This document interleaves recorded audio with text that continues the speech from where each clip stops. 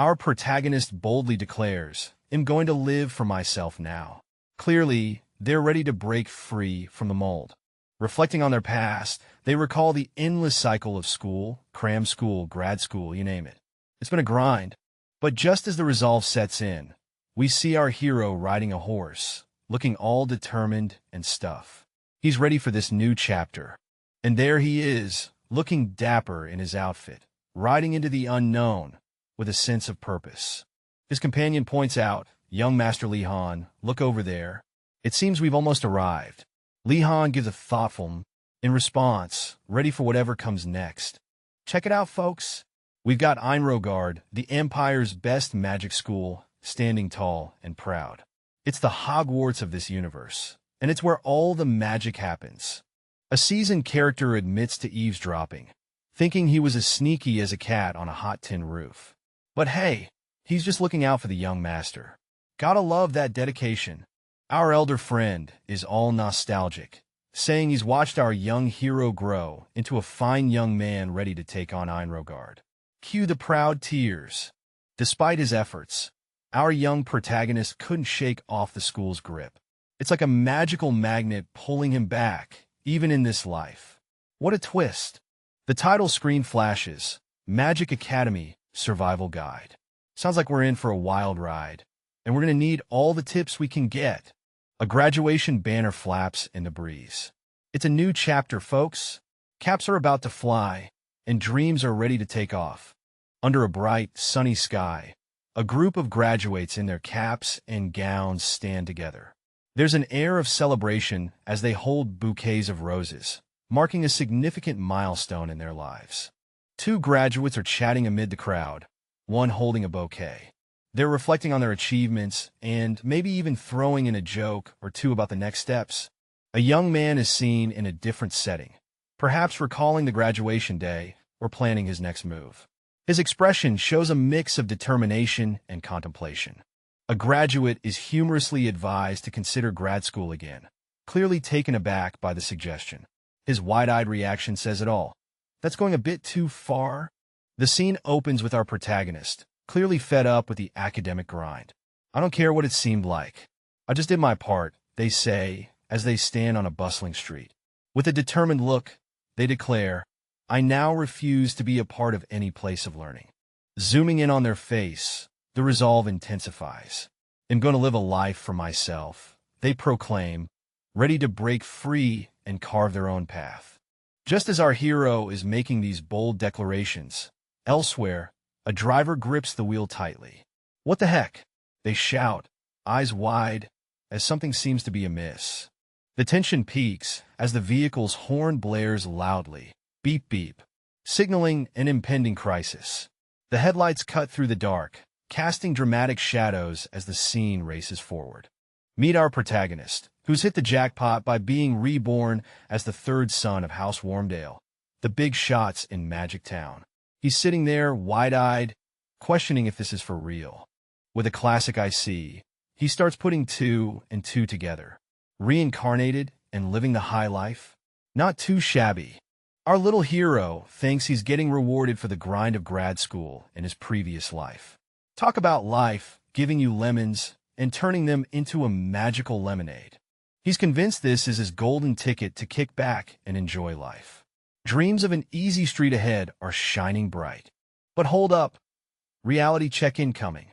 Turns out, things might not be as chill as he expected. Uh-oh, the realization hits. Our guy's got that, expression plastered on his face, hinting that maybe this new life isn't all sunshine and rainbows after all. Whoa, hold up. We're witnessing a deep moment of self-reflection here. Someone's realizing that everyone needs to figure out their own path in life. It's about to get interesting. In a vibrant training scene, a wise mentor and a young apprentice are sparring with wooden swords. The mentor can't believe the young one chose the sword as a hobby. The young one thought it would be useful, and luckily the family supports any learning. The mentor isn't giving up, though. He throws a curveball, suggesting, why not walk the path of the sword? The young apprentice, Long, is caught in the moment. Boom! Plot twist. Long, with a determined look, declares his ambition to become a magician. He believes it's the most stable path, even as the wooden swords clash around him. A heartfelt embrace kicks things off as the older gentleman exclaims, "Why, I, Harold, am touched by your greatness, young master." Meanwhile, the young master seems a bit confused, responding with a simple HM. The older gentleman continues with admiration, remarking, "Majority of your seniors are struggling. I mean, nobody improves at a young age." But he notes, "Yet here you are, having a fascinating future already." Reflecting on the realities of grad school, he muses, "Once a person experiences grad school, you can't help but become a realist." We're taken on a journey from the court of nobles to the adventurer guild, all the way to the imperial family. A skilled magician was always welcome. Behold the grandeur of enro. This was the institution that produced many talented people, the Empire's greatest magic academy. Our young protagonist stands determined, gazing upwards with resolve. He thinks to himself, "Let's just try and endure it for a few years." In the shadows, a mysterious figure reassures a young master, saying he's got the talent even the patriarch noticed. No pressure, right? The young master and an elder are having a bit of a chat. The elder's all about not letting kids practice magic because, well, danger. But the young master isn't buying it, thanking him sarcastically for his empty words. Classic. The young master stands with the elder near an entryway, noticing that horses and attendants can't go any further. He points this out, but it's clear there's more on his mind. The scene shifts, and we see the young master noticing a carriage passing by. His expression says he's onto something, or maybe just curious. Arriving at what seems to be a big event, the young master is taken aback by the crowd. He questions the elder about the sheer number of people there. Finally, he's puzzled by the presence of an overzealous number of guards. Like, isn't this a bit much for noble guards? He's definitely questioning what's going down. Enro is a place you're supposed to enter alone. Our protagonist is perplexed, realizing things are not as they should be. The blurred-faced character is in distress, struggling to speak. Our protagonist asks if they're okay, clearly concerned. The blurred-faced character explains that servants are like their hands and feet, and losing them is unthinkable. The protagonist agrees, albeit a bit awkwardly. The conversation shifts to a bold plan. The blurred-faced character considers using contracts and family names to shake things up. Our protagonist is curious about the potential reactions. Our story kicks off with a mysterious encounter. Our main guy spots a knight and someone all glowy, having a secretive meeting. What's the deal here? The vibe is definitely sketchy. Next up, our dude overhears a spooky chant. I repent, and he's like, mind manipulation magic? Yeah, that's not creepy at all. He's totally rattled, pondering if the rumors are true. Do they really use magic on kids? That's some dark stuff right there. And to top it off, he's heard whispers about monsters lurking in bodies getting dumped in the mountains. Yikes, this place just keeps getting weirder. Boom! A mysterious green portal swirls open with an ominous welcome to Enro. But don't get comfy, because the greeting is "you stupid human." Yeah, not exactly the red carpet treatment. Our green-haired protagonist, with eyes sharp as daggers, is unfazed. He remembers the headmaster's warning about this place. Seems like he's ready to face whatever comes his way. Meeting new people might be part of the deal, but with these vibes, our hero seems both intrigued and ready, eyes set on the unknown challenges ahead. Amidst swirling energy and tension, our mysterious hero declares, well, it's whatever. They're unfazed by the chaos surrounding them, ready to tackle whatever comes their way.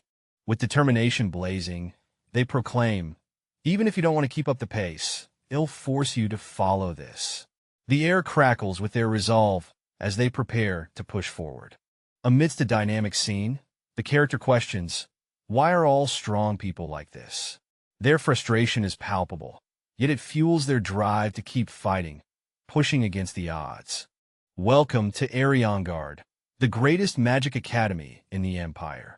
Our protagonist sets foot on its grand grounds for the very first time. While the towering structures of the academy stand majestically under the clear blue sky, there's an unsettling feeling creeping in. Something feels off, and our hero can't shake the bad vibes. Ian, feeling the sting of being called an ironhead, reflects on his status as a successor. The scene buzzes with students, echoing through the grand hallways. A voice calls out, confirming Ian's identity as part of the Warden's house. It's a moment that catches his attention. Ian turns around, curious and perhaps a bit puzzled by the sudden recognition. Enter Yoner Maken. With her vibrant red hair and confident smile, she introduces herself, comparing her noble house to Ian's. Ian, polite yet direct, asks Yoner the reason for her approach. She drops the bombshell. His Imperial Highness wants to meet him. The mention of the Imperial Prince piques Ian's curiosity. What could this royal figure want with him? Meanwhile, the spotlight shifts to Enro, a vibrant hub of development and socialization. A lively character stands out, setting the stage for what's to come. A golden-haired character beams with joy, his eyes closed in a playful grin. Dressed in an ornate green outfit, he exudes charisma and warmth. The scene sparkles with a light-hearted hee-hee, setting a charming tone. The title card appears in a mystical font, Magic Academy Survival Guide, hinting at a world brimming with enchantment and challenges. The backdrop suggests a magical academy awaits. A duo is engaged in conversation. The dialogue humorously questions the title of His Imperial Highness, considering the Emperor's extensive brood of over 100 children. The characters seem bemused by the absurdity. A royal scene unfolds with a majestic crown-wearing figure watching over an opulent gathering. The text suggests skepticism about the worthiness of the Emperor's numerous heirs. The scene shifts to a gathering of noble children. Our cheerful blonde from before is among them, his presence standing out amid a sea of aristocracy. The text implies the imperial family's significant influence here. A vibrant red-haired girl with striking blue eyes and a cheerful smile invites someone to join her, despite being from a lower-standing family. The whispers in the air question her actions. A couple of onlookers, one with red hair, snicker and wonder why she's helping a no-name prince. The mystery deepens. A handshake seals the deal. The characters agree that making friends is better than making enemies. Smart move. The red-haired girl beams, thrilled by the agreement. Meanwhile, her companion seems a bit skeptical. But hey, progress is progress. Enter a cheerful, blonde character, radiating confidence and charm. The girl approaches him, adding another twist to the tale. This lively blonde insists he's not lost, but the 97th in line. Bold claim, but he seems pretty sure of himself. The scene opens with a group of characters standing together, and one of them clearly didn't want to join the 100s. Leon seems lost in his thoughts, not paying attention to the conversation around him. The blonde guy is venting about someone rejecting his proposal, calling that person a bastard. Oh, the drama! Leon tries to compliment him, calling him regal, but our blonde friend is utterly confused by the term. Once he learns regal means noble and prestigious, he cheekily agrees it's a word that suits him. As the conversation continues, the blonde guy is still hung up on his proposal being rejected, while the group buzzes with chatter. Meet the 44th Imperial Princess, exuding elegance and charm. Her presence demands attention in the bustling environment. A lively conversation ensues between two young men. One teases the other about possessing the elegance expected from a member of the imperial family, unlike someone else. As the banter continues, one friend suggests using his tall and well-built stature to take care of a situation. Regal people don't harass others, though. The playful friend clarifies he means to punish, not harass. But even that isn't quite regal, is it? In a moment of contemplation, the princely character wonders what to do. Forgiveness seems a noble choice, but there's always another way. Challenge them to a duel. The suggestion hangs in the air, leaving one character surprised. A duel, really? But no need to go that far.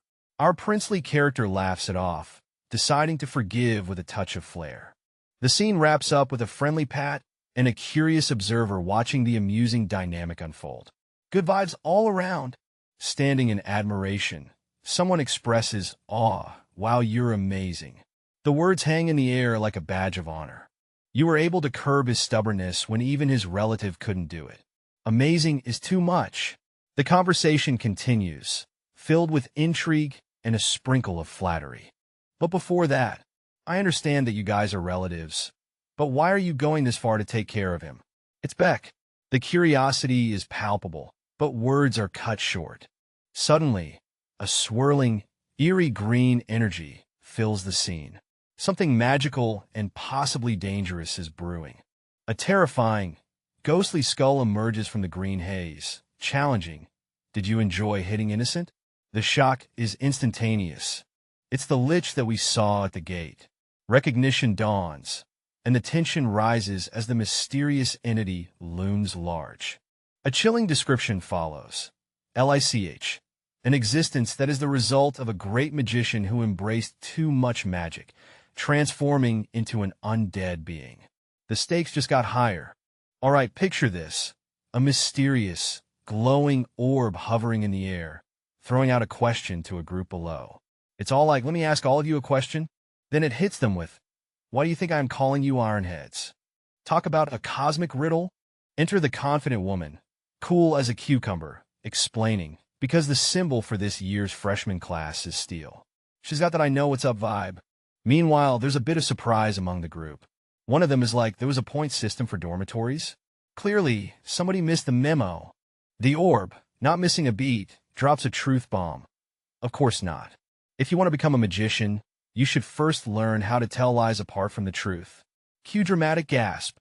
The scene opens with a cosmic vibe, as some epic material called cosmic glass steel is being hyped up. It's all about strength and versatility, perfect for forging some serious weaponry. A group of students, or maybe adventurers, are listening intently. But wait, there's a giant glowing skull in the mix, and it's like, oh, this material's got some fans. Suddenly, the skull's like, you fell for it again? Turns out this cosmic glass steel is just a trap to mess with their heads. Cut to our crew, and they're in shock. The air's filled with laughter, and they're just standing there like, what just happened? Despite the skull's mockery, everyone's too shook to clap back. It's like they're in awe or maybe fear. The tension's real. The scene opens with a mysterious portal glowing ominously, drawing everyone's attention. It's like a cosmic jelly donut, with everyone wondering if it's filled with magic or mayhem. Our protagonist, looking sharp in his outfit, seems to have gotten the hang of dealing with these weird portals. With a casual swing of his arm, he's like, no biggie, just another day at the portal office. The portal isn't just for show. It's whispering promises of a journey or a revelation. The tension builds as everyone waits to see where this wormhole ride is headed. Suddenly, a commanding voice instructs everyone to turn their gaze to the left. There's a door, and it's not just any door. It's glowing with an intense light that screams plot twist ahead. The door swings open, and bam, light floods the space, almost blinding in its brightness. It's like stepping into a brand new world, or perhaps the start of an epic tale. Meet our cheerful Blondie, digging into his meal with a radiant smile and a loud thank you for the meal. The vibes are all sunshine and rainbows, but hold up, things are about to get wild. Suddenly, the scene flips. Darkness creeps in, and our black-haired mystery guy senses something's off. There's a weird energy swirling around. Is it the food or something more sinister? Our black-haired friend is deep in thought, piecing together the weird vibes. His eyes narrow. He's onto something big. Meanwhile, the ominous aura grows stronger. Boom! A mysterious force erupts, and it's all about the thirst. Our crew is hit with a wave of confusion and panic. What's happening? It's chaos at the dinner table. The air is thick with tension as our red-haired protagonist stands firm, her eyes locked onto the curly blonde-haired guy who's looking like he's seen a ghost. They're in the middle of some epic showdown, with a mysterious voice echoing around them. Meanwhile, we've got a raven-haired dude joining the fray, and everyone's expressions are a cocktail of fear and awe. It's like they've stumbled into a storm of magic and mystery, with an ancient power making its presence known. Out of nowhere, a ghostly figure materializes, and it's not here for a friendly chat. The entity's got an aura of authority, delivering a message that's heavy with warning and ancient secrets. In the midst of a dark, swirling energy, our hero is enveloped, eyes blazing with a wild glow. An insatiable thirst grips him as ominous words echo. The only acceptable outcome is victory. It's clear something powerful is at play. The scene shifts to a nearby observer who is utterly baffled. What is this? They stammer as the energy crackles around the hero. The thirst intensifies, leaving everyone on edge. Another character steps in, trying to make sense of the chaos. And well, they trail off, overwhelmed by the sheer force emanating from the hero. This is too much. The realization hits them as they grapple with the potent energy swirling in the air. The students look a bit shell-shocked as they're told that they must follow the Academy's rules to the letter. It's like they're being schooled in some kind of magical boot camp. As if to drive home the point, a ghostly figure, all green and glowing, appears. It's the Academy's way of saying, break the rules, and you're in for a spooky surprise. Welcome to the Magic Academy Survival Guide. It looks like these kids are in for an adventure that's part Hogwarts, part haunted house. One of the students suggests they could get things if they ask from outside, and the ghostly figure seems thrilled about this idea. Maybe it's happy someone is catching on. The rules get even weirder. No asking to go out, and definitely no asking a senior student for help. It's like they're trapped in some magical escape room. All right, picture this. A glowing, swirling portal of magic energy, and someone dramatically declares, "Now then, dismissed." It's like the end of a wizard meeting, and everyone's just left to wonder what just happened. In the next scene, the mysterious voice wishes the Ironheads good luck, hoping they become great magicians. It's like a magical pep talk, and we're cheering for them already. Cut to our main guy, who's having an existential moment. Does every single place have a crazy professor? He wonders. And honestly, who hasn't been there? Flashback alert. Before his reincarnation, there was a professor next door who was all about that madness life. It's a wild memory lane trip filled with crazy lab vibes. Back to reality, Leon's friend snaps him out of his thoughts, asking if he heard something too. Leon's just like, huh? Classic spaced out moment. Leon's buddy is on a rant now, upset about how they're treated. But wait, maybe that lich is better than the crazy professor? It's a toss-up, really. Finally, the friend is holding up some bread, looking like it's from a medieval cafeteria. How are we supposed to live with such awful food and clothes? He complains, and honestly, it's a mood. All right, so we're diving into a fancy room where a sharply dressed character is musing over how life has improved thanks to finer food and clothes. But hold up, someone's shouting Leon? With pure disbelief in their eyes. Now, a little context. The noble society knows squat about House Wardeness. Why? Well, they're too busy with their magical studies to bother with social events. Classic introverts, am I right? Because of this, rumors are flying left and right about the house. Our blonde friend is flabbergasted, questioning the sanity of someone else's lifestyle choices. Dramatic much? Switching gears, the mysterious character extends a casual invite to the blonde dude to visit his house. The response? A nonchalant, huh? Okay, thanks. Someone's playing it cool. In a grand hall bathed in sunlight, there's talk of heading to the dorms. Sounds like a plan, but who's gainando? Intrigue levels rising. Hey, erase the twist. The Academy accepts students from all walks of life, but to keep things fair, they use rings to hide the students' powers. Sneaky, right? The epic tale kicks off with the towering presence of a blue dragon. It's not just any dragon, but the symbol of the tower of the arrogant blue dragon. Cue the dramatic music. Now, enter two enigmatic characters who seem to have some serious business. They're linked to the tower of the glorious burning phoenix, a fiery counterpart to our dragon friends. The scene heats up as a giant phoenix blazes into view. Hooded figures gather below, adding an air of mystery and setting the stage for some intense action. The scene bursts to life with a majestic, glowing tiger, roaring mightily as if daring anyone to challenge its might. This ain't your regular kitty. It's a symbol of power and ferocity. Our heroes, a band of adventurers, stand united and ready for whatever comes their way. They look tough and determined as they face the daunting swamp filled with lurking dangers. The atmosphere is tense, and you can almost hear the swamp creatures plotting their next move. Amidst the chaos of battle, one adventurer takes the lead, showcasing some serious skills. These guys are not backing down, even when the odds seem stacked against them. Their teamwork is on point, and they're not afraid to get their hands dirty. Despite being underestimated by others due to their low status, our brave adventurers stand tall. They're easily overlooked, but little do their opponents know, underestimating them might be the biggest mistake they could make. In a dimly lit room, two characters are having a low-key but intense chat. One of them, with serious eyes and a crisp white shirt, mentions how someone is always unpredictable and they need to keep an eye out.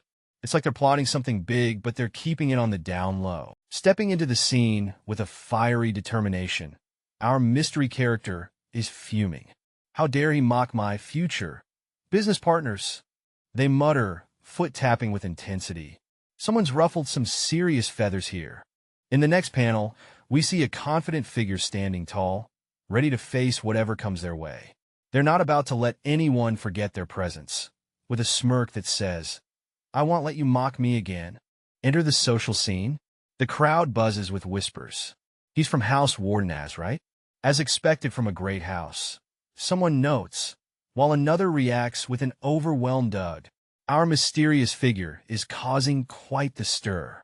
Finally, our protagonist surveys the room, feeling the ambience.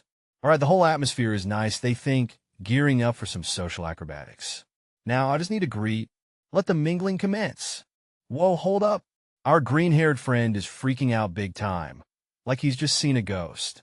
He's all, "What's with the overreaction, dude?"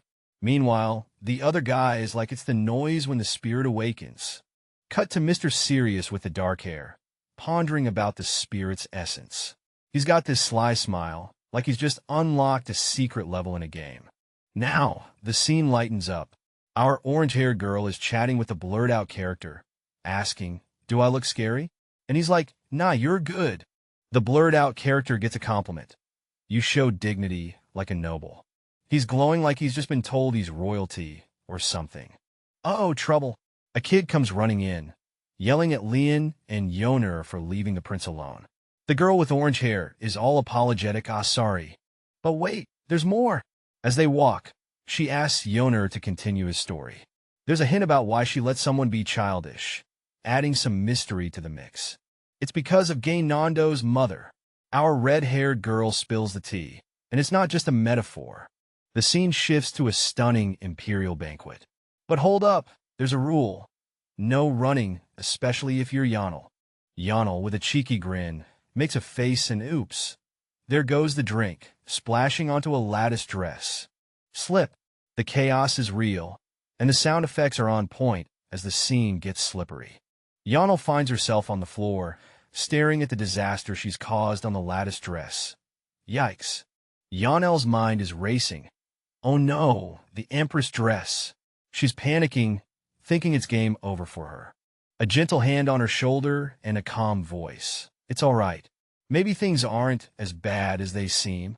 In a cozy scene, a comforting embrace takes place as one character asks, "Are you all right, Lady Tony?" Amidst a warm glow, reminding us that mistakes happen. Our curious little character wonders if there's a story, only to find out no, she's very rich. The eyes widen in awe. A mysterious figure admits, "She gave me an allowance if I was friendly with him." A lot of money, leaving us with a sense of intrigue. A scenic view reveals a grand estate as someone decides, "I should also be friends with him."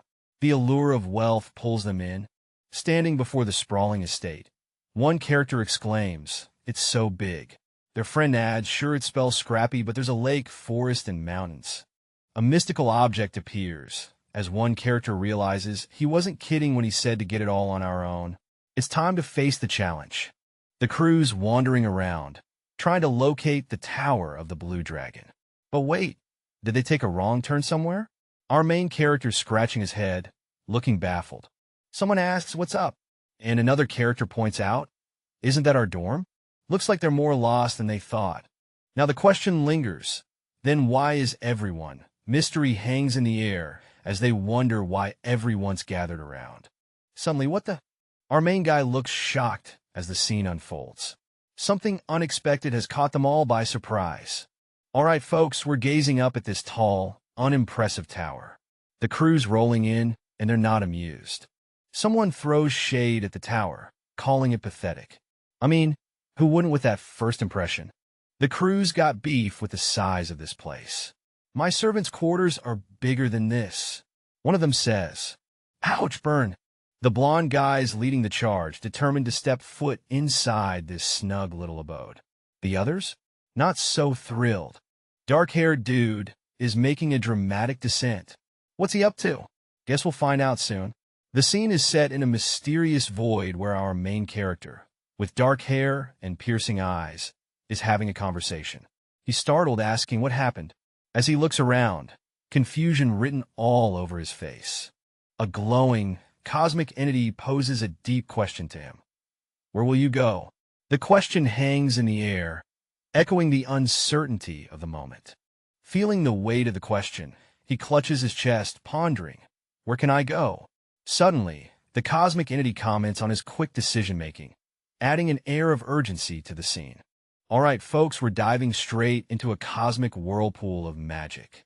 A mysterious figure is pulling some serious strings, opening up a portal with a couple of glowing keys. It's like watching a magic show in space. Now, our mystery magician with a blurred-out face is getting all serious, pondering the importance of this portal like it's the key to the universe or something. What could possibly be waiting on the other side? As the magical energy crackles, the portal opens, revealing a sign that says personal room. This isn't your ordinary Airbnb, folks. It's a room packed with mystical potential. Boom! Enter our main guy, looking all cool and composed. He's stepping through the portal, and the welcome committee is all like, welcome to the academy, young magician. This place is about to get lit. With a flash of light, our hero makes his grand entrance. The academy awaits, and it's time to see what magical adventures are in store. This is just the beginning. Welcome to the Magic Academy Survival Guide. Get ready to dive into a world full of spells, secrets, and survival tips. Our protagonist is diving into a book about Enro, the magical academy. This place is packed with mysteries waiting to be unraveled. Guess what? At this academy, you can pick your classes freely after trying them out for a month. Way more chill than grad school, right? The protagonist is vibing, thinking this academy life is easier than grad school. He's loving the laid-back vibe. And check this out, the room has everything he needs. Talk about living the good life. Meanwhile, Lee Han is losing it, finding the room completely bare. It's a whole different story for him. Our protagonist is all set, confidently stating that he gets the rules. He's ready to roll. The scene opens in a cozy room where a girl with fiery red hair and a charming blue dress sits beside a young man in a sleek black uniform. They're deep in conversation, and the atmosphere is relaxed yet full of potential. With a bright and determined expression, the girl exclaims, I want to learn alchemy. Her eyes are lit with ambition, and you can tell she's serious about her new passion. She goes on to explain her fascination with alchemy, sharing her dream of setting up her own workshop and selling her unique creations. Sounds profitable, the young man responds, clearly intrigued by her business savvy. The narrative shifts to a vibrant illustration of the competitive world of alchemy, where countless guilds are fighting tooth and nail for market supremacy. Coins are flying, and the hustle is real. A young man stands in a room, looking a bit puzzled as he's asked about his subjects of interest. His response is more like, who me? Classic move when you're caught off guard. Now, we see him framed in a fancy border, contemplating the age-old debate, passion versus grades. It's the eternal struggle, folks. A red-haired girl enters the scene, radiating enthusiasm. She's not buying the grades are everything spiel. She's all about that passion. The scene shifts as another young man dashes in, panic written all over his face. He's got some hot gossip about a theft, and it looks like things just got real. Mr. Green Jacket, is in a frenzy. He claims there's been a thief in his room, and now it's emptier than a ghost town. Cue the dramatic gasp. Back in the lounge, the young man and the red-haired girl share a moment, probably wondering what's going to happen next in this wild ride. Under the cloak of night, a voice cuts through the silence with urgency. Guys, I said there's a thief. But the response is less than enthusiastic, just a simple yeah. A finger traces over the ancient script of a book, revealing the title, Basic Magic Comprehension. This is no ordinary bedtime reading. Enter the classroom scene, where a student in a neat uniform discusses the core subject for first years, pointing out that lecture times are different for every dorm. But wait, there's more. A hand holds a book with a dramatic but hanging in the air. What's the twist here? Zoom out to a group of students, each with their own expression of frustration. They're not exactly thrilled with their current situation. A fiery-haired student voices the struggle. We're hungry, and the beds were so uncomfortable that we didn't sleep well. Beside them, a blonde student nods in agreement, fighting off sleepiness. Amidst the complaints, a thoughtful question hangs in the air. Is it really that hard? One student reflects inwardly compared to my past life, hinting at a mysterious backstory.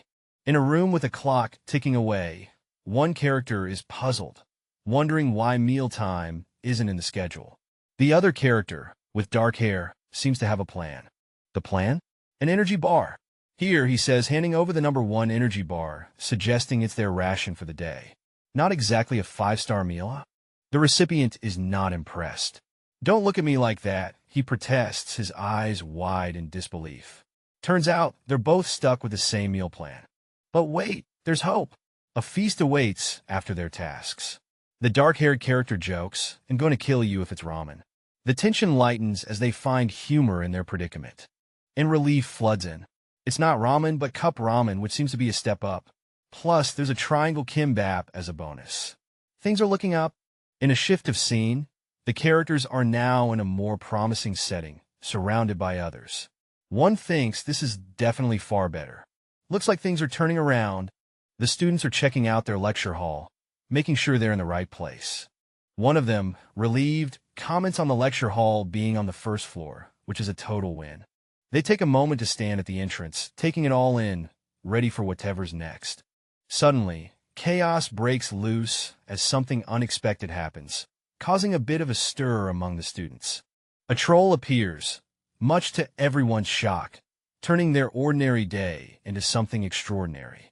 They're ferocious and dangerous monsters that can make even the bravest shake in their boots. But wait, what's this? A troll in a lecture hall? Dressed to impress? Yep, you heard it right. Our troll friend here walks into the hall, rocking some snazzy clothes, and everyone is in shock. "Welcome everyone, please take a seat," it says. Is this a class or a fashion show? One student, with striking blue hair, seems to be encouraging his friend. "Come on now," he says, trying to keep things chill despite the wild situation. The lecture hall is full, and the troll stands at the podium. Students fill the seats, buzzing with curiosity and a hint of fear. Who knew learning could be this intense? Finally, a student stands up. "Nice to meet you, everyone. My name's Garcia Kim. I'm a half-troll," he announces. Everyone's a bit freaked out, but Garcia reassures them there's no need to be afraid. In a dimly lit room, a mysterious woman stands confidently, her attire adorned with vibrant colors and golden accessories that catch the light. Her presence is commanding, and she seems to be at the center of something intriguing. As the scene shifts, a shadowy figure with glowing eyes and a menacing grin appears. The air is thick with tension as he whispers ominously, "That is, unless I get very hungry." His intentions are unclear, but definitely not pure. So we're in a classroom setting, and this dude, Garcia Kim, stands up all cool-like and says, "Hey, I'm Garcia Kim, a half-troll." He's clearly trying to ease any tension, saying he understands if people are a bit on edge. Then we switch focus to this intriguing character with braided hair and vibrant attire. Their presence is striking, and you can feel something brewing. Suddenly, there's a close-up of their mouth, showing sharp teeth and a sly lick. Yep, definitely adding a bit of edge to the vibe. The suspense builds as they utter, "Not unless him," leaving us hanging on every word. The scene opens with a mysterious figure, their eyes glowing and a mischievous grin spreading across their face. They declare, "Very hungry." It's the kind of hunger that sends shivers down your spine. Below, two students, one blonde and one with dark hair, seem startled, and one of them asks nervously, "So you'll eat us if you're hungry?" Clearly, they're not ready to be snacks. In the next scene, the tension breaks slightly as we shift to the auditorium. Our two students stand awkwardly, with the dark-haired one realizing, "That was a joke, but I regret it already." Below them, the auditorium stretches out, filled with students and a sense of impending drama. The title sets the stage for a magical journey, hinting at an adventure in a magic academy. As the scene unfolds, a hand gracefully conjures a glowing orb of light, and the speaker explains the rarity and danger of magic. Only a select few are adept at wielding it. With the back of a mysterious figure in view, the lecture continues, aiming to teach students about magic and help discover hidden talents among them. In a classroom setting, a student with vibrant red hair passionately declares, "The magician's path is a rough and rigorous journey, and I wish to become your compass." It's a heartfelt moment, filled with determination and a hint of drama. Suddenly, things get spooky. A ghostly figure looms over, revealing that not all professors are like the headmaster. Our crew is shocked, especially the student with blonde hair, who looks like he's ready to bolt.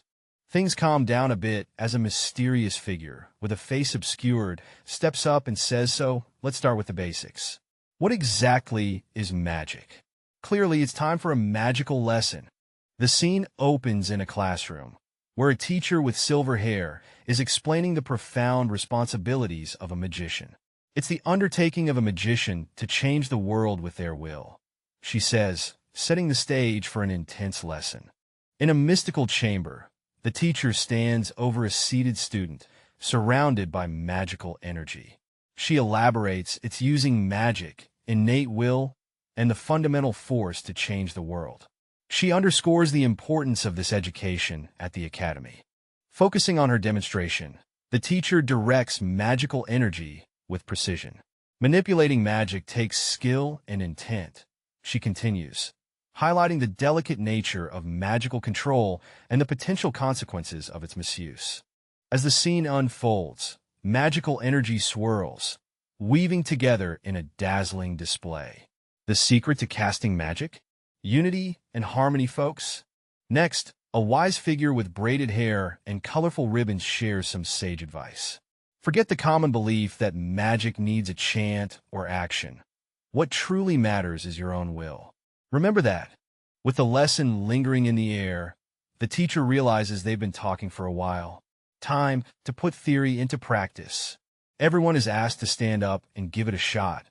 All right, magic enthusiasts, the moment we've all been waiting for. Our instructor, decked out in their magical attire, tells us to whip out our wands and gather that magic energy. The excitement in the room is electric. We're finally using magic. As the wand is raised, a dazzling display of swirling blue energy lights up the room. It's like a magical light show, and everyone is mesmerized. The teacher, unfazed by the spectacle, calmly instructs the class to keep that magic energy flowing and imagine a light in their heads. Easy, right? Well, maybe not for everyone. One student is clearly feeling the pressure. With a fiery background, they admit it's hard. Yep, magic isn't all sparkles and fun. It's tricky business. The scene is ablaze with fiery intensity as our red-haired mystery character, eyes full of determination, is seemingly swallowed by flames. With dramatic flair, they clutch a glowing pendant, ready for action. Now, we meet a new character with blue skin and a calming presence. As they prepare to chant a spell, they emphasize the importance of maintaining focus to prevent the magic energy from dispersing. Looks like some serious wizardry is about to go down. Amidst a blinding glow, our character exclaims, "Oh, light!" Clearly, something unexpected is happening, and it's as bright as it gets. The light intensifies, flooding the entire area with a golden hue.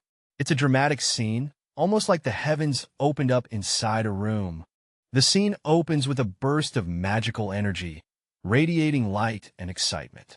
Something big is about to go down.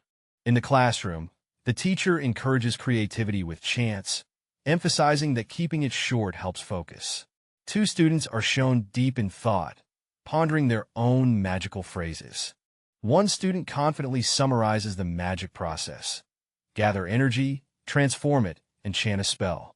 They got the hang of it, ready to cast some magic. The scene opens with a burst of magical energy, radiating light and excitement. Something big is about to go down.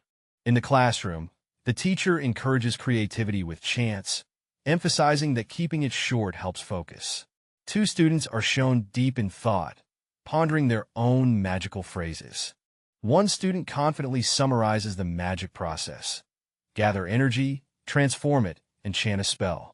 They got the hang of it, ready to cast some magic.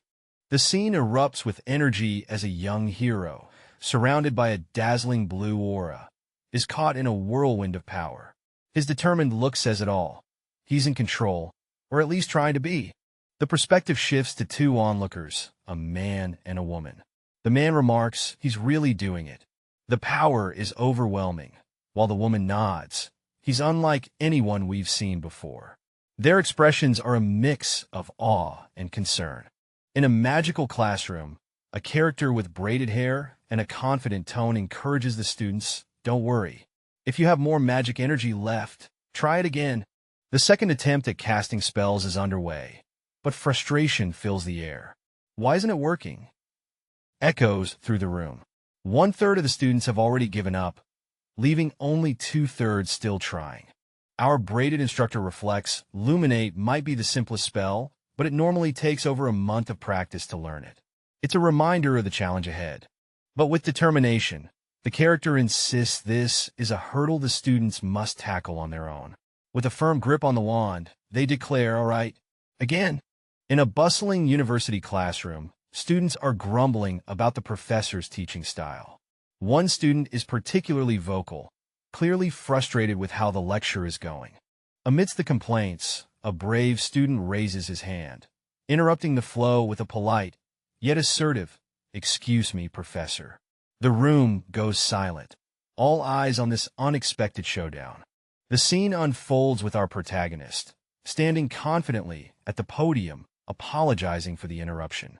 He's about to perform some magic, and it seems like he's got just one more shot to get it right. The tension is palpable as he raises his wand. Zoom in on the focused face of our young magician. His expression is determined, ready to make this last chance count. You can almost feel the classroom's anticipation. Someone in the audience, possibly a teacher or an experienced student, is surprised that we've reached the 7th attempt. They note it's rare for a freshman to handle so many tries, usually limited to 5. What's this freshman's secret sauce? In a blaze of swirling energy, a centaur prepares for battle, his power resonating fiercely. Below, a hooded figure is deeply engrossed in a mystical tome, summoning ancient knowledge. The scene intensifies as an elderly man, exuding wisdom and power, stands ready. His aura crackles with energy, signifying the immense strength required to challenge a mighty foe. In a classroom, a professor, looking quite composed despite it being the 7th attempt, asks a student for his name. The student responds confidently, "Leon." The professor notes that Leon's manner of speaking stands out, hinting at a certain quality in action. The professor, with a warm smile, asks Leon to step forward, acknowledging his name again as if confirming an intriguing presence. All right, so there's this mysterious blue-skinned character with dreadlocks and colorful beads, politely asking our main guy for his hand. The room feels tense, like something magical is about to happen. Next up, the young man seems to be pondering this strange request. His expression is a mix of curiosity and caution. What's he going to do? Is he about to dive into something unexpected? As the scene unfolds, we see a mysterious figure with braids and a unique outfit as they become engulfed in a swirling vortex of energy. The air crackles with power, and something big is about to happen. The transformation deepens as the character is submerged in water. They seem to embrace the change, eyes closed, as if one with the flow. The water bubbles around them, adding an ethereal vibe to the scene. The energy swirls upward, and the character is seen drifting in the vastness of this powerful wave, caught in the dance of water and light. It's a breathtaking spectacle, leaving us wondering what's next for this enigmatic figure. The scene unfolds with a student urgently calling out, "Professor," with a sense of urgency that fills the room. A concerned student steps in, asking the professor if there's an issue, showing a blend of curiosity and worry. The professor, visibly flustered, tries to brush off the situation with a nervous smile, suggesting they return to class. Meanwhile, another student whispers to a friend with a mix of humor and genuine concern, "Hey, shouldn't we try and save him? What if she eats him?" Adding a lighthearted twist to the tension. Alright, so in this lively classroom scene, we've got a blonde student with wild curly hair, telling his classmate to zip it. Classic school banter, right? Meanwhile, the mystical, blue-skinned teacher with vibrant dreadlocks is having a friendly chat with Lehman, asking him to catch up after class. Lehman seems a bit surprised but rolls with it. Over to another part of the room, a teacher is giving the students a pep talk. Running out of magic energy is totally normal, so no worries. Keep practicing, and you'll get better at it. Our blonde buddy is back. He's cheerfully reminding everyone to stay cautious during practice because, hey, accidents happen. His enthusiasm is contagious, and even his friend Ganando is on board. In a classroom, a striking professor with blue skin and colorful dreadlocks addresses the students with a humorous reassurance. Also, I don't eat students. His laid-back apology adds a fun twist to the serious atmosphere. The scene shifts to the grand exterior of a castle-like school, where the professor wraps up the lecture, praising everyone for their hard work. A student chimes in, thanking the professor for the class. Next, we're outside the professor's office. Someone hesitantly knocks and calls out, "Excuse me, professor?" The door is slightly ajar, hinting at a private conversation. Inside, a student stands before the professor, puzzled. "What's going on?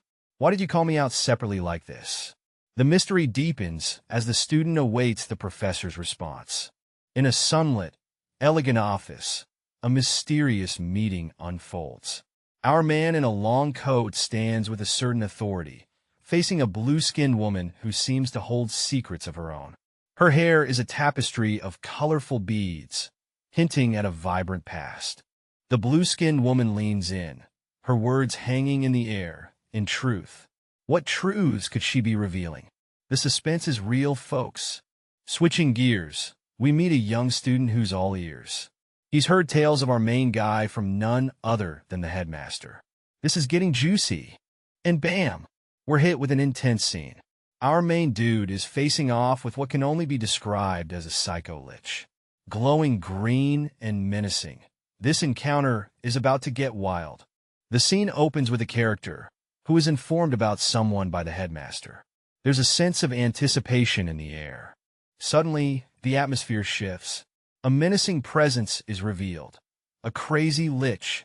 The tension rises as the character processes this unexpected revelation. Back in a more composed setting, another character calmly reassures that there's no need to worry, trying to ease the tension created by the mention of the lich.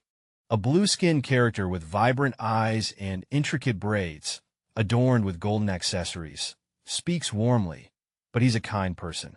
Who's this kind soul she's talking about? The mystery deepens.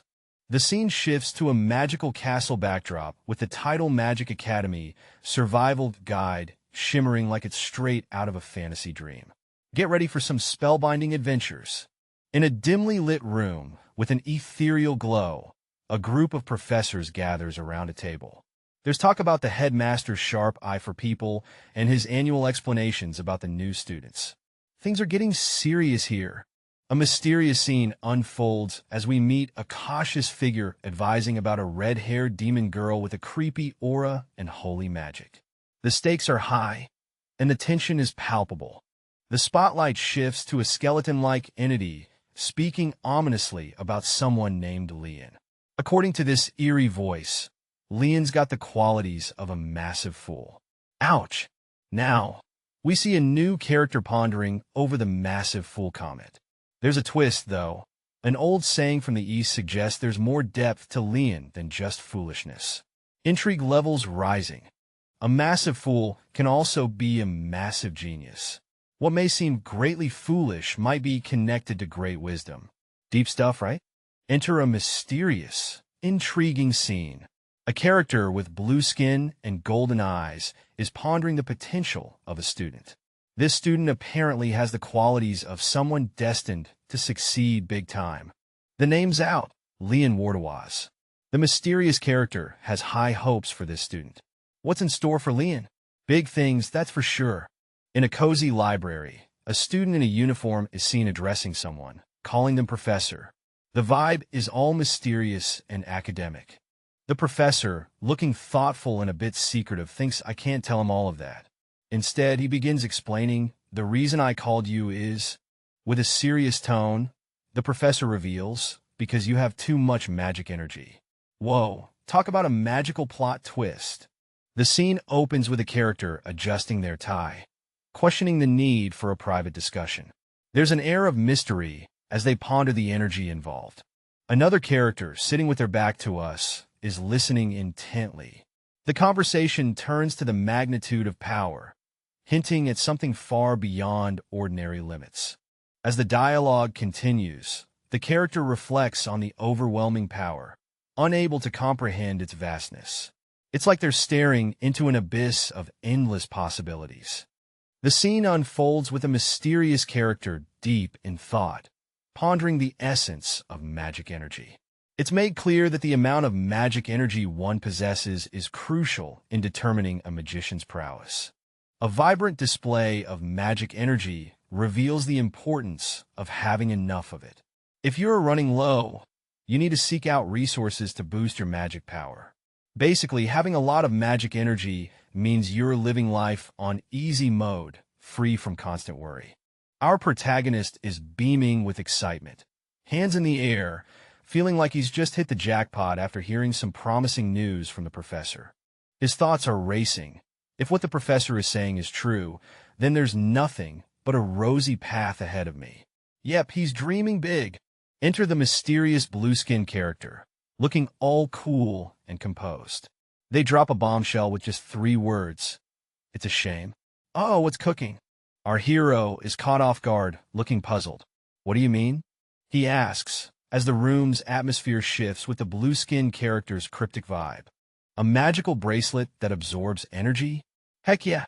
Our character is getting some serious help from the professor. No problem as long as I have this? You bet.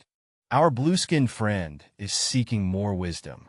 The professor suggests using lots of spells to burn off that excess magic energy. Smart move. With the magic energy issue sorted, it's time for some solo practice. No more accidents on the horizon. Freedom to train at last. The scene opens with a mysterious character, dressed in vibrant, ceremonial clothing, laughing off special privileges, saying, haha. Thank you. I don't need such special privileges. Clearly, someone's humble. Our focus shifts to a group of students walking down a grand staircase. One of them sighs, lamenting, sigh, my future is now looking bleak. Meanwhile, another chimes in, determined to keep their grades up starting now. Looks like some serious school vibes are kicking in. Then we meet a girl with striking red hair and blue eyes, who asks her friends if they have any classes in mind. She's rocking a cool school uniform, and it seems like class planning is on everyone's mind. The scene kicks off with a vibrant redhead, full of energy, announcing her readiness to start the class. She's got that determined look, ready to conquer the world or maybe just the classroom. Meanwhile, a composed guy with dark hair and sharp eyes sits there, seemingly unfazed by her enthusiasm. But wait, there's more! A cheeky blonde character throws in a comment, stirring the pot a bit. The dark-haired guy, with his calm aura, asks the redhead if she's ready for what's coming next. The blonde guy can't help but add a little more spice to the conversation, chuckling as he suggests something mischievous. Our dark-haired protagonist, maintaining his cool demeanor, seems to have a plan up his sleeve. His eyes narrow, and there's a palpable tension, as if something big is about to go down. What's the next move? Everyone's on edge, waiting to see who makes the first move in this intriguing classroom drama. The scene opens with Gainando, a cheerful young man with curly blonde hair and sparkling green eyes, exclaiming with excitement. But wait, what's happening next? Suddenly, a fierce character with fiery red hair lunges forward, yelling at Gainando to never ask for a potion again unless he ends up in the hospital. Talk about tough love. The atmosphere takes a turn as a mysterious figure, face blurred, stands calmly before the fierce character, adding an air of mystery to the confrontation. In the aftermath of what can only be described as a knockout move, someone's lying flat on the floor while a satisfied thumbs up suggests this punch was a solid 10 out of 10. As they head to class, doubts creep in. Was the punch too much? But hey, no worries, a simple apology tomorrow should do the trick, right? Our red-haired protagonist seems to have a history with this sort of thing. It's clearly not their first rodeo with a punch, as observed by someone nearby. Walking through the corridors, they notice a bunch of students from different towers mingling around, making the place feel bustling and alive. Students in black robes are strutting down the corridor, and one of them points out the crowd from the Tower of the Black Turtle. It's like a magical Hogwarts reunion, but with extra mystique. Our main character isn't fazed by their presence, but those intense stares? Yeah, they're a bit unsettling. It's like being eyed by a pack of curious wolves. Flashback time. Nobles are kind of a big deal here, and commoners usually have two choices: keep their distance or face them head-on. It's a classic case of fight or flight. As our character ponders the situation, someone warns another to stop staring, mentioning a mysterious warden-ass. But hey, even a noble house can't mess around in the academy, right? Tensions are high and eyes are sharper than ever. The scene opens with a student walking alongside a red-haired girl, deep in thought. He's worried that acting too friendly might backfire on him. Classic overthinker vibes. Next, we see them join a group of students gathered on a lush campus lawn. The atmosphere is buzzing with anticipation as they wait for something or someone. Suddenly, a student with dark hair perks up, wondering if the professor has arrived. The suspense is real, folks. Our story zooms in on a vibrant red-haired student, eyes wide with excitement. She's decked out in her school uniform, ready for the new adventures that await her in this magical academy. The scene shifts to reveal the school's bizarre faculty, starting with a lich headmaster and a half-troll professor. With such an odd lineup, it seems anything is possible at this school. A group of students stands in awe, taking in the sights and the eccentricities of their magical school. Their expressions range from surprise to curiosity, each one ready for the adventure ahead. A burly dwarf stands confidently, and someone remarks, "But he's just a normal dwarf?" The dwarf introduces himself. "My name is Yurgulm Jelendar, but you can just call me Professor Yurgulm." Professor Yurgulm gestures towards an impressive building, saying, "I'm sure you're all thinking the same thing. We have such a majestic building." Gathered in a vibrant green clearing, a group of students listens intently. Their mission? To learn about nature's mana. The setting is serene, but the lesson is crucial. One of the instructors, with an air of mystery and authority, raises a hand. To feel nature's mana, they declare, emphasizing how vital it is to understand nature's forces for alchemy. A burly, curious student looks on, puzzled but intrigued. The scene zooms into another character, who seems astounded by the revelation. Their expression says it all. This lesson is more intense than expected. The gang's all here, hanging out in the woods. Our blue-haired dude seems a bit indecisive, asking, "What do you think?" Meanwhile, the redhead and the bearded wonder stand by, pondering the situation. The dwarf-like guy jumps in with a cheeky grin, maybe because it's a good place to gather materials. And just like that, our blue-haired friend lights up. Ah, correct. Someone's on fire today. With a chuckle, the bearded guy throws a compliment at the silver-haired student, calling them smart ironhead. Oops, new student. Someone's got a nickname already. Our silver-haired mystery looks away, a little blush creeping in. What's going on behind that blurred face? Intrigue levels are off the charts. A cheerful student with blue hair reassures a red-haired classmate, telling her not to feel rivalry over his correct guess. He calls for everyone's attention. The scene shifts to a bearded instructor, surrounded by alchemical symbols and tools, who reveals that they're gathered to learn the most vital requirement for alchemy. The instructor confidently anticipates the students' thoughts, suggesting they believe that exceptional intelligence and precise magic control are key for alchemy. Meet our red-haired protagonist who's just chilling, minding her business. But wait, what's this? She's suddenly caught off guard by a booming voice declaring, "High material collection." The source of the chaos? A wild, bearded man who's as loud as he looks. Our heroine's face screams, "What just happened?" as she processes the unexpected encounter. Under the bright sky, a teacher is hyping up Roland, the brains of the operation with a knack for magic finesse.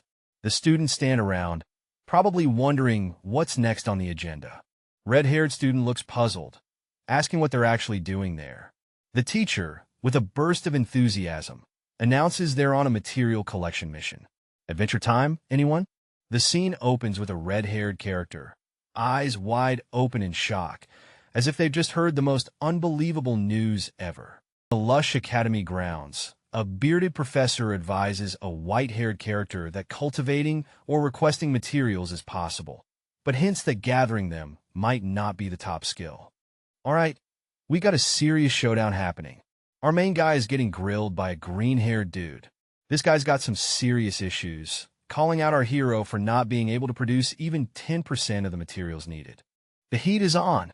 The green-haired guy ain't holding back, saying our main dude can't even cultivate 10% of the materials by himself. Ouch! As if things couldn't get worse, he's also saying that the purchased materials are completely useless. This is not looking good for our hero. The scene opens with a group of folks, all eyes on a bearded guy who's clearly the guru here. He's dropping some wisdom bombs about alchemy, saying the real secret sauce is knowing how to snag your own materials.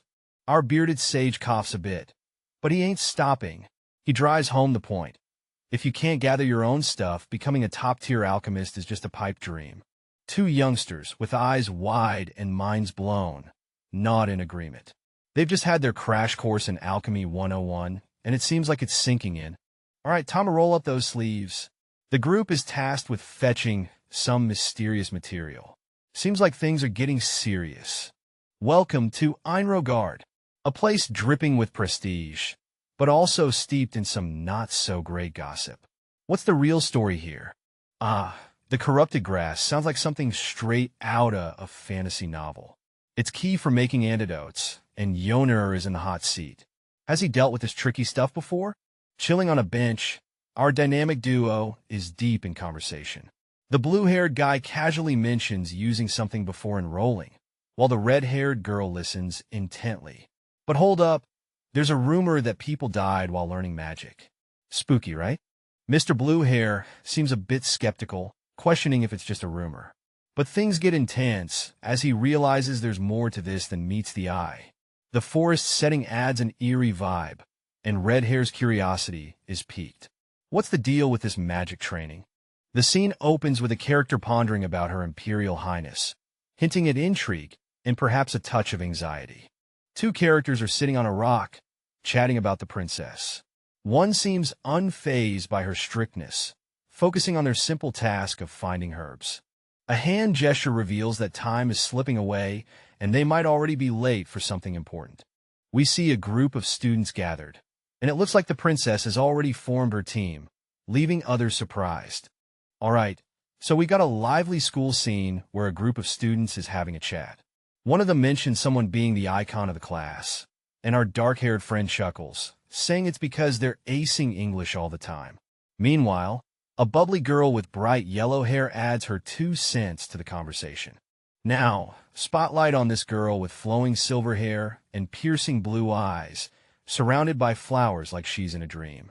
She's giving off major queen bee vibes, clearly someone everyone looks up to or follows in school. Chillin' in his room, Gainando's got this sneaky feeling someone's chatting about him. What's up with that vibe? Meanwhile, outside, the squad's buzzing about team-ups. Only the Black Turtle students are still in the game. What's next? One student's deep in thought, weighing the risks. It's all good if folks aren't fans, as long as the squad's got the power moves. The scene opens with a close-up of a badge hanging from a belt. The badge has an intricate emblem, hinting at something important. Who could this person be? A glimpse of a character with striking white hair, looking contemplative. The air is tense, and it's clear something big is about to happen. Turning around, the character is fully revealed. Someone exclaims, "It's her!" The air is charged with recognition and surprise. The name Nilia of the Tower of the Black Turtle appears, casting an aura of mystique and authority. This is no ordinary person. A team is on a mission, discussing the challenge of finding corrupted grass. They're swinging through the forest, determined to complete their task. One character, holding a mysterious blue rose, dismisses any difficulty. "What? It's not hard at all," they say confidently, knowing the area like the back of their hand. With a smirk and a sparkle in their eyes, the character declares, "The forest is basically my playground." Clearly, this adventure is in good hands. With a smirk and a flick of confidence, this character declares, "I was surprised because there were a lot of skilled freshmen. But it's my stage now. Got it?" Clearly, someone's ready to own the spotlight. As the tension rises, there's a sudden ahem from the side. Our character shifts focus, eyes wide, curious about the interruption. Enter two new faces. The bold one with fiery red hair introduces herself. "Hello, I'm Yoner of House Meccan. Imleon, it's nice to meet you." Back to our main character, they ponder the girl is a noble. And who's the guy? With a hint of skepticism, they ask, "What do you want?" In a lush forest setting, two figures approach a mysterious cloaked individual, asking, "Won't you traverse the mountain with us?" The cloaked figure seems surprised, as indicated by their expression. A close-up reveals the cloaked character with striking white hair and a confident demeanor, demanding, "What's your real plan?" Huh? The tension is palpable. As the night descends, the cloaked character, now visibly frustrated, declares, "All nobles are the same." They accuse the others of seeing people as pawns, questioning how this situation will be any different, leaving everyone in a thoughtful silence. The scene opens with a tense vibe. A character with red hair is being warned about the dangers of wandering alone because, monsters might just crash the party. Things heat up as another character, who's not too keen on help, asks, "Could I ask why?" Meanwhile, the mysterious figure with striking eyes seems to know something unexpected. And bam! The revelation hits. How did he know? A question hangs in the air. Even the forest seems to pause as the characters face off, with an underlying hint that something bigger is brewing. Deep in the forest, our protagonist is having a heart-to-heart with a giant, shadowy monster creeping up behind them. They're pondering the logistics of collecting and transporting materials, and it's clear they're in a sticky situation. Our scene shifts to a white-haired character blushing furiously, as a red-haired girl and a blue-haired guy assure him he's not dumb enough to think he could handle it all solo. The embarrassment is real, folks. The white-haired character lets out a frustrated sigh, admitting, "I really don't know. It seems like this mystery is getting to him." Our silver-haired friend, looking a bit flustered, shouts, "Shut up. It'll go with you guys, all right?" Clearly, someone's not thrilled about the plan, but is going along anyway. Classic peer pressure. The redhead, with a sly grin, chimes in, "I knew you were smart." Meanwhile, their blue-haired companion is all pumped up, exclaiming, "Then let's go." There's a humorous side note about house homework that's got everyone wondering, what the hell do they teach in house homework? In a lush forest setting, we see a character with striking white hair, looking focused and ready for action. She's got this intense vibe, like she's about to show off some serious skills. With a swift and graceful leap, she launches herself from a branch, showcasing agility that would make a ninja jealous. Two onlookers watch in awe from below, clearly impressed.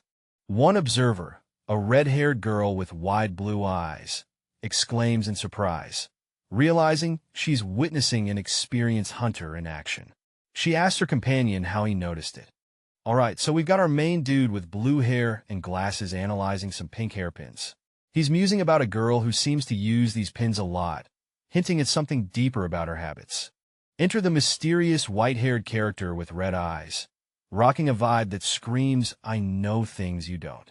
Our blue-haired guy feels something strange about him. And honestly, who wouldn't with that intense stare? Alright, so we've got this dude who seems to have a knack for reading people like an open book. He's talking about a Shadow Patrol insignia on someone's waist, like he's just cracked a mystery. Pretty slick, right? Now, one of them, with a bit of a cheeky grin, asks another if they were eavesdropping. The response? A quick denial. Meanwhile, the red-haired one suggests they all stick together and match their pace. Teamwork makes the dream work, am I right? The silver-haired character isn't too thrilled about the whole "let's go together" thing. With a defiant look, they're all like, "Why should I?" Classic lone wolf vibes, refusing to blend in with the pack. The elf character is visibly frustrated, unable to talk back, and lets out an ugh in annoyance. Clearly, something's got him all riled up, but words just aren't coming out. Now, the scene shifts to a curious conversation. Someone's questioning another character about their past, wondering if they're from a knightly lineage. It's like a mini interrogation, and the curiosity is through the roof. Finally, the revelation hits. The character in question is noted for their well-built frame, hinting at a knightly heritage. But wait, what's a knight doing in the Blue Tower? The plot thickens. The scene kicks off with a teacher revealing some unexpected news. He's talking about an opportunity to get close to someone from an old friend. This definitely catches the listener off guard. Cut to a shocked reaction. The student is totally flabbergasted, exclaiming, "Wardana?" Clearly, this isn't just any ordinary opportunity. The scene unfolds with a confident young man standing firmly on the ground, declaring, "I'm in charge of protecting you all." Meanwhile, a mysterious figure casually lounges on a tree branch, questioning what trouble might arise if they fall. The mysterious figure, perched like a curious cat, eyes the young man and remarks on his knight-like physique. They're curious about why someone with such a background is at the Blue Tower, hinting at an intriguing story behind his presence. A shocking revelation hits like a thunderbolt. The young man is identified as a warden by another character, who reacts with wide-eyed surprise. The plot thickens as everyone grapples with this unexpected twist. In the midst of a bustling school day, our main character is suddenly confronted with a mysterious figure, questioning something about their family. Whoa. So what if you're from Wardina's family? What about it? Echoes from a shadowy figure perched on a tree, adding an air of mystery and challenge. Our protagonist, clearly taken aback, is joined by a fiery redhead who adds, "Is there a problem with my family?" The redhead seems to know some juicy gossip. Wardina's has some really crazy ones. Just when you thought it couldn't get weirder, a revelation drops like a bomb. The patriarch of the Wardina's family is a dragon. Cue dramatic music. He burned all of the undead with his breath during the Undead Frenzy incident. Talk about a hot mess. The bloodline of the Wardina's family made contracts with ancient spirits. Thanks to these, they got supercharged but lost their emotions in the process. Power with a price. The Wardina's family is merciless. They've got the whole no mercy thing down to an art form. That's really crazy. It's like an image of a monster that destroys everything whenever anything happens. Someone's clearly shook by this powerhouse family. In the lush greenery of the forest, a red-haired student is cheerfully chatting with a friend who's clearly stressed out. She's all about making him feel better, telling him not to sweat the small stuff. Meanwhile, perched on a tree, a mysterious person watches them with interest. Our silver-haired observer with those enchanting purple eyes is deep in thought, questioning the oddities of the situation. Is there something more to these two than meets the eye? As the scenery shifts to a breathtaking mountain view, our stressed-out friend is told to quit the whining and keep walking. They seem to have a journey ahead. The scene closes with a captivating title, setting the stage for a magical school adventure. The vibe screams enchantment and mystery. A mysterious figure is soaring through the air, cloak billowing dramatically. Meanwhile, two unsuspecting individuals are on the path below, completely unaware of the acrobatics happening above them. The airborne figure is none other than a sharp-eyed character with striking pink eyes, looking intensely at something that caught their attention. Landing with style, Our pink-eyed hero finds themselves face-to-face with two companions who seem caught off guard. "Wait a minute," one of them says, clearly puzzled by the sudden arrival. Leading the group through the bushes, our main character gestures for everyone to follow. "Look over here," they say, eyes sharp and focused on the task. Reaching the destination, they point out massive footprints on the ground. "Something big passed by this place," they explain, noting the creature's attempt to cover its tracks. The white-haired character, with those striking elf ears, is wondering about something mysterious and well-trained. What's got them so curious? The red-haired character is being super polite, trying to seem interested. But really, they're just like, "Wow, I see." Our curious friend realizes they've been talking to themselves again. Our elf-eared protagonist is having a moment of reflection, reassuring someone with, "No, it's okay." They're just trying to fit in, feeling like an outsider in this whole village scene. Enter the dark-haired mystery person, asking if there's more to the story. The white-haired one is caught off guard, eyebrows raised. Surprise! The white-haired character is left speechless, staring into the distance, completely flustered. The scene opens with a pair of curious adventurers kneeling on the ground. One of them, with silver hair and a blurred face, is intrigued by something they've found. The other, sporting dark hair and a cloak, is equally captivated, asking, "Can it be interesting to me?" As the tension builds, Silver Hair stands up, cheeks flushed with excitement or perhaps embarrassment, and warns, "In any case, you should be careful when you spot things like that." Zooming in on the ground, we spot some massive footprints. The dark-haired character muses about the mystery, noting, not only does it have huge footprints, but it's hard to guess what might appear in the place after all. The scene opens with a trio of monsters, including a massive horned beast and a snake-like creature, discussing the chaos caused by something attracting more monsters to the area. It's clear that whatever's going on, it's a big deal. The dark-haired character, whose face is blurred, seems to be deep in thought, possibly contemplating experiments or strategies. There's a sense of urgency and intrigue. Next, we see a red-haired character and the same dark-haired character discussing a change of plans. They're planning to follow some tracks to avoid an ambush. Gotta stay one step ahead. The dark-haired character approaches someone with pointed ears, asking if they can learn to read something on their own. This person seems surprised by the question. The conversation continues with the dark-haired character being told that learning won't be easy and they might give up. But they're determined, promising to give it their all if taught. The sound of footsteps echoes as someone stomps with determination, letting out a defiant humph. A confident character with short, gray hair and sharp eyes challenges. "Let's see you try it then," as leaves swirl around them, adding to the dramatic flair. Hands delicately reach down to examine some unique purple mushrooms sprouting from the earth, like they just discovered buried treasure. The red-haired character holds a couple of those purple beauties, musing about the small haul. But hey, hope's not lost. With no more mushrooms in sight, the red-haired character suggests shifting the search elsewhere, on the hunt for more fungal friends. The red-haired character turns to their pals, puzzled by the radio silence. "What's up, team?" The scene opens with a girl sporting vibrant red hair and striking blue eyes, looking completely shocked. Her expression says it all. Something unexpected has just happened, and she's not ready for it. Next, we catch a glimpse of a mysterious creature on the move. The tension is rising as we see what seems to be a boar, but something's not quite right with this one. The suspense builds as the creature charges through the forest, leaving a cloud of dust in its wake. The atmosphere is charged with a mix of fear and curiosity. Finally, we see a group of students gathered, including our red-haired protagonist. They're discussing the creature, realizing that since it can detect mana, it's not just an ordinary boar, it's a monster. Everyone is on high alert. A giant creature looms over our heroes, who are looking up with expressions ranging from shock to determination.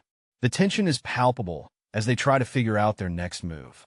The main character, with a serious expression, considers the danger of the situation. He acknowledges the lack of other weapons and decides that his best bet is the magical staff he holds.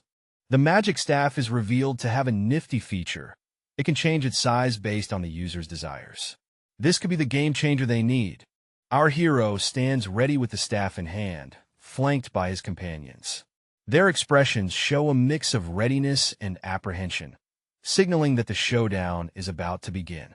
White-haired character excitedly reveals, that's right, he's from a famous mage family. Meanwhile, a dark-haired character listens with an intense gaze.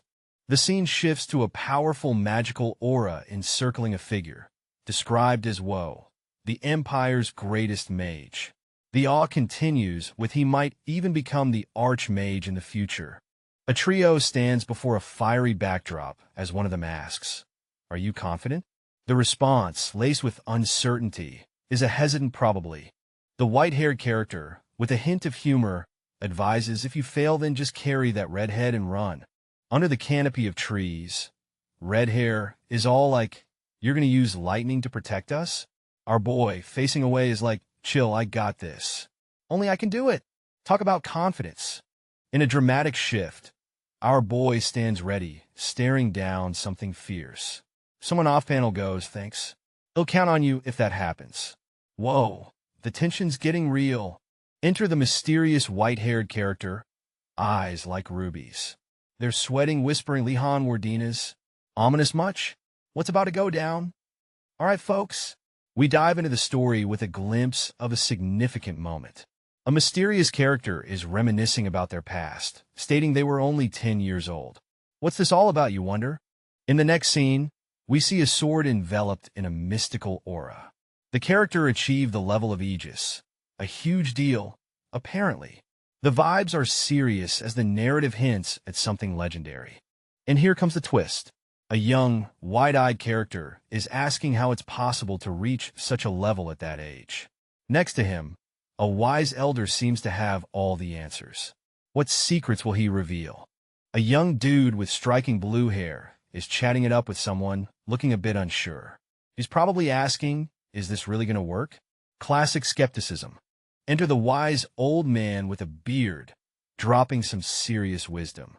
He's all like, "Trust me, kid, I'm going to elevate you to the big leagues." His confidence is through the roof. Our blue-haired hero is now getting all fired up, literally. Energy is crackling around him as he gears up for some action. You can almost hear the dramatic music kicking in.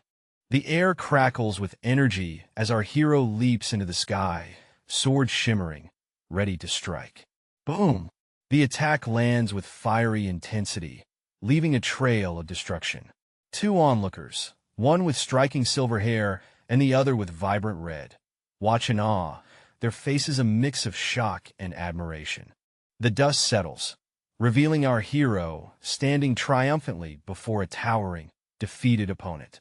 The creature, clad in dark armor, lets out a final, defeated growl.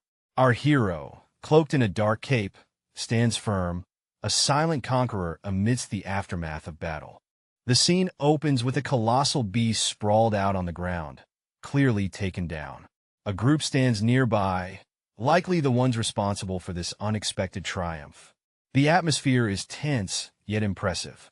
Zoom in on two individuals, eyes wide, jaws dropped as they process what just happened. Their faces scream disbelief and confusion, adding a touch of humor to the scene. A voice echoes the incredulity of the moment. He stabbed it with a staff. Where's the magic? Clearly, something extraordinary and unexpected just went down, leaving everyone in awe. Check it out. The staff of Enro is so tough, it can be used in physical fights. You know it's real when it's that hardcore. Our mysterious hero stands tall, ready to wield the mighty staff.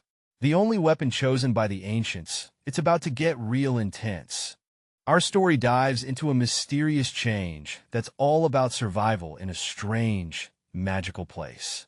Our blurred-faced hero seems to be at the center of it all, hinting at a transformation that's about to shake things up. The title card pops up with a magical flair, reading something along the lines of magical school, the way of the wizard. It's setting us up for a journey through spells, schools, and sorcery. We find ourselves in a lush forest, where our characters are gathered around a fallen beast. It's like a scene straight out of a fantasy RPG, with adventure and danger lurking in every shadow. The scene unfolds in a lush forest where a blue-haired character is talking to a white-haired companion who seems to have taken down a beast. "You killed it," he remarks, clearly impressed or shocked. A red-haired girl, looking somewhat skeptical, wonders aloud if this is how their class should be, questioning the wisdom of allowing new students into such a daunting environment. Just as things seem to settle, a loud, mysterious noise erupts, causing the group to look up in surprise. Something's definitely about to shake things up. The scene opens in a lush garden where a red-haired girl, eyes shimmering with unshed tears, is clearly distressed. She's facing two figures, one with white hair partially obscured, while a dark-haired young man seems to be engaging with her intensely. A swift motion across the ground suggests someone is making a quick exit, or perhaps a chase is about to ensue. The tension in the air is palpable, as events seem to be spiraling into action. All right, so our scene kicks off with an elf sporting some serious purple eyes and silver hair, peeking through the bushes. Alongside are two companions, giving off total mystery vibes. They're scoping out some other folks. One of them spots a group of students just chilling on the path up ahead. It's like, hey, check those guys out. The elf and the crew decide to play it cool. With a little side eye, they suggest just watching for now. I mean, why jump in when the other group might already have it covered, right? The scene opens in Ashland backyard, where a mysterious figure stands confidently with a bat, ready for action. Who is this enigmatic person? A red-haired character, looking both surprised and curious, seems to recognize the figure, asking themselves, isn't he? The intrigue thickens. A sophisticated-looking gentleman is busy with his thoughts, wondering if he has ever advised someone more impressive. The room is richly decorated, hinting at nobility and luxury. The scene shifts outdoors where the gentleman is observing a young boy. He's pondering if this child can be trusted, especially since the kid seems to have picked up some sword skills. Intrigue is in the air. Standing tall, our protagonist declares, "I did this to you on purpose." A mysterious figure stands beside him, both looking down at something or someone, showing they're a solid team. Tension fills the air as they prepare for what's next. Suddenly, a wild boar bursts onto the scene with a fierce charge. Our hero, unfazed, gets ready to handle the situation. It's about to get wild. A massive explosion lights up the scene, sending shockwaves everywhere. Our hero, standing amidst the chaos, is confronted by an intimidating figure. The air is thick with tension as the battle rages on. The scene intensifies as the hero is thrown back by a powerful strike, crashing into the ground with a thunderous impact. The fight is far from over as determination burns in their eyes. In a sunlit clearing, a wild boar stands menacingly, facing off against a mysterious figure. The tension is palpable as the ground seems to vibrate with the creature's intensity. A hand shoots out in a commanding gesture, halting the attention of two blurred figures, suggesting authority and control in the midst of chaos. With a flourish, a confident figure steps forward, exuding elegance and resolve, as if ready to take charge of the situation. The scene shifts to a moment of anticipation. A red-haired character points out that the princess has stepped up, challenging Li Han to take action. A lone figure stands silently, lost in thought. The scene is peaceful, with the breeze rustling through the leaves, adding to the mystery of what's on his mind. Meanwhile, a character with flowing silver hair encounters a creature. It's a tense moment, as the creature seems curious yet cautious. The silver-haired individual stands firm, as if accustomed to such encounters. Our silver-haired character is deep in thought, determined to make something perfect. There's a sense of urgency as they clutch a paper, hinting at an important task ahead. The resolve in their eyes tells a story of past challenges and future ambitions. The scene bursts with chaos as a massive bear charges forward, letting out a fierce squeak. It's a wild showdown, and the tension is high. Enter our silver-haired heroine, eyes sharp and focused, wielding a weapon with determination. She's not backing down from this roaring challenge. The bear, massive and intimidating, seems ready to pounce. The standoff is intense, and the air is thick with anticipation. What's going to happen next? The scene opens with a close-up of a character, showing just enough to tease us with mystery.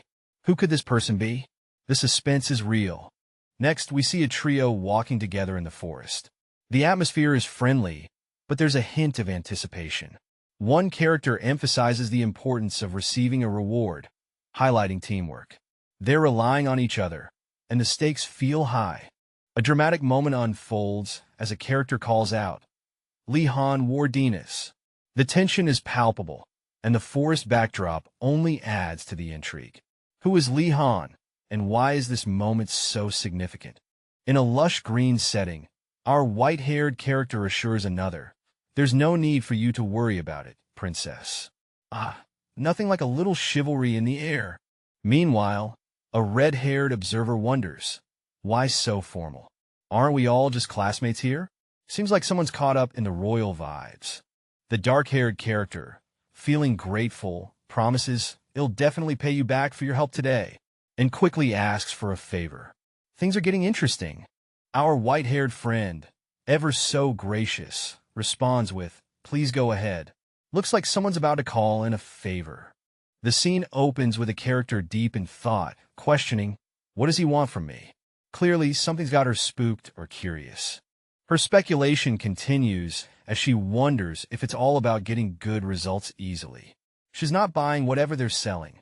All right, so we've got our mysterious character standing there, pondering life's most confusing questions like, what does he mean? And is he testing me? Clearly, something's brewing, and it ain't your morning coffee. Enter another character, looking all official and serious. They drop some words that add to the mix of confusion. I said to him, and he said to me. A classic case of he said, she said, leaving us all guessing. Someone's feeling the chills, and not in a good way. There's something ominous hanging in the air, and our character can't shake off this creepy vibe. As they walk further, the tension amps up. Each step feels heavier, and the surroundings seem to close in. It's like the shadows are alive, ready to jump out at any moment. In the mystical alchemy class, our bearded teacher kicks things off with a bang. He's got that classic wise look, complete with glasses and a mane of brown hair. Standing beside him is our blue-haired protagonist, looking all sorts of curious. The teacher's voice booms, it's the alchemy class, and you can just feel the anticipation in the air. Our hero is deep in thought, reminiscing about the disasters of his past attempts. You know, he's thinking, here we go again. Our blue-haired protagonist is outside, pondering over the alchemy class. He's got this thoughtful look as he clutches his bag, thinking, am I ready for this? His eyes reveal a mix of anxiety and determination. He's reflecting on his past, and you can almost hear him think, no longer the newbie, but still got a lot to learn. All right, so we've got this character oozing confidence, saying, I think that's definitely possible with passion and love. You can almost feel the motivational vibes radiating off the page. In the next panel, another character jumps in. I knew you'd think like that. It's like they're totally in sync, sharing a moment of understanding. Then, in the final image, our main character is all about action. Listen, he'll help you get that passion and love. But there's a catch. They have to deal with other courses too. Classic multitasking dilemma. As the scene unfolds, a group of students is having a chat. One of them, sporting dark hair, is feeling a bit envious, but his companion quickly tells him not to be jealous over such trivial matters. Seems like the Wardinia family is quite the hot topic. The focus then shifts to a mysterious figure with long brown hair, who seems pretty satisfied. They're letting out a confident sigh, probably after a successful day in the wild. With a massive boar lying defeated in the background, this hunter with brown hair is ready to set up camp. Meanwhile, our dark-haired friend looks on in disbelief, clearly impressed by the hunting prowess displayed. Back to the students, one of them reveals that, unfortunately, other groups weren't as lucky in their hunting expeditions. No boar encounters for them. It looks like the brown-haired hunter was in the right place at the right time. The bearded guy with the serious look throws a curveball at the crew. Did you think I only wanted you guys to look for herbs? He challenges with a sly smirk. As they stroll through the forest, he continues, explaining that today's mission is all about dealing with unexpected situations. It's not just a walk in the park, folks. Meanwhile, a trio faces off against a beastly boar. Our guide enlightens them. An alchemist needs to be able to respond to all sorts of situations. Looks like herb picking just got a lot more intense. In the bustling corridors of a school, we see a trio of students looking smug and confrontational. One of them, with a devilish grin, asks, "Do you blockheads understand?" With a vibe that's anything but friendly.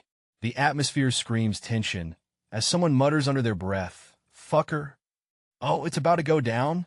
Meanwhile, away from the chaos, a scene unfolds in a serene setting. A red-haired girl with bright blue eyes is inquiring about a doko herb, asking if it's not needed. Her expression is a mix of curiosity and concern, hinting that this herb might be more important than it seems. Back to the school dynamics. The students are now in a huddle, discussing their hard-earned find. "We went through so much to get it," one says as they stand together, proudly united. The red-haired girl nods, adding, "The three of us found it together. This herb must be something special, given the effort they put in." The bearded dude is totally shocked, like, "What? I didn't think you guys would find it." Clearly, something unexpected just went down. The scene shifts to a group of students, and we hear the words, "You guys pass." Turns out, they're the first ones to ace this test. Big win for the squad. As the scene unfolds, a group of students stands awkwardly, confronted by a strict-looking individual who bluntly tells them they are not allowed to attend the class. The tension is palpable, and one can almost hear the collective gulp. Cut to our protagonist, who, with a mix of disbelief and resignation, confesses his inner turmoil with a simple, "I'm screwed." His expression says it all, caught between a rock and a hard place. Hannah, with a spark in his eyes, declares he'll do his best in the alchemy class, fulfilling his longtime dream. A determined spirit, ready to embrace the challenge. A bearded observer notes Hannah's maturity, a rare trait for someone his age. It's like spotting a unicorn at a dog show. Unexpected, but impressive.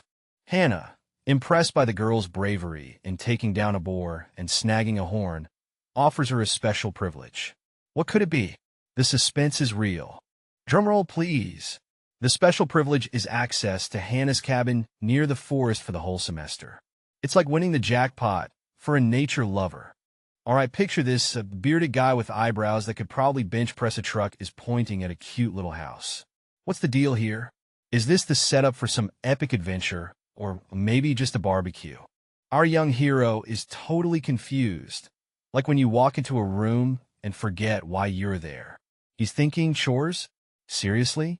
What kind of medieval cleaning spree are we talking about?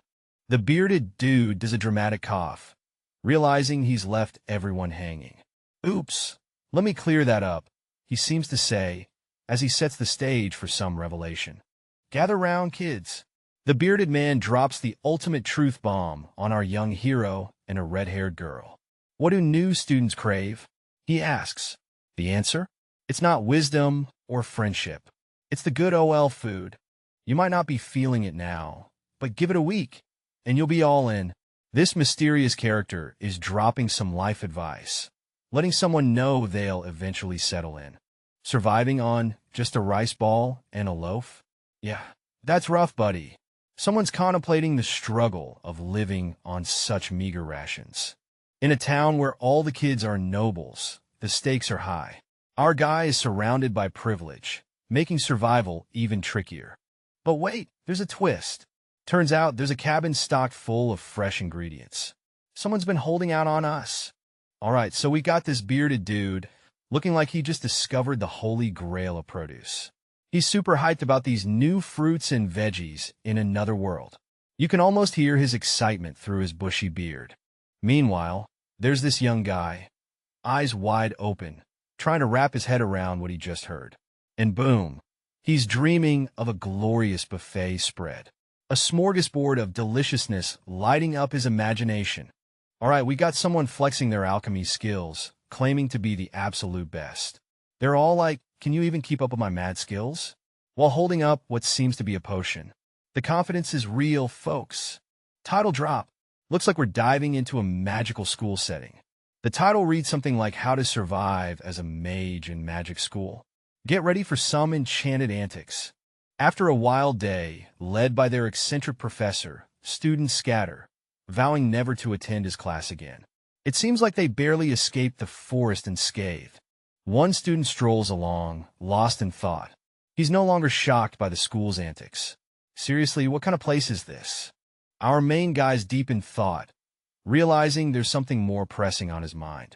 Check out this quaint little house, bathed in sunlight and surrounded by nature. It's like something out of a fairy tale. The river sparkles as sunlight kisses the water, creating a picture-perfect scene of tranquility. A horse-drawn carriage makes its way up the path, heading straight for the charming house. What's the rush? Somebody's about to get their rations. All right, so there's this student looking all serious in his school uniform, standing in the middle of a forest. He's got that look like he's about to tackle something big. Our guy is staring down at this massive beast, thinking, I learned how to dismantle an animal from a book, but solo? Not sure about that. Then, he turns to his red-haired friend, calling out for a little backup, Lee Han. The red-haired friend, rolling up their sleeves, is all like he'll help out as well. Teamwork makes the dream work, right? In a shady grove, we find a blue-haired character expressing concern. You don't look so well. Will you be okay? Our red-haired friend, not to be outdone, replies with a request. Oh, of course, could you give me some meat in return? A white-haired character, with an air of skepticism, chimes in, Are you guys really going to dismember it? Don't nobles have no experience doing things like this? Clearly, someone's not impressed with their dismemberment skills. With an air of mystery, one character utters, Well, don't you want to eat some meat? The tension builds as the question hangs in the air. What's cooking, folks? The air is thick with tension as one character seems to be taken aback, an exclamation escaping them. Something intense just went down. Zooming in, we see a character with white hair, eyes shut tight, sweat pouring down. They're definitely feeling the pressure here. And just like that, the scene shifts outside. Our white-haired protagonist, now composed, strides confidently, vowing to showcase what a hunter can truly do. Let's see what they've got. Nilia is standing confidently, showcasing her expertise. Beside her is Yoner, who seems equally impressive, coming from a family known for handling materials. They're like the dynamic duo, ready to take on anything.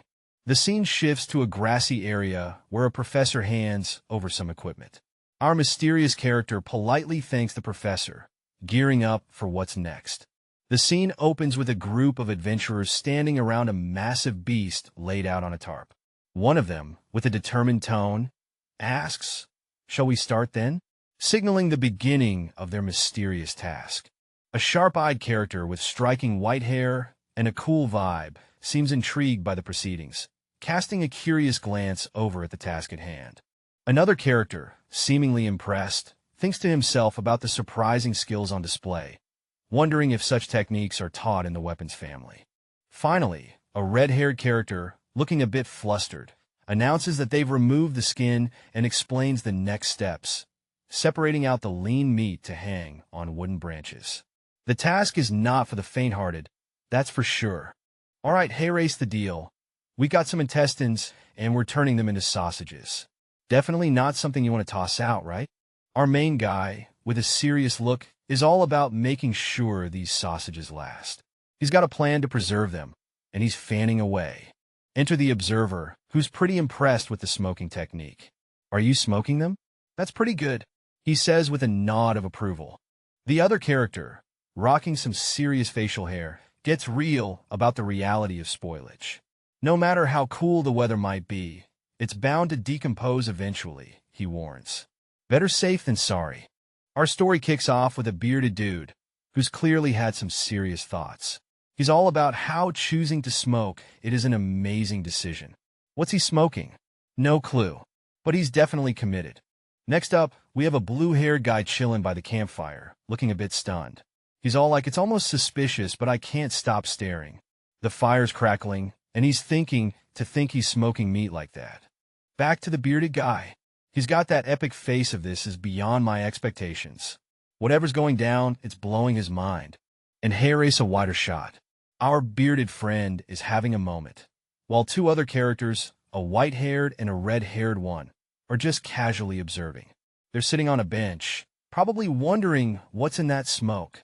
The scene opens with a mysterious person asking a bearded man, "Are you hungry?" The bearded man, looking like he just got out of a fantasy epic, says he's indeed a little hungry. Seems like a cooking session is about to go down. Next, we see the mysterious person and the bearded man getting their chef vibes on. The mysterious person holds a pan over a roaring fire, while the bearded man stands by, ready to dive into whatever culinary adventure awaits. Meanwhile, a red-haired girl is in shock, her eyes wide open as she spots the bearded man from afar. She's probably wondering what kind of magic stew is being whipped up this time. A mouth-watering spread of food is on display, complete with a special gift of jam. Someone's ready to dig in and enjoy this scrumptious meal. Hey, race, a bearded fellow, clearly thrilled with the feast. He's got a loaf of bread and some meat, looking like he's about to have the best meal of his life. The scene shifts to a professor and a young student. The professor is savoring the jam with pure delight, while the student excitedly agrees on its deliciousness. All right, so we have our red-haired dude facing off against some seriously sketchy dish. He's not thrilled, and honestly, who could blame him? He's all like, "What in the world am I eating? The texture's a nightmare, yikes." Now zoom out to this cozy little gathering outside. Everyone's chilling around a table, surrounded by nature. It's the perfect spot for a meal, if only the food wasn't so strange. Ah, the joys of good food, and even better company. Everyone's basking in the moment, savoring each bite and each other's presence. What's this? A couple of bags just chilling on the grass. Looks like there's more to the feast than meets the eye.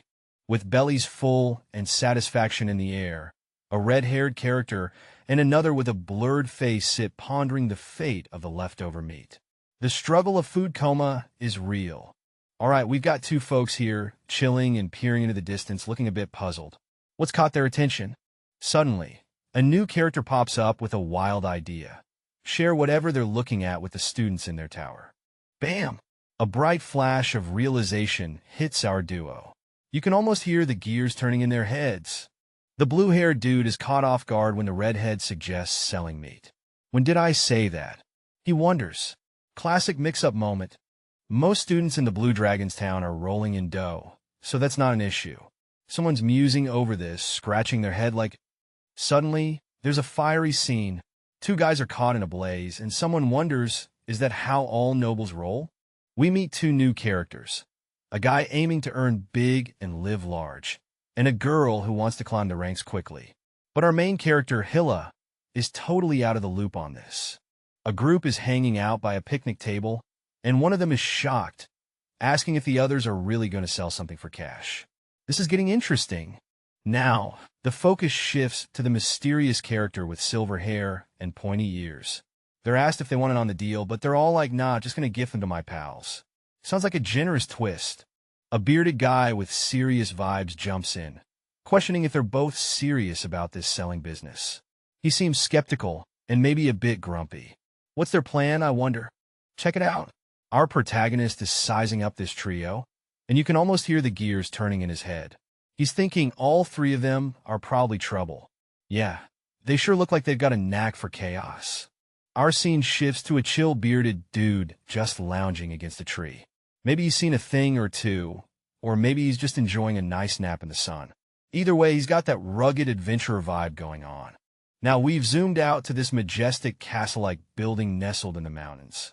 Our protagonist is probably thinking, yep, looks like he'll be having a lot of headaches from now on.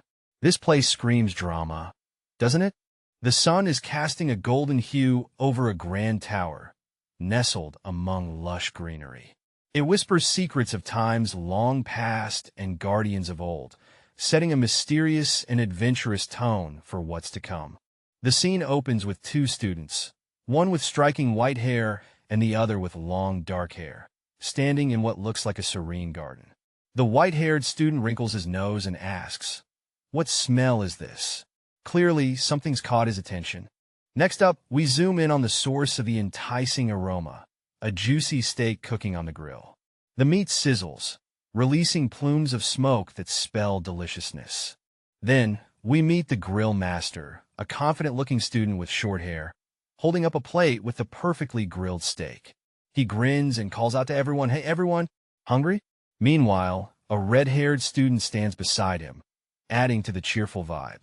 Finally, we swing back to the group of students, who are now sporting question marks above their heads. The white-haired student looks particularly perplexed, as everyone processes the unexpected barbecue invitation. The scene opens with a group of students, decked out in their school uniforms, looking all kinds of nervous. Sweat drops everywhere. What on earth are they witnessing? Someone steps up and demands to know what two people are doing. There's a buzz in the air like something's about to go down. The suspense is real. Then, a friendly face reassures everyone with a smile, telling them to chill and take a seat. They've got everything set up. The atmosphere eases up a bit, but curiosity is still piqued. Just as things seem to settle, there's a pause. One of the students, with a slightly dramatic flair, hints that there's more to the story with a mysterious however. What could it be? All right, folks. We have someone laying down the law with a price tag, 2 silver coins per person. That's right, magic school isn't a free ride. Our scene unfolds with 2 characters in traditional attire, savoring the deliciousness of their meal. One of them exclaims how it just melts in the mouth, marveling at the quality of the food. It's like they're having a little taste of heaven. The party's in full swing. A long table is packed with folks eagerly digging into a feast, chanting in unison, "Wary day Nagi May." Kin, it's a celebration, and everyone is vibing with the rhythm of the feast. Over at another corner, a red-haired character with a business-savvy air chats with a server. They're amazed at how they sold so much, even at triple the usual price. Clearly, these folks know how to turn a profit while keeping the good vibes flowing. In a dimly lit scene, a red-haired girl and a dark-haired guy are having a chat. She seems to have a light bulb moment, suggesting that it's all a win-win situation. Their expressions are all mysterious and kind of conspiratorial, like they've got some secret plan. A blonde guy, looking a bit disheveled and in need of caffeine, grumbles about the noise outside. He's clearly not a morning person and adds, "I'm starving." He's having one of those days where everything feels a bit too much. Suddenly, he's hit with a surprise. Plates of food appear, and he's all, "Huh? What's all this?" It's like his hunger's summoned a feast. The guy is shocked, but hey, free food is the best food. Blondie spots Gainando and is like, "Ah, Gainando, you're here too? Surprise, surprise." Our excited blonde friend is all, "Hurry up and eat." But wait, see, can I really have some? He's practically drooling. With a big grin, he digs in, exclaiming, "Thank you for the food." This dude's living his best life. Oh, drama alert. Someone's hand grabs his. What's going down now? The scene opens with a server in a sharp apron, looking ready to serve up more than just a meal. He's got that sparkle in his eye, like he's about to pitch a deal you can't refuse. Our blonde-haired noble is taken aback. "You're charging money?" he asks, eyeing the plate of food. The server is unfazed, pointing out that even nobles gotta pay. But our noble is strapped for cash. The server is all cool and collected, saying, well, that's not a problem. He's got a solution up his sleeve, and it doesn't involve washing dishes. Enter the credit contract. The server smoothly slides over a document. "Quill ready. Just sign here," he says, making this meal feel more like a business transaction. Amidst the golden hues of an afternoon, our protagonist stands face-to-face with someone named Lee Han. There's a mix of emotions, and the air feels thick with unspoken words. Suddenly, the scene turns dramatic. Our protagonist is taken aback, yelling in surprise as they fall. The moment is filled with a mix of shock and maybe a hint of embarrassment. Looks like someone was caught off guard. All right, so here we have our red-haired protagonist soaking in the warm vibes of friendship. A moment so pure, they're thinking, this must be what real friendship is. Meanwhile, their buddy strolls alongside, both in school uniforms, just living their best life. The scene shifts to an epic view of a grand castle with pointy towers reaching for the sky. The sun's shining bright, painting a perfect day. It's like a magical kingdom straight out of a fairy tale. The scene opens in a lavish classroom where sunlight streams through the windows, casting patterns on the polished floor. A group of students enters, their curiosity piqued by the opulent surroundings. One of them notices a book titled Basic Magic Personality Education and asks why this subject is on their syllabus, clearly puzzled by its relevance. Another student, with a confident air, questions the necessity of such a course for nobles, laughing at the absurdity. They're clearly not thrilled about having to learn something they believe is beneath them. I can't believe they can say all of this unironically. Our character is totally baffled by the seriousness of the conversation happening around them. It's like hearing someone speak in memes, and they're not even joking. Good morning, everyone. Suddenly, the atmosphere shifts, and our character is hit by a dramatic, almost theatrical, greeting. It's like a morning announcement, but with extra flair and drama. Our hero hears a mysterious voice and is visibly shocked, thinking, no way. Who, or what could it be? A glowing skull appears, cackling with energy and announcing, "Welcome, you fool." The tension skyrockets as the protagonist wonders if they're in a nightmare. All right, so we're in this classroom with an eerie vibe, and we got these two students just chilling. The room's got some serious ghostly feels with a floating skull just hanging around like it's normal.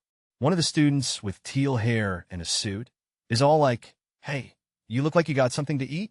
It's like they're asking the skull for snacks. Classic. The skull, with its glowing green aura, isn't having it. It's like, for real? You really thought we'd just find food on our own? The other student, in a similar sharp suit, is pointing at the skull like he's making a solid argument. This back and forth is hilarious. They're treating the skull like it's their cafeteria buddy. A mysterious figure, cool and composed, stands emanating a fierce, glowing energy. He's clearly had enough, commanding everyone to stop their pointless chatter. With a confident glare, he utters UHP to punctuate his authority. The scene shifts to a wider view where the intensity of his power is palpable. The room is bathed in a supernatural glow, and he sarcastically congratulates the others for finally realizing something obvious. His disdain for their empty heads is palpable. The scene opens with a fiery skull engulfed in green flames, speaking ominously about the Blue Dragon's Tower. It mentions that despite new students arriving every year, the tower's performance has always lagged behind. As the narrative unfolds, we're introduced to a determined panda character sprinting through a bustling city. The panda is driven, ready to shake things up and prove that the Blue Dragon's Tower can rise to the occasion. Floating in the room like it owns the place, a ghostly green skull is all.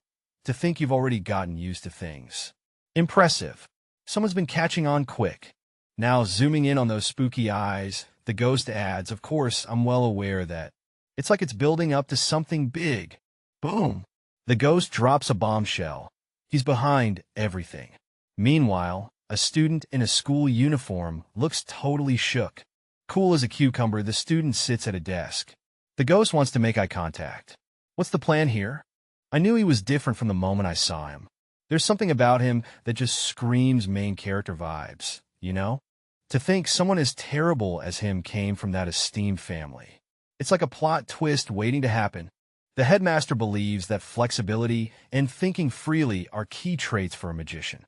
Of course, this means students are constantly thrown into chaos. It's like a magical boot camp.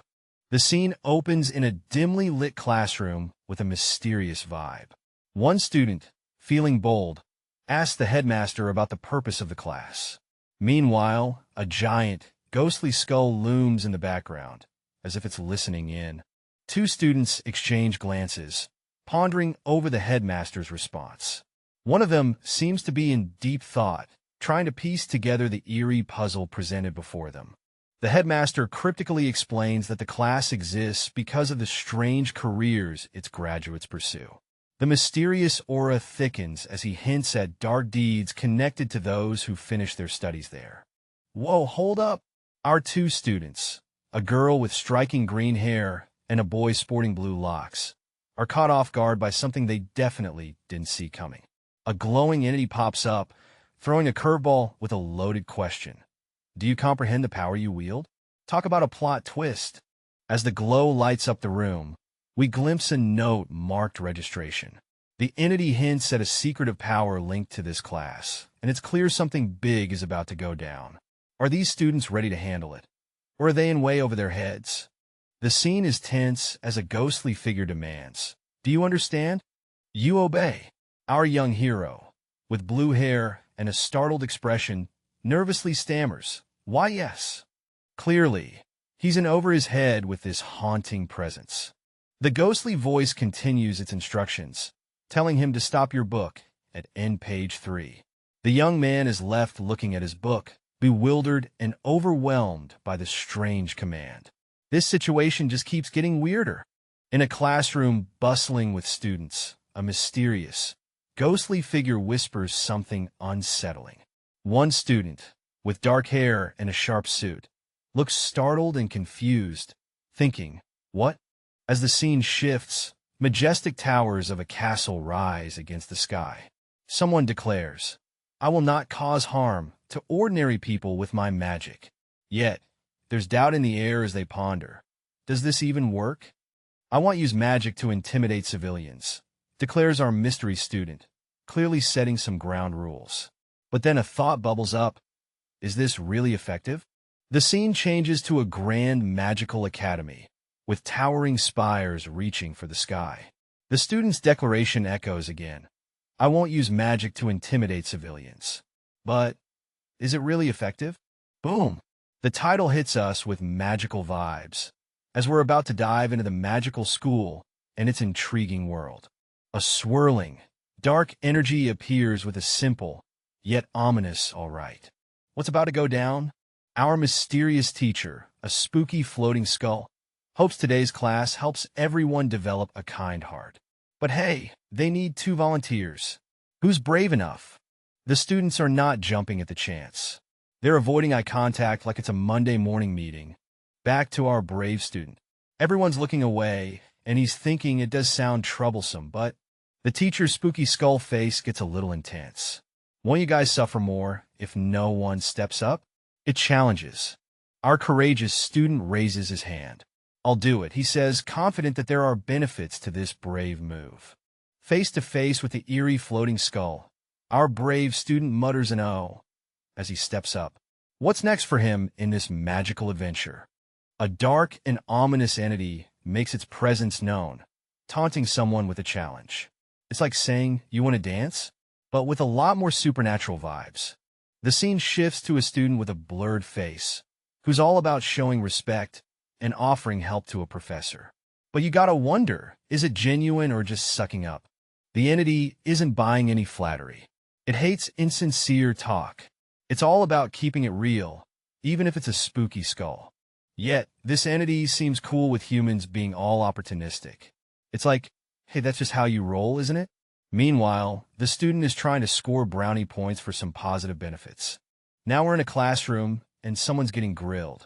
One student is all panicky, asking how to make the right move. It's classroom drama at its finest. Things are heating up as another student tells Giangito to chill. They're working on something big, and emotions are running wild. The tension rises as the student realizes they need to step up and move. With determination in their eyes, they decide to join in too. It's go time. All right, we're in a magical courtroom where a slick character with glasses and a long, dark ponytail is making a grand gesture. Mr. Blonde in the background is looking puzzled. What's going on here? Boom! Enter the floating skull, throwing shade with a compliment about document skills. Our glasses-wearing hero is like, thanks for the props. Some drama. Someone's noticing our glasses-wearing friend and wondering if they're aiming for the same prize. Who's this mystery person anyway? Back to the courtroom. Our main character adjusts their glasses with a sparkle, catching the attention of another curious onlooker. Suspense is building. A mysterious character, face blurred, is showing gratitude, saying they're repaying some past help. What's the backstory here? Blondie steps in, saying there's no need for payback, but our glasses-wearing friend insists. This Dalkard family sure knows their math. The floating skull is back, happy about the good vibes, but there's something urgent needing attention. What's this pressing issue? The skull drops some heavy news. Student safety is at stake. It's all about keeping the peace before the next class rolls in. All right, picture this. A grand and majestic academy basking in the golden hues of a setting sun. The scene is set for some serious drama. Inside, we zoom in on a desk where someone's furiously writing. And this isn't just any scribbling. There's some serious, I won't forgive him energy going on. Somebody's in trouble. Our mystery writer is all fired up, literally. His eyes are blazing with determination and maybe a hint of rage. Whoever wronged him better watch out. With a clenched jaw and fiery eyes, he's seething. How dare he make us do something this unnecessary? Someone's clearly pushed the wrong buttons. Meanwhile, his buddy nearby looks on, concerned. He's not going to faint or anything, right? He wonders. The room's heating up with drama, quite literally. Then, out of nowhere, a ghostly skull appears, practically singing, "Use magic if you're so upset." Yeah, like it's that simple, right? But wait, they can't even manage basic spells like illuminate. How are they supposed to use writing magic? Talk about a magical dilemma. One of them muses, if he had a shred of conscience, he'd leave us a hint. Seems like they're dealing with a real puzzle master. Enter Wardinas, who's busy searching for something. Wardinas? What are you doing? Asks a curious bystander. Is he onto something? I'm looking for a sliver of hope. Wardinas replies, determined to find anything useful. Looks like the plot's thickening. Our story unfolds with a confident student declaring, "No one said we couldn't." They're in the headmaster's lecture hall, clearly up to something sneaky. His partner in crime adds a cheeky comment, "I guess stealing is all right once in a while." The plot thickens. Inside the grand lecture hall, the two seem a bit disappointed. Unfortunately, there's not much, one of them remarks. Suddenly, our main character gets a thoughtful look. Something's caught his attention. A drawer glows mysteriously, hinting at hidden magic or secrets waiting to be uncovered. He calls his friend over. "Ian, come here. I feel some mana." The excitement is palpable as Ian responds, "Really?" The duo gets closer, witnessing a magical phenomenon. The aura intensifies, suggesting something major is about to happen. Bam! A fearsome green skull emerges, radiating power. Our students are both awestruck and terrified.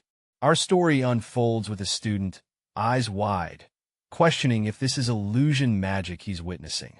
The room's vibe screams mystery. And then bam! A mysterious entity pops up, dropping knowledge bombs about magic. It's like a lecture from Hogwarts, but cooler. The entity points out the first circle magic, basic control, sitting in a glowing book.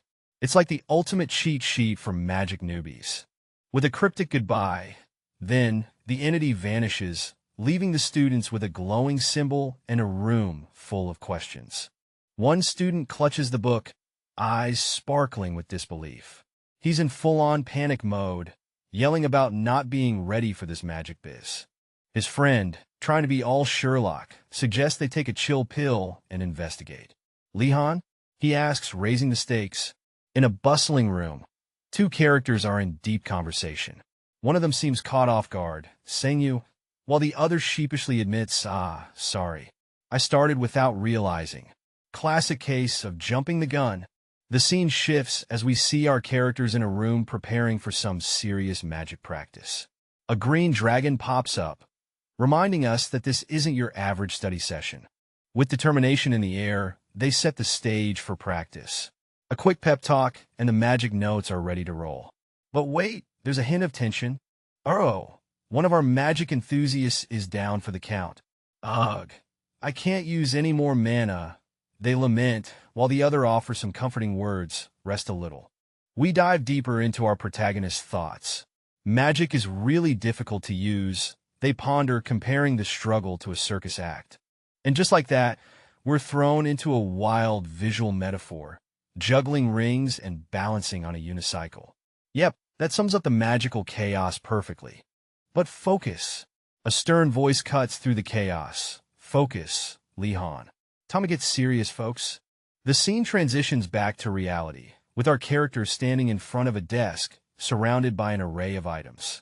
The glow of determination lights up their face. Picture this. You're thrown back to those nail-biting last minutes before your homework was due.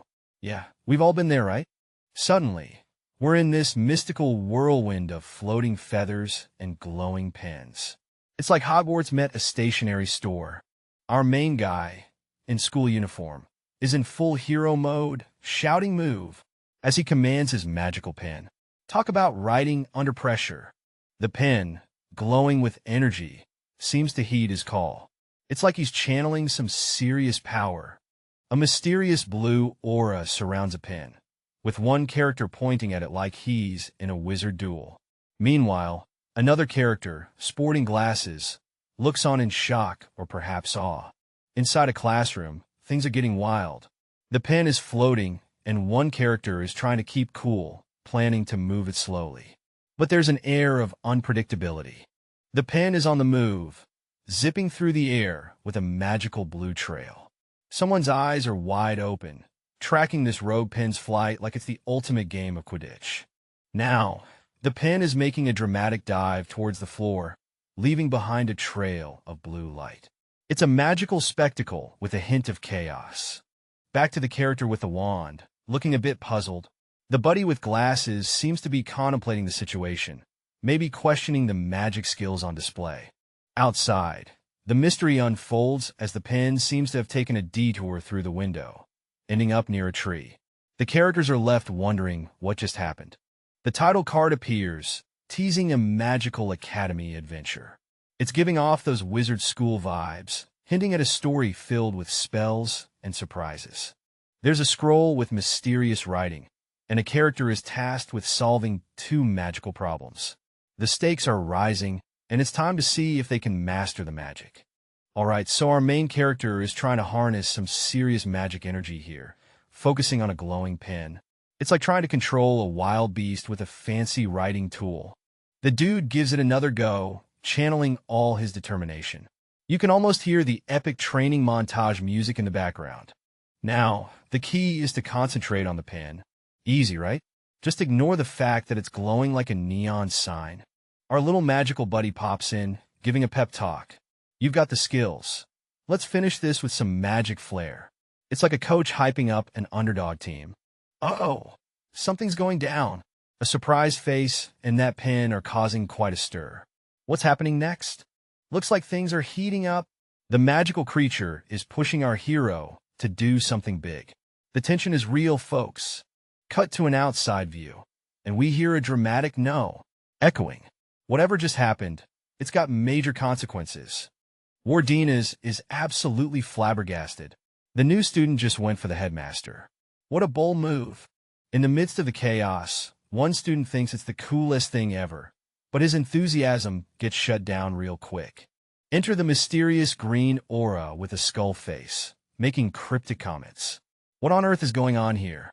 Our main student approaches the headmaster, hoping to score some tips on controlling these ghostly vibes.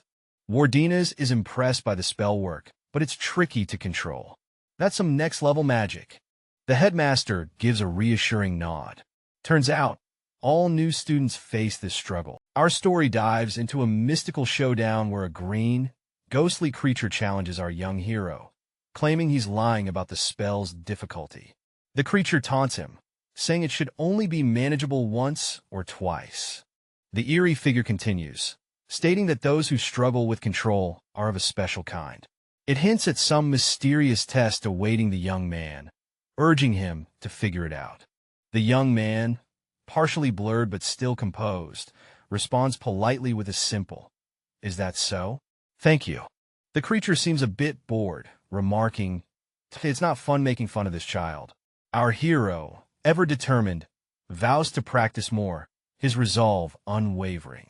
Yet the creature remains puzzled, thinking this one would react more. The young man looks on, unsure of the creature's intentions. And just like that, chaos erupts. Green energy swirls as more figures emerge, warning not to mess up this chance. The atmosphere is electrifying as tensions rise. Suddenly, a new challenger appears, catching everyone off guard. The young man is left in shock, wondering what just unfolded in this whirlwind of events. He never uses it when we need it, and yet he uses it to send us to the cafeteria? What's up with that? Our group seems a bit miffed as they shuffle towards their destination. Amidst the chatter, someone asks about Ison, who's apparently been sent off elsewhere. But no worries, she's just at the clinic for some magic fatigue. All's cool. Now we're in the cafeteria. The place is eerily empty. Guess everyone's already had their fill since it's way past lunchtime. Time to eat. It's the usual grub again. Rice balls and bread. Anyone? Not the most exciting meal, but hey, it's food. Our blurry-faced friend isn't complaining though. It's better than going hungry, and they got some smoked meat stashed away too. Smart move. As they settle down to eat, someone's watching. Who could it be? A mysterious silhouette lurks nearby. Boom! There she is, a girl with striking silver hair enters the scene, addressing our main character as Ward Demas. What's her deal? Wait a sec, it's the princess. What's she doing here, in the middle of this cafeteria scene? Her presence is turning heads. Our hero's a bit puzzled, asking, Princess, what are you doing here? Seems like this encounter wasn't on the agenda. With a touch of mystery, she hands over a scroll. Here's the data that you asked for last time. Looks like this meeting is more than just a surprise. Oh, check it. Our guy just got handed a list by a girl, and he's like, oh, this? Thank you, princess. Smooth moves, right? Suddenly, he's all about the moment. Something's definitely caught his eye. So, what's on that list? Basic understanding of alchemy, basic imperial linguistics, and basic ballroom dancing. Not exactly what he was expecting. Okay, but seriously, why is understanding of alchemy a hit? Our dude is baffled, thinking it's better than nothing. He's like, popular courses aren't what I need. And the girl? She's asking, what do you mean? Then it hits him. Popular courses equals lots of students equals easy good scores. Genus? Rut. He's totally onto something. The girl seems a bit stunned, pondering if that's the case. Our guy, all excited, exclaims, you really were looking for courses that will let you coast, weren't you? The child of wizards. Reflecting back, he admits at the time, I thought he really was noble-like. I thought wrong. Suddenly, there's a hand grab moment. What's happening here? Drama incoming. Amidst a dimly lit room, our protagonist is practicing basic magic, trying to perfect his skills. The aura of determination is palpable. The young mage receives a compliment from a princess, brightening his mood. He thanks her, feeling a bit more confident despite any self-doubt. With a silent gaze, the princess decides to leave, adding a touch of mystery to her character. Her departure leaves the mage in thoughtful silence. A picturesque scene of a tall, grand tower emerges. This place of wisdom and magic stands proudly against the lush green backdrop. Our protagonist strolls through the hallway, feeling a bit down. He laments that everyone declined his invitation to an event or lecture. A fellow student with curly blonde hair questions the purpose of attending an unpopular lecture, clearly skeptical of the idea. A cheerful red-haired student, with a smile and a bit of apology, explains that she's already occupied with another class, gently turning down the offer. Picture this. You're in the final countdown, the clock's ticking, and your homework is due any second now. Stressful, right? Suddenly, the scene shifts, and we see feathers swirling in a mystical dance, hinting at something magical about to happen. Our main guy, with a determined look, shouts move. As he channels a burst of energy, with a swift motion, he deflects something with his power, showcasing his skills under pressure. In the dead of night, a towering structure stands ominously against the sky. The words "you mustn't recklessly enter the magic tower" resonate, sending shivers down your spine. From the outside, the tower looks just like any other. But don't be fooled. Once you step inside, you might never escape. A chilling fairy tale indeed. A young boy, book in hand, can't help but question the truth behind the story. He turns to Master Li Han, hoping for a reassuring answer. Master Li Han, with a serious face, tells the boy that the tower is no mere fairy tale. Enter, and you may never leave. The boy's eyes widen with shock. Suddenly, there's a close-up of a young man's face, eyes wide with surprise. Something's definitely not right. Lightning cracks across the sky, casting an eerie glow on the tower. Shadows gather, and a skull seems to float menacingly above. This place is bad news. Despite their curiosity, the new students wisely choose not to explore the academy, avoiding the sinister mysteries of the tower. The scene opens with our protagonist in a dimly lit space, facing a shadowy green entity. The entity seems curious, asking what the protagonist's intentions are. As the tension builds, the protagonist is taken aback by the entity's sudden inquiry, questioning what it truly wants. The protagonist, trying to maintain his composure, greets the entity respectfully, addressing it as a revered headmaster. With a deep breath, the protagonist reveals his plan to enter an underground level, but seeks guidance from the enigmatic figure. A moment of suspense follows as the entity responds, leaving the protagonist in a state of uncertainty. The entity makes a cryptic offer, suggesting it will reveal information for a price, tantalizing the protagonist with the promise of knowledge. With a cheeky grin, the protagonist reacts to the entity's proposition, muttering a colorful expletive under his breath. The universe is vibing with the essence of academia, mixed with a dash of magic, as we dive into the mystical world where being a graduate student is a whole new ball game. Welcome to a magical academy where the rules are as mysterious as the spells. The vibrant title promises a journey through enchantment and academic escapades. In the dimly lit corridors of a magical school, a lone torch flickers against the stone walls, setting a mysterious mood. Our main character walks through the hallway, pondering if they're in the right place. The looming question, did they just walk into a magical blunder? A sudden encounter. A mysterious figure appears, causing our protagonist to pause mid-step. Who could this be? With a flash of realization, a fellow student exclaims, recognizing their shared purpose for being in this part of the academy. The character muses about the number of students, questioning if they're really alone in this magical mix-up. Turns out they're in the wrong class. Basic magic combat repetitive practice wasn't on the agenda. Close call. As they make a hasty retreat, they joke about the terrifying nature of the class. Even the toughest folks from their hometown would be spooked. The scene opens with a student nervously touching a door, contemplating whether to enter. The air feels thick with anticipation, as if stepping into the unknown. Inside, the student finds a grand, eerie classroom with 3 other students scattered around. The place feels more like a magical fortress than a learning space. The students exchange glances, confused. So, there's still 3 students here, huh? One of them remarks, eyeing the new arrival with curiosity. One of the students whispers, I think we entered the wrong class, while nervously glancing at the blue orbs on their desks. It's clear they're not here on purpose. Our main character is puzzled, staring at the glowing orb on his desk. What's this thing? It's on every desk, he wonders, trying to make sense of it all. A voice cuts through the tension. Time's up. Take your seat. It's commanding, leaving no room for argument, and the student realizes they aren't alone. Our protagonist looks around, realizing he missed someone in the room. The mysterious voice belongs to a person with pale skin and gloomy eyes. As the student examines the figure more closely, they notice the long canine teeth. Is he a vampire? The thought sends chills down their spine.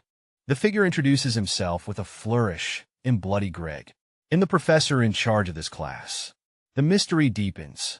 The scene opens with a mysterious figure holding a glowing orb, confidently stating, I look forward to teaching all of you. This guy means business. As we pan over, another student, intrigued by the orb, wonders aloud, on the day of the test, can I have the orb? The orb seems to hold some mystical secret. The student's curiosity is piqued even further as they ponder the orb's potential, while a radiant gem floats above, hinting at untapped power. The student reaches out to touch the orb, determined to unlock its magic. A dramatic glow fills the room, and the tension is electric. Everyone gasps in awe as the orb's power becomes evident. The student, surprised, exclaims, I can't believe I made it respond. Suddenly, there's a twist. Could this orb be an artifact? The gears of mystery are turning and everyone's on edge. Examining the orb closely, one student notices unique markings, concluding, "Look at the markings. I'm sure he made this himself." The plot thickens. A purple-haired student is shocked as a magic ball shoots into the air, taking them along for the ride. They let out a startled "ah" as the ball spirals upward. The ball zooms through the air, and the student cries out it's going to hit the ceiling as it arcs dangerously. The professor calmly explains that the ball is linked to the student's will and assures them it's safe due to a protective contract on the lecture hall.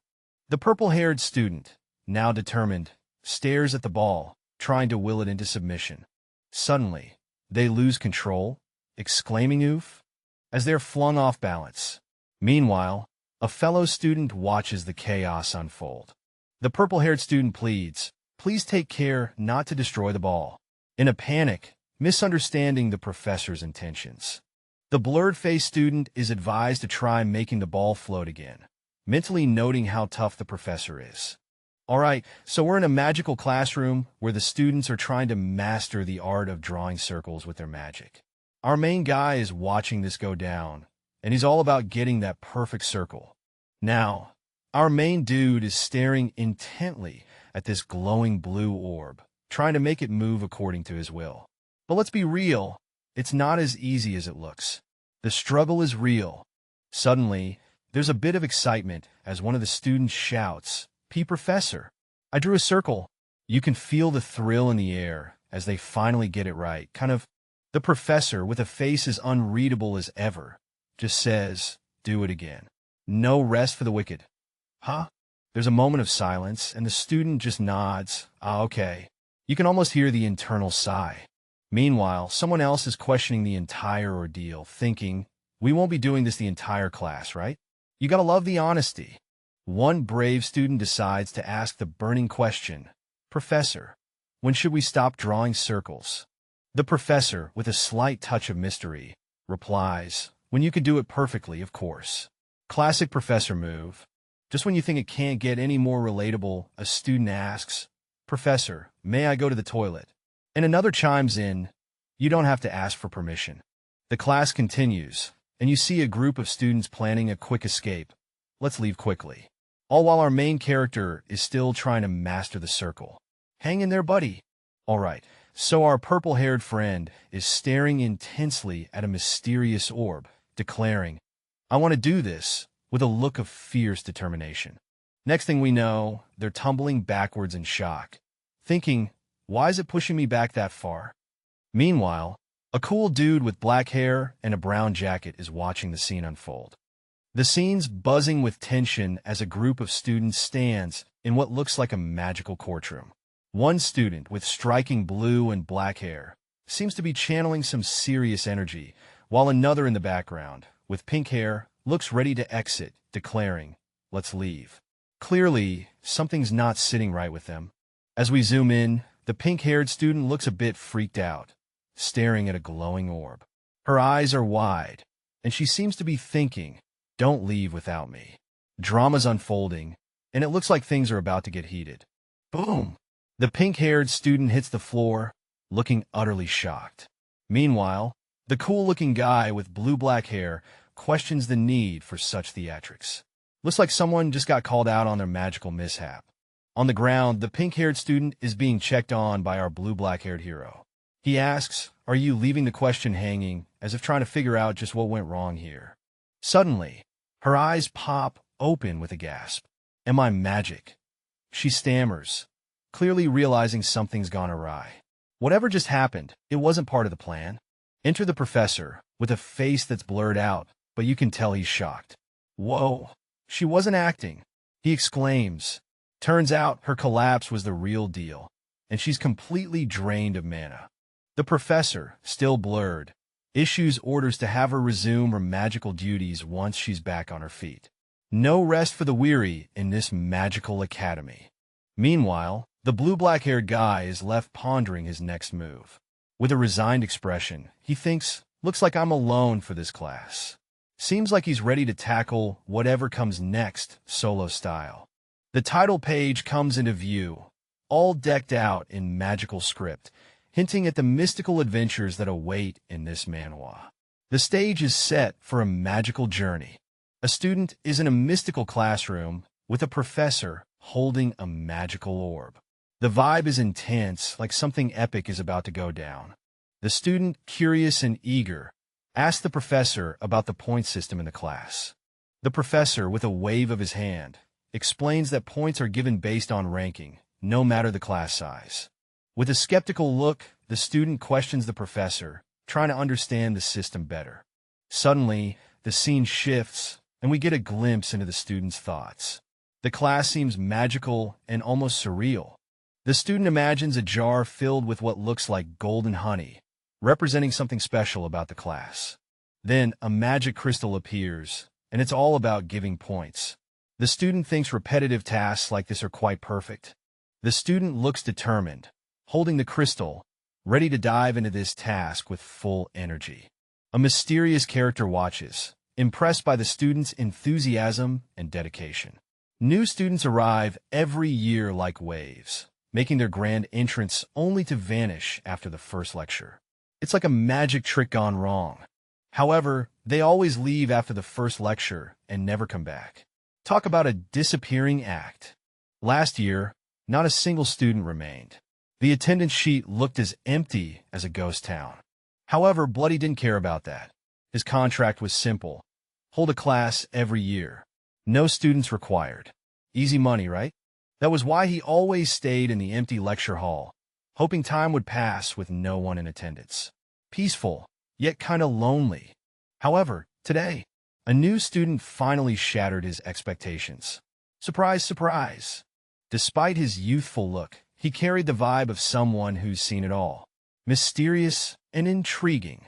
I'd like it if he continued to attend. In that case, maybe things will finally get interesting. Picture this. A towering spire against a bright blue sky.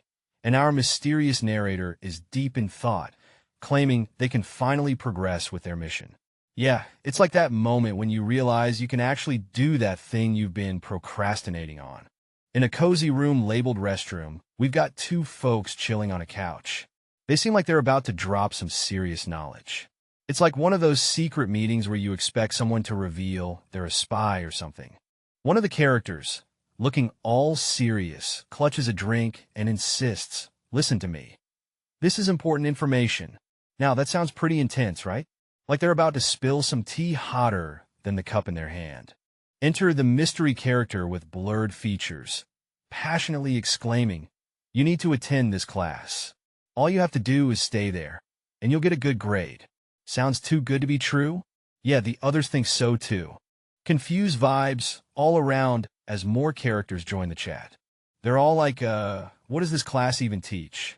It's that classic moment when someone promises magic but forgets to mention how. Mystery dude with a blurred face isn't giving anything more away. Nope, he's just standing there, fist up, as if he's about to lead a motivational chant. Now we've got two more characters, a blonde and a redhead, looking puzzled. I mean, who wouldn't be? Their faces scream. What in the world is going on here? In a room filled with books and a chessboard, the questions fly. Do you think he's a fraud? And why is that important? These are the deep conversations we all have when something just doesn't add up.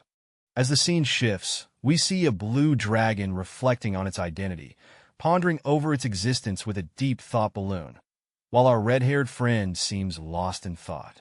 Back to the classroom, our protagonist, with his face blurred, casually mentions he's off to his next class, leaving the red-haired character in suspense, wondering what kind of class it could possibly be.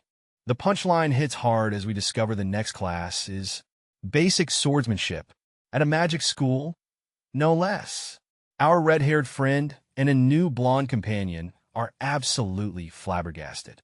What a twist! Outside the main building, our hero contemplates whether this grand structure is indeed where the swordsmanship class takes place. The irony is not lost on him.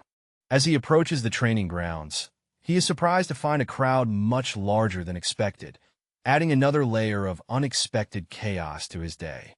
It's an orc standing tall and proud, facing off with some students.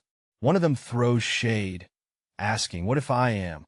It's clear things are about to get spicy. Mr. Orc is laying down the law, telling the student he's in the wrong place.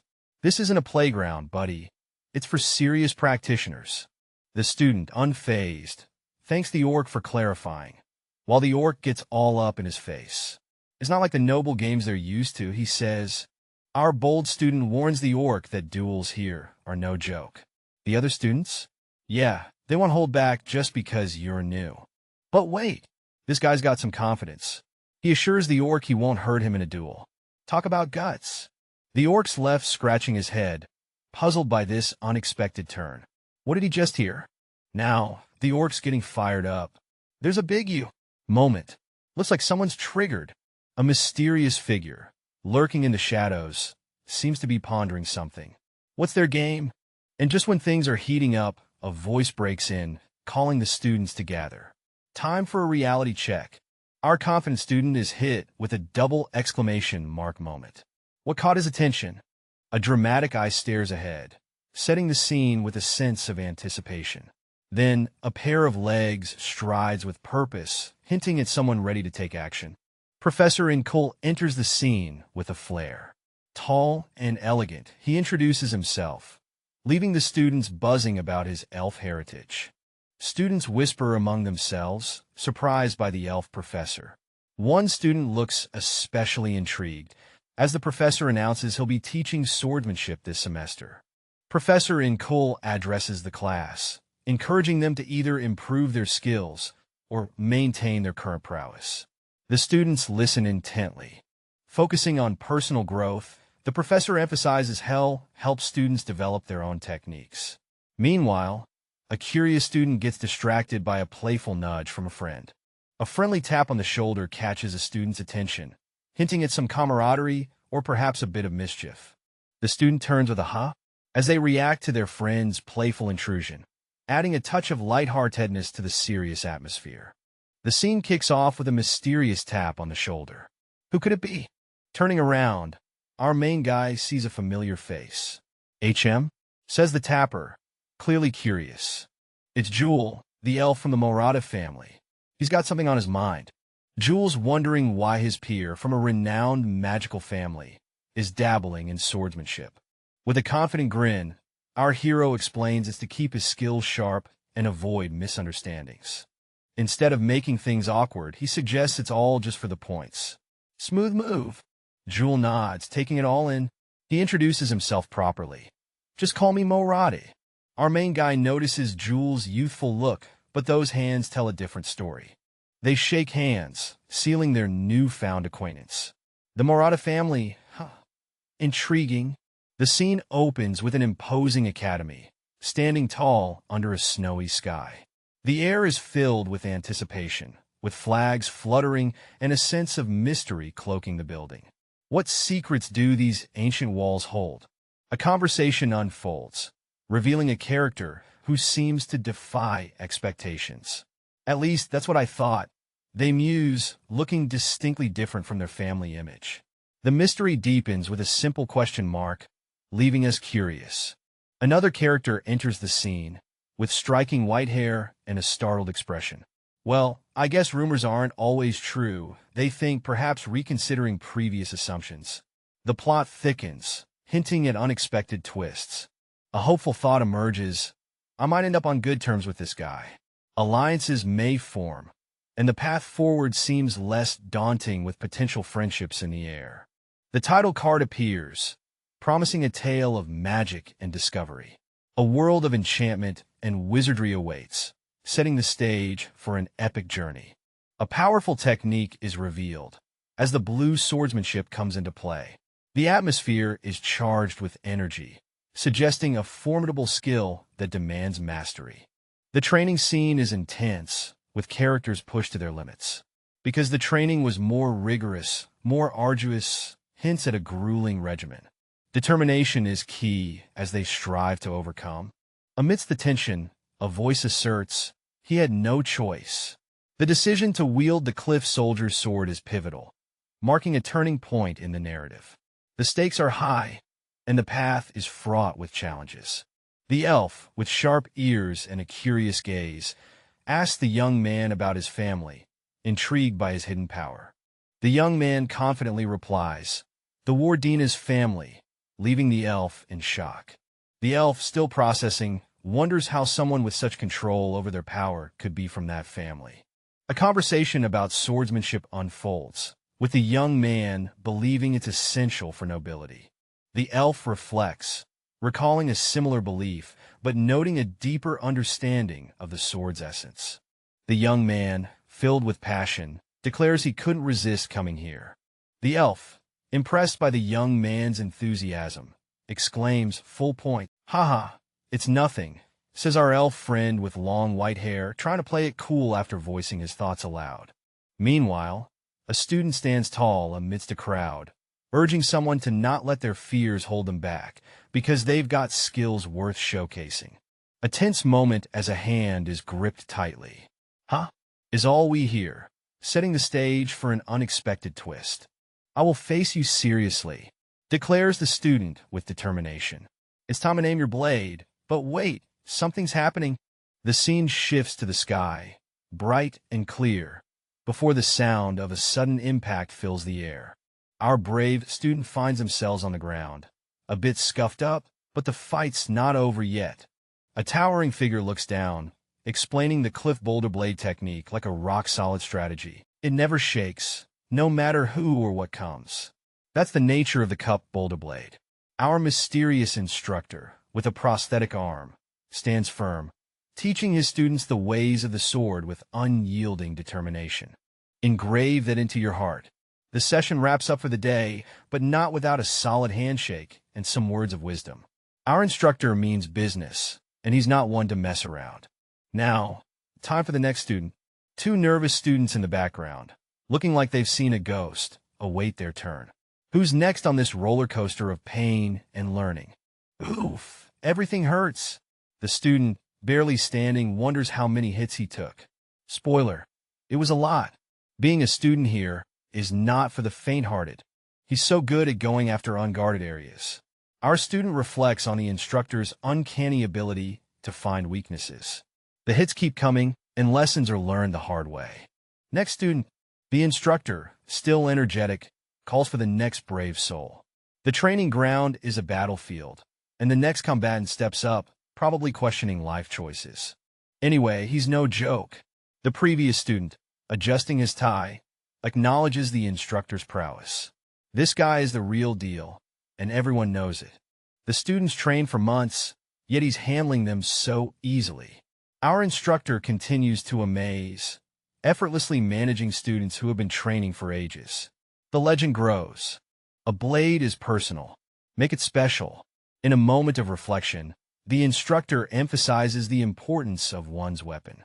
It's not just a tool, it's an extension of oneself. Even with a prosthetic arm and leg, our instructor showcases his incredible skills. His agility and mastery are beyond impressive, leaving everyone in awe. Our story kicks off with a blue-haired student, deep in thought against a stone wall, as he seems to be gearing up for something big. Bam! We're thrown into an action-packed training session where two warriors are giving it their all, showcasing their skills and determination. As the dust settles, we see our blue-haired friend sitting with two others, deep in thought.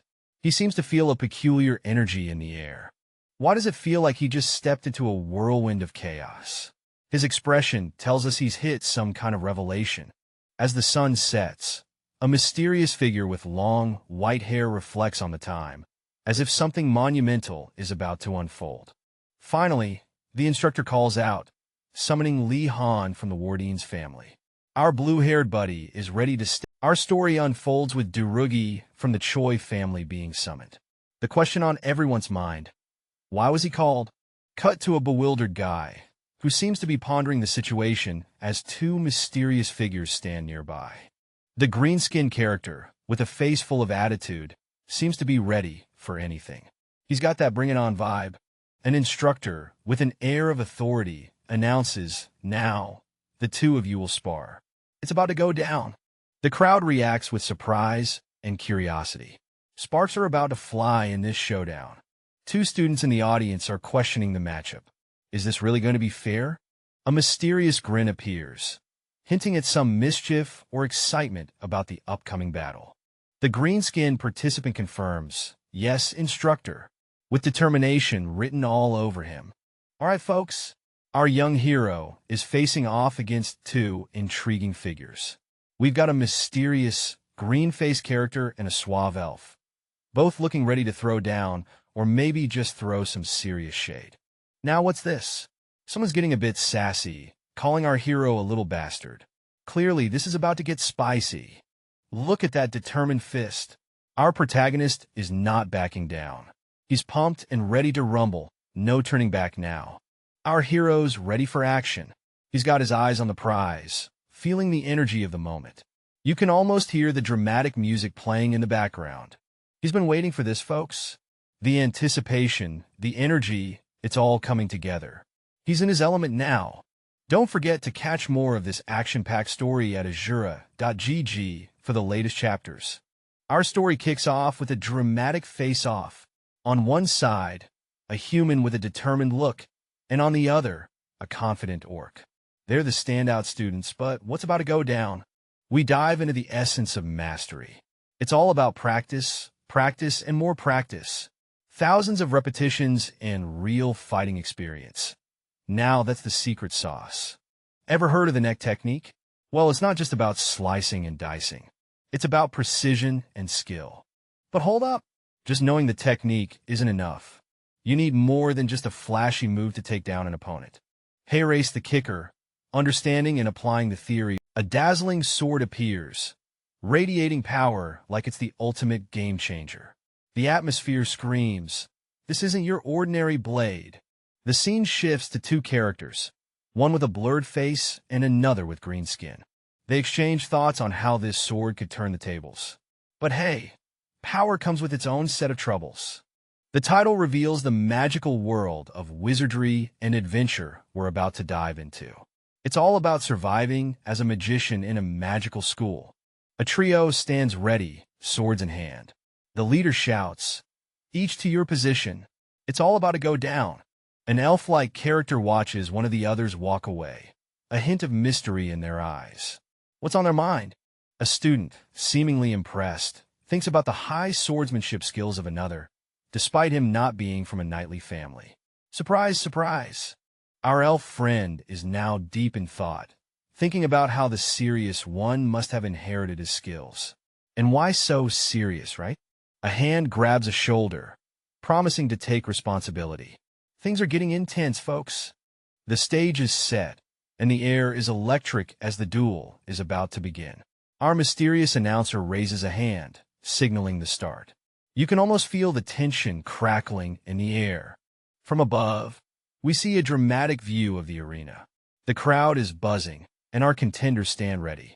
One of them thinks about finishing the duel quickly. It's about to go down. Enter the confident challenger, green and mean, with a smirk that says, "This is my game." Meanwhile, our protagonist, sword in hand, stands firm. It's a face-off between confidence and resolve. Our story opens with an elf sporting some seriously intense vibes.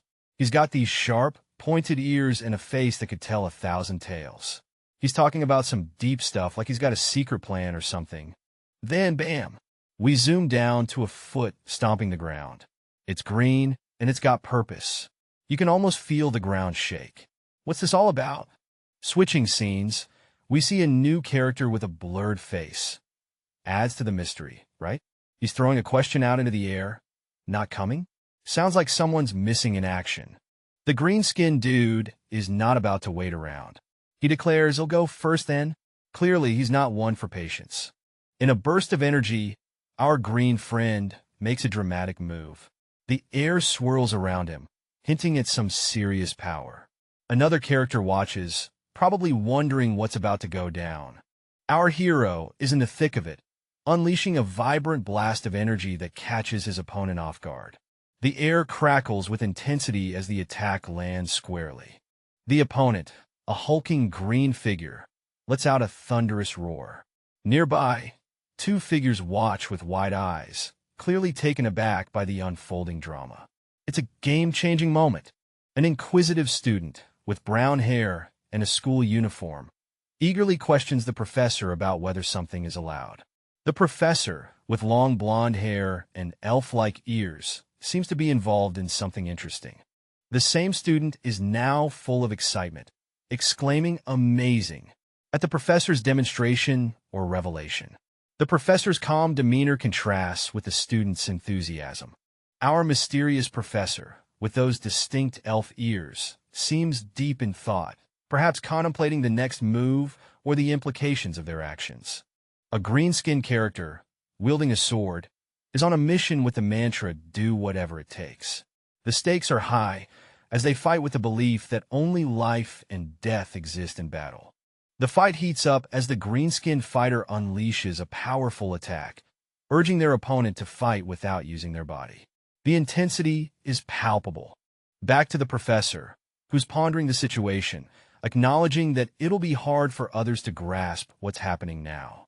Their expression suggests a mix of concern and determination.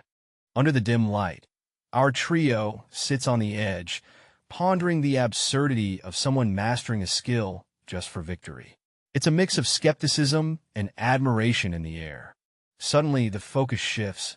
Someone's got the crowd buzzing, hailed as a true swordsman. The tension is palpable.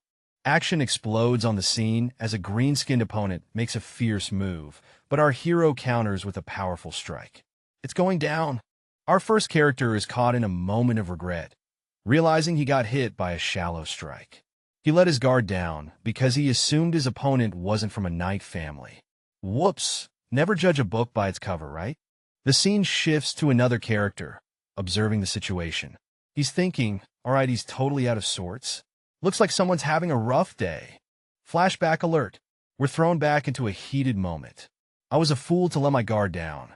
This guy is realizing he might have underestimated his opponent big time. Back to the present, and someone's clearly mulling things over. A quick glance, a step back, and they're all like, I just can't get over it. Maybe next time, they'll keep their guard up. Our hero is all in, unleashing a dazzling attack, but his opponent, a green-skinned brute, isn't fazed. With a smug grin, he mocks, "Is that all you've got?" But hold up. The tide turns quickly. The green brute takes a hit, stumbling back as the ground shakes beneath him. Looks like he's eating his words now.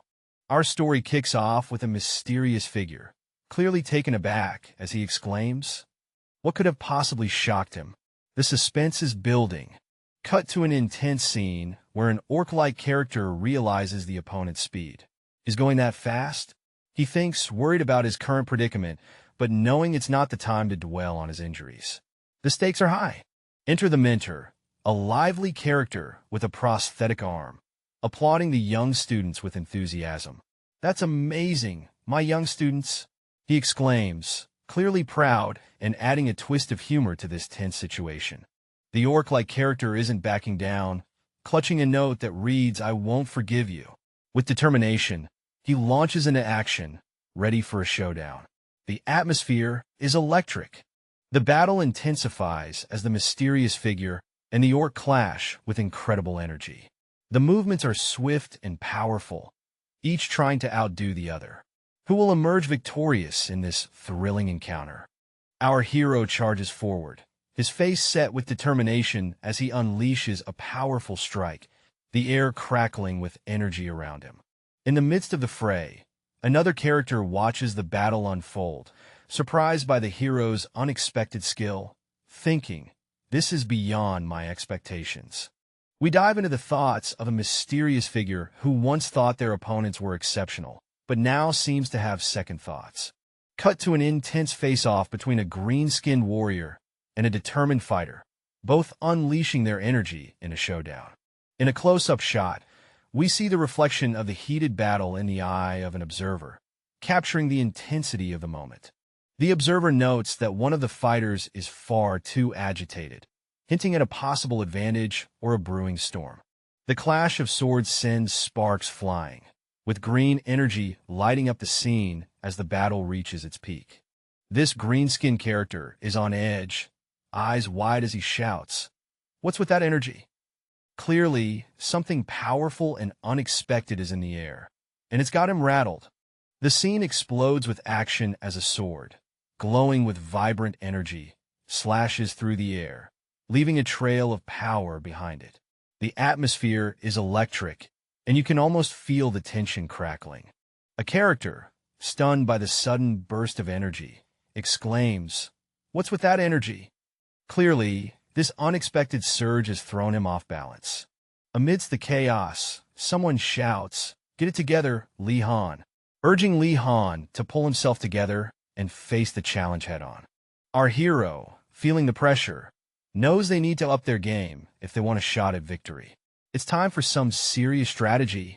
Meanwhile, the opponent, a formidable figure with green skin, is making moves but seems to be slowing down. Our hero spots this and realizes the opponent is running out of steam. With a close-up on the opponent's mana-sheathed sword, it's clear they're about to hit empty on the stamina gauge. The perfect opportunity to turn the tables. The scene opens with an intense vibe as our blue-haired protagonist stands amidst swirling, magical energy. This dude is definitely not your average Joe, as the text ominously states. However, only he can use this mana. Whoa, special powers alert. Enter the masked figure, eyes glowing with determination. It's a ticking clock scenario, folks. They're in a rush, claiming this is a fight against time. The stakes just got real. Title card time. The mystical vibe is strong with this one, as the elaborate lettering introduces us to this magical world. Ready to dive deeper into the enchantment? The scene explodes with action. Our green-skinned warrior is flung through the air, yelling shit, as he's clearly caught off guard by a powerful attack. The green warrior, face twisted with anger, shouts about the unexpected strength of his opponent. Meanwhile, our determined young man, with a focused expression, is clearly holding his ground. In a dimly lit chamber, a mysterious figure is deep in thought, whispering about the power they hold in their hands. The atmosphere is tense, and the air almost crackles with anticipation. Just as the tension peaks, another character bursts into the scene, looking startled. There's a mix of urgency and surprise in their expression, hinting at an unfolding drama. A blue-haired character looks stunned, perhaps realizing something crucial.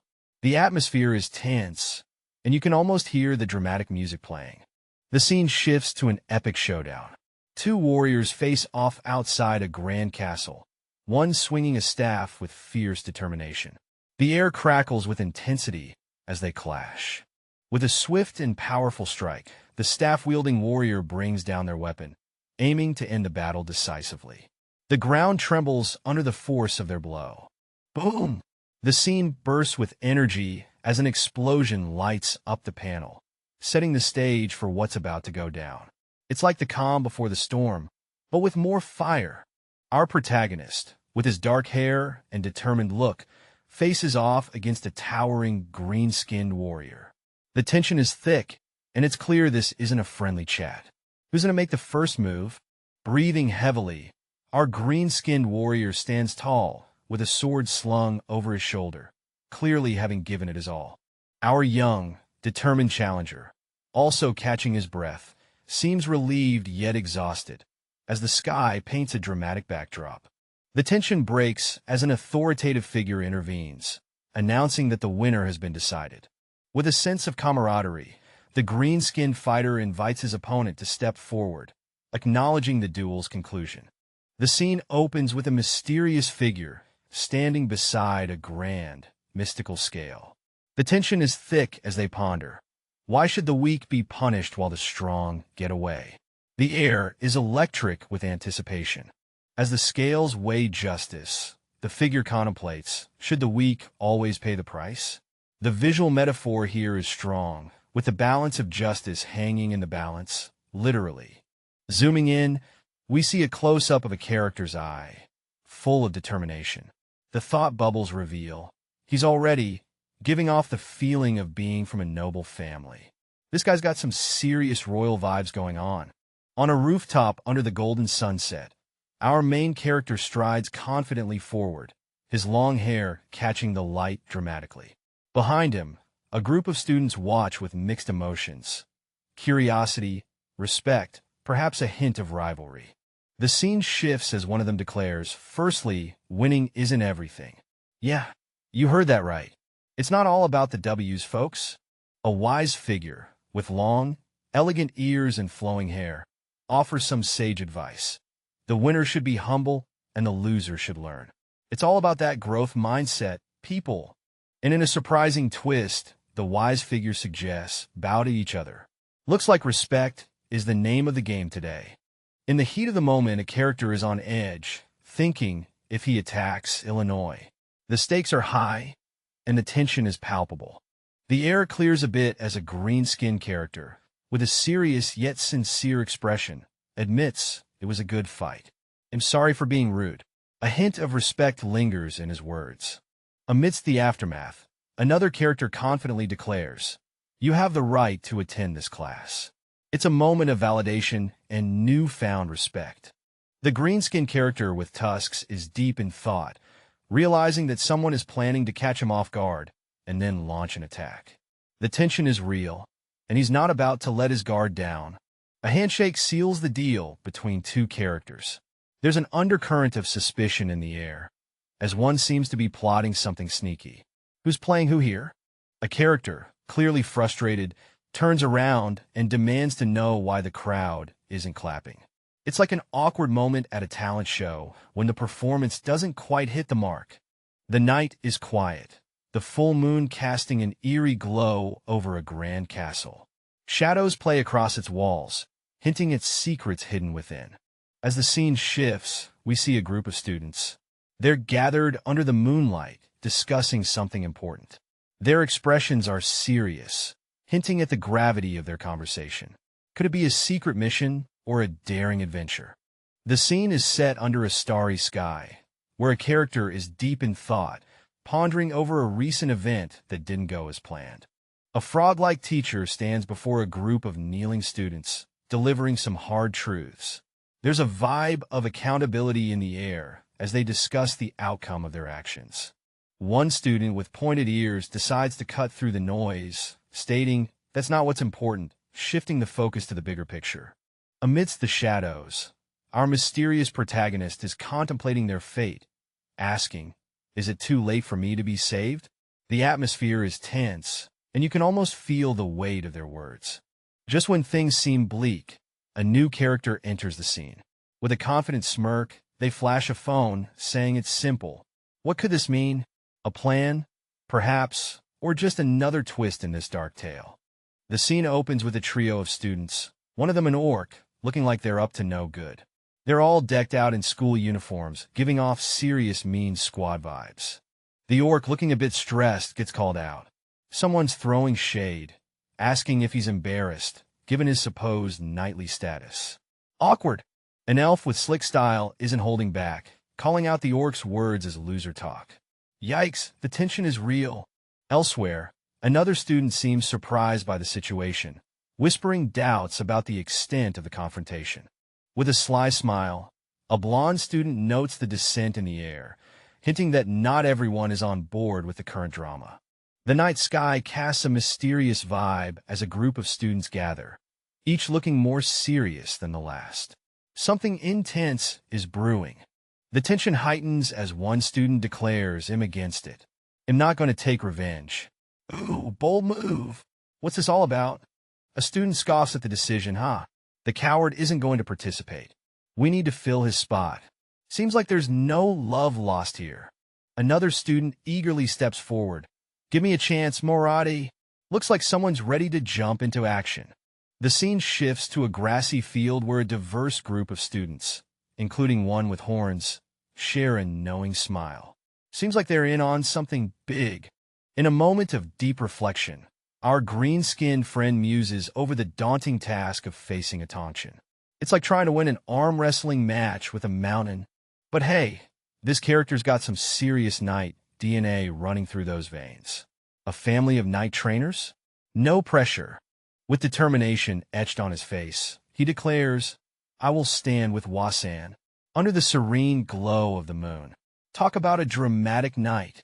In the dark, shadowy forest, a figure darts swiftly, their silhouette barely visible against the night sky. The tension is palpable as something or someone is in hot pursuit. Suddenly, the scene shifts to an intense close-up of an orc warrior, his eyes filled with fierce determination. He lets out a roar, launching a powerful attack aimed at the fleeing figure. The scene opens with an intense moment. A character is sprawled on the ground, seemingly defeated, while another stands over him, puzzled, as if questioning what just happened. The air is thick with tension.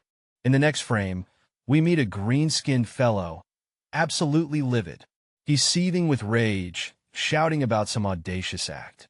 His companion, face obscured, stands beside him, looking equally determined. Elsewhere, the atmosphere shifts as another character taps into some serious magical energy. Blue, swirling lights surround them, hinting at a power that's about to be unleashed. What could they be planning? In the shadowy depths of the night, we meet a mysterious figure, their face obscured but dressed in a sharp suit that screams business mixed with a dash of mystery. The atmosphere is tense. Something's definitely brewing. A sudden burst of thoughts cuts through the tension. What the hell is happening? Clearly, confusion or shock is the theme of the night. Whatever it is, it's about to shake things up. In a world swirling with blue flames and mystic symbols, a mysterious hand reaches out, conjuring an aura of power. It's like the universe itself is watching, holding its breath. A bewildered character stands amidst the chaos, eyes wide, thinking, what the hell is happening? The tension is thick enough to cut with a knife. A stick, or maybe a wand, points towards destiny, as the word Wardinas echoes through the night. What secrets does this name hold? Under the moonlit night, a group surrounds our main character, throwing shade about past events. One of them sneers, "Did you think we'd just let this go?" While another adds a menacing promise about not letting him attend any more classes. Our main guy, with a sharp gaze, thinks to himself, are they really pulling this stunt over some class? He's annoyed and ready to flip the script, thinking of changing their tune real quick. The scene is set with a young man turning his back, addressing a group with a daring question. You guys, are you doing this knowing which family I come from? Clearly, he's not one to back down easily. Now the group facing him isn't impressed. One of them steps up, dismissing his words as cowardly threats. Did you think that'd scare us? They retort, challenging him right back. Amidst the tension, the young man isn't backing off. The shadows play tricks as he stands firm, questioning the group's motives with piercing intensity. He steps forward demanding answers. Who ordered you to do this? Was it someone from a great family who you couldn't refuse? His words hang in the air, carrying a weight that makes everyone pause. In a shadowy forest, our wolf-eared friend is in full panic mode, shouting, "SH, shut up! Don't let him mislead you!" Clearly, things are getting heated. The scene shifts to a tense standoff. Three guys are closing in on our main dude, forming a circle. Surround him. They yell, determined not to let him slip away. Zooming in on our hero's face, he's sweating bullets, thinking 3 against 1 is too much. Yeah, no kidding, buddy. Alright, so our character's brain is doing somersaults, remembering some sage advice about running away when things get dicey. But hey, when the best option on the menu is run, you know it's serious. Oh, plot twist. The escape route is blocked. Our character is now in a pickle, scratching their head, wondering, how on earth am I going to get out of this mess? Hold up. There's another character on the scene. They've got their ear on high alert, as if they've just had a light bulb moment. You can almost hear the gears turning. And there it is. Mysterious blue symbols on the ground catch their eye. They've got a plan. If these symbols do what they think, escape might just be in the cards. The tension hits a high note as our character, fueled by determination, commands themselves to move. It's like they're about to bust out some next-level magic trick. In the eerie glow of an unknown light, a mysterious figure with piercing blue eyes seems to be contemplating something important. The atmosphere is thick with tension and mystery. As the scene shifts, we see a young man, seemingly a student, looking determined yet concerned. His eyes reflect the same mysterious glow, hinting at a deeper connection to the unfolding events. A mysterious figure makes a dramatic entrance, catching everyone off guard. It's like a scene from an action movie, and the attackers are shook. Our blue-haired protagonist is stunned, his face showing utter disbelief. What's going on? He quickly regains his composure, realizing he needs more practice. Meanwhile, the attackers are fuming, shouting, "How dare he?" The tension rises as our hero stands defiant, blue energy swirling around him. The attackers exchange worried glances, sensing something big is about to happen. Despite the pressure, our hero knows he mustn't show weakness.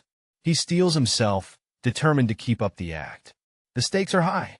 Our mysterious protagonist throws down a challenge, daring anyone with a death wish to step up. Meanwhile, they're trying to maintain a cool poker face amidst the tension. Chaos ensues as some shady figures, clearly spooked, scramble away, shouting threats over their shoulders. Looks like they weren't ready for this kind of heat. One of the bewildered onlookers is left in shock, questioning what kind of wild scene just unfolded right before their eyes. Under the moonlit sky, our guy with the slick hair is holding a flower. His buddy asks if he's ready to throw hands, but Flower Dude just shrugs it off with a casual "ah no." Cut to another character, whose face is a mystery, expressing disbelief about some threats made by a guy named Gaze. Drama, right? Now we're by a cozy campfire. The conversation turns to Gel, who seems to be the one causing all the ruckus. Our characters are seriously perplexed. Switching gears, we're introduced to the White Tiger Tower. It's all sunshine and rainbows here, with everyone acting like one big happy family. But hold up! The White Tiger Tower isn't just all hugs and smiles. There's a hierarchy, and it's represented by a lineup of fierce tigers. Talk about a power structure. Out of nowhere, a cute little white creature leaps through a mystical blue glow, like it's on a mission or something. A character is sketching a doodle that looks like a spiky-haired kid, leaving another character puzzled, like, who's this supposed to be? Our main dude spots someone and is like, wait, is that the guy from back then? Things are about to get interesting. Our mysterious duo starts chatting about this guy who seemed all nice and dandy, but his actions scream otherwise. They're puzzled, wondering what his real deal is. One of them muses about the guy fulfilling his role and why popular guys are always so tricky. The other is like, hey, are you even listening to me? The conversation heats up. Not only is this dude popular, but does he have a hidden agenda? What's his game with approaching people? Sitting by the fire, they ponder why some people decided to pick a fight. It's odd, and they reckon there might be reasons behind it. Boom! It's revealed.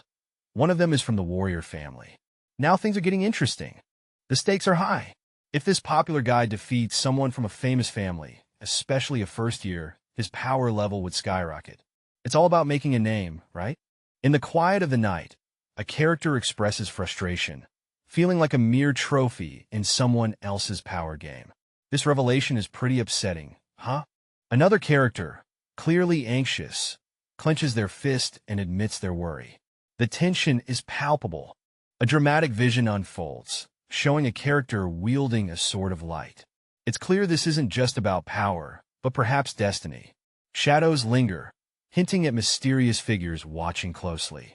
A shoe steps confidently onto a platform, hinting at the entrance of someone significant. The blurred figure ponders how far people will go to secure their position. It's all about pride, baby. The common room is buzzing. A student bursts in, looking all kinds of stressed, shouting everyone, like he's about to drop some serious news. Our guy, looking like he's been through a rough time, spills the beans. I was attacked by students from the White Tiger Tower. Talk about drama. He's wiping tears away, explaining the attack happened just because he's from the Blue Dragon Tower. The room's energy shifts as everyone starts reacting. The crowd is in disbelief. Some students are shocked. Others seem ready to jump into action. It's like a scene from a movie. One student, with fiery determination, suggests they fight back. But another, with a cooler head, is like, wait, why? As they weigh the consequences, our main character is caught off guard, thinking, they're more into this than I expected them to be. Clearly, something's brewing, and it's bigger than anticipated. As the plot thickens, the background chatter gets intense. Call everyone. And can we get weapons? Find out. Things are escalating fast. But wait, our calm-headed hero steps in. Hey, wait, there's no need to go that far. Someone's trying to keep the peace. In a surprising twist, one of the group members emphatically declares, no, we're indebted to you. Seems like our protagonist did something big to earn this loyalty. The mystery deepens. All right, so here we've got the headmaster being showered with gratitude for providing food, with one guy exclaiming that everyone's had the meat he hunted. It's all looking very cozy, with the flying meat and all. But hold up. A student bursts in, calling out the headmaster's story as a big fat lie. He's rallying everyone to gather up, and it's about to get real. Our truth teller is leading a charge with a group following behind. It's showdown time, folks. The headmaster's about to get a taste of the uprising. In the heat of the moment, a fierce declaration is made. I knew it. And suddenly, fantastical creatures appear, adding a wild twist to the confrontation. The page closes with a thoughtful note about how hatred often targets those similar to us. Two characters stand side by side, embodying this deep reflection. The scene bursts into action with three students, all hyped up and ready to roll. They're shouting about their mission to take someone down. Looks like they're on a wild chase with some serious determination. Just as the chase heats up, a voice cries out, wait.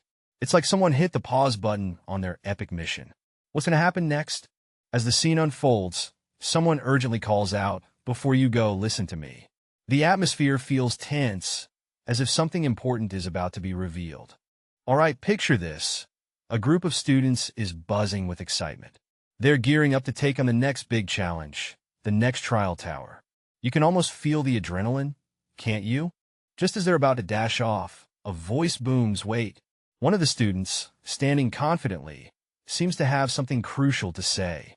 The suspense is real. Now, there's a new player in the mix.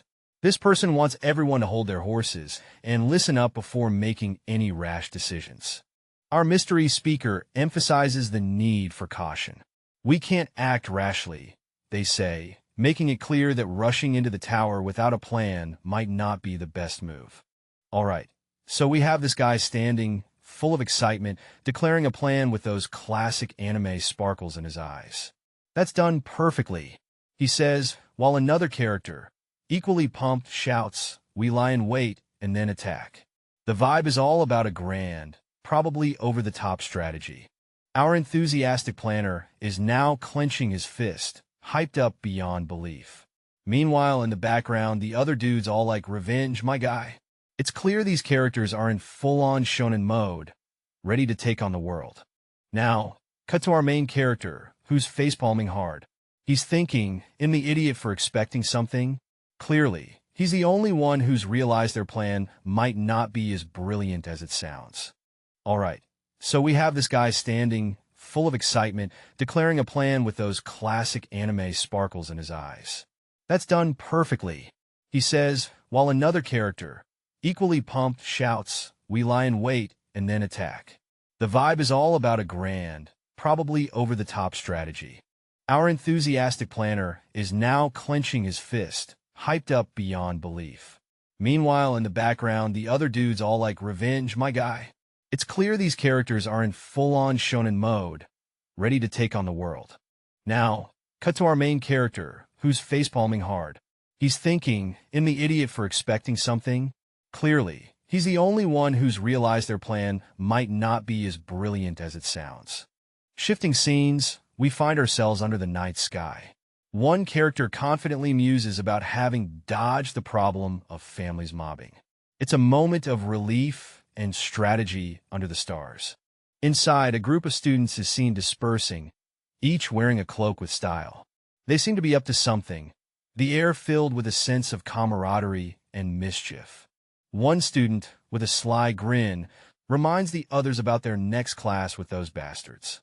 Another joins in, ready to give them a hard time, showing a united front of playful defiance.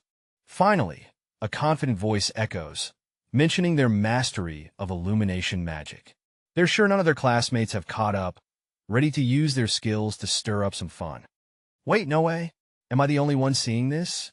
Our protagonist finds himself in a hallway, surrounded by students who seem to be acting strange. His mind races with disbelief as he tries to process what's happening. Who invited the spooky vibes to school today? The atmosphere shifts to something darker. A mysterious figure stands above, watching a crowd below, adding more layers to the enigma. Enter the fiery redhead. Amidst the strange happenings, a girl with striking red hair bursts into the scene, full of energy and confidence, seemingly unfazed by the oddities around her. In the morning hustle, a sleepy student greets his buddy with a good morning, only to scare the life out of him. The orange-haired friend jumps back, yelling, "ARGH! You scared me. Talk about a wake-up call." The orange-haired guy, totally confused, asks, "What's wrong with your face?" Our sleepy hero admits he didn't catch a wink because he was up all night, practicing magic. "Yeah, you heard it right, magic." The friend is puzzled, reminding him magic? You can't practice magic? But then, he remembers, you got permission last time, didn't you? And our tired magician confirms with a simple yeah. A new face chimes in, mentioning, the others said they'd already mastered illumination. Our orange-haired buddy, still clueless, wonders, yeah, but why does that matter? Looks like there's more magic drama brewing. The blonde character stands in the hallway, looking a bit jittery as he clutches his chest. What's got him all shook up? As he is greeted with a good morning, Gunnan seems caught off guard. The mystery intensifies. Zooming in, he's holding something close to his heart. What's he hiding? It's revealed. The blonde character is holding a sausage on a stick, looking quite pleased with himself. By the fireplace, observers comment on him. Despite being a royal, he's become, well, pretty relatable. Our blonde-haired buddy, with vibrant green eyes, is living his best life, munching on some sizzling skewers. Things are heating up, literally. Suddenly, a friend joins in, causing our snack lover to let out a dramatic ewa. His skewer moment just got interrupted. In a cozy room by the fire, the blonde guy is caught off guard again. His friend teases him about his careful sausage handling. Classic. Panic time. The skewers are about to burn, and our hero must act fast. The stakes are high, and so is the heat. As he cools down the skewers, his friend reflects on something. What could be on his mind? Maybe he's planning the next snack attack. Inside a bustling classroom, our crew is busy chatting away. One student, with striking blue hair, seems to be at the center of a juicy conversation. They're whispering about some preparations they need to make. What could they be up to? Blue-haired dude is thinking out loud, we should make preparations. It's like he's plotting something big, and everyone's hanging on to his every word. Another student, whose face is also hidden, chimes in, complaining about Professor Yahello being stingy. Even trying to snag some ingredients from his cabin seems to be a mission impossible. The scene opens with our two students, one with dark blue hair and the other with vibrant red hair, caught in the act of hoarding bread. The person in the background, looking stern and unamused, calls them out. "Wait, I made those loaves to eat myself." "Oh, busted." The grumpy figure isn't done yet. "You just ate until your stomachs were full. Why are you taking extra?" Clearly, this bread is serious business, and our duo is in hot water. The duo huddles together, brainstorming their escape plan. The red-haired one ponders, is there any way we can create an opening? While their blue-haired partner agrees there's no easy way out. They're in a pickle. As the scene shifts, we see a sign for basic magic on a wooden door. Could this be their way out? Magic class is about to get interesting. In a vibrant classroom, two students are greeted by a striking blue-skinned troll professor. She's all about that friendly vibe, welcoming them with a cheerful hello. Meet Professor Garcia and the troll with a heart of gold and a nose for detecting changes in her students. She's all about understanding her class, keeping a close watch on their progress. Fast forward a week, and the students are feeling those hunger pangs. Adjusting to the academy life is no joke, and their stomachs are definitely protesting.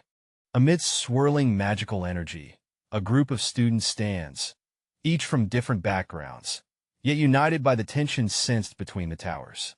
A fierce rivalry is brewing.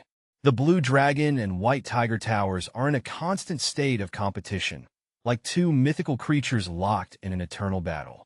In a classroom setting, a teacher with a commanding presence tells the students to hurry up and sit down.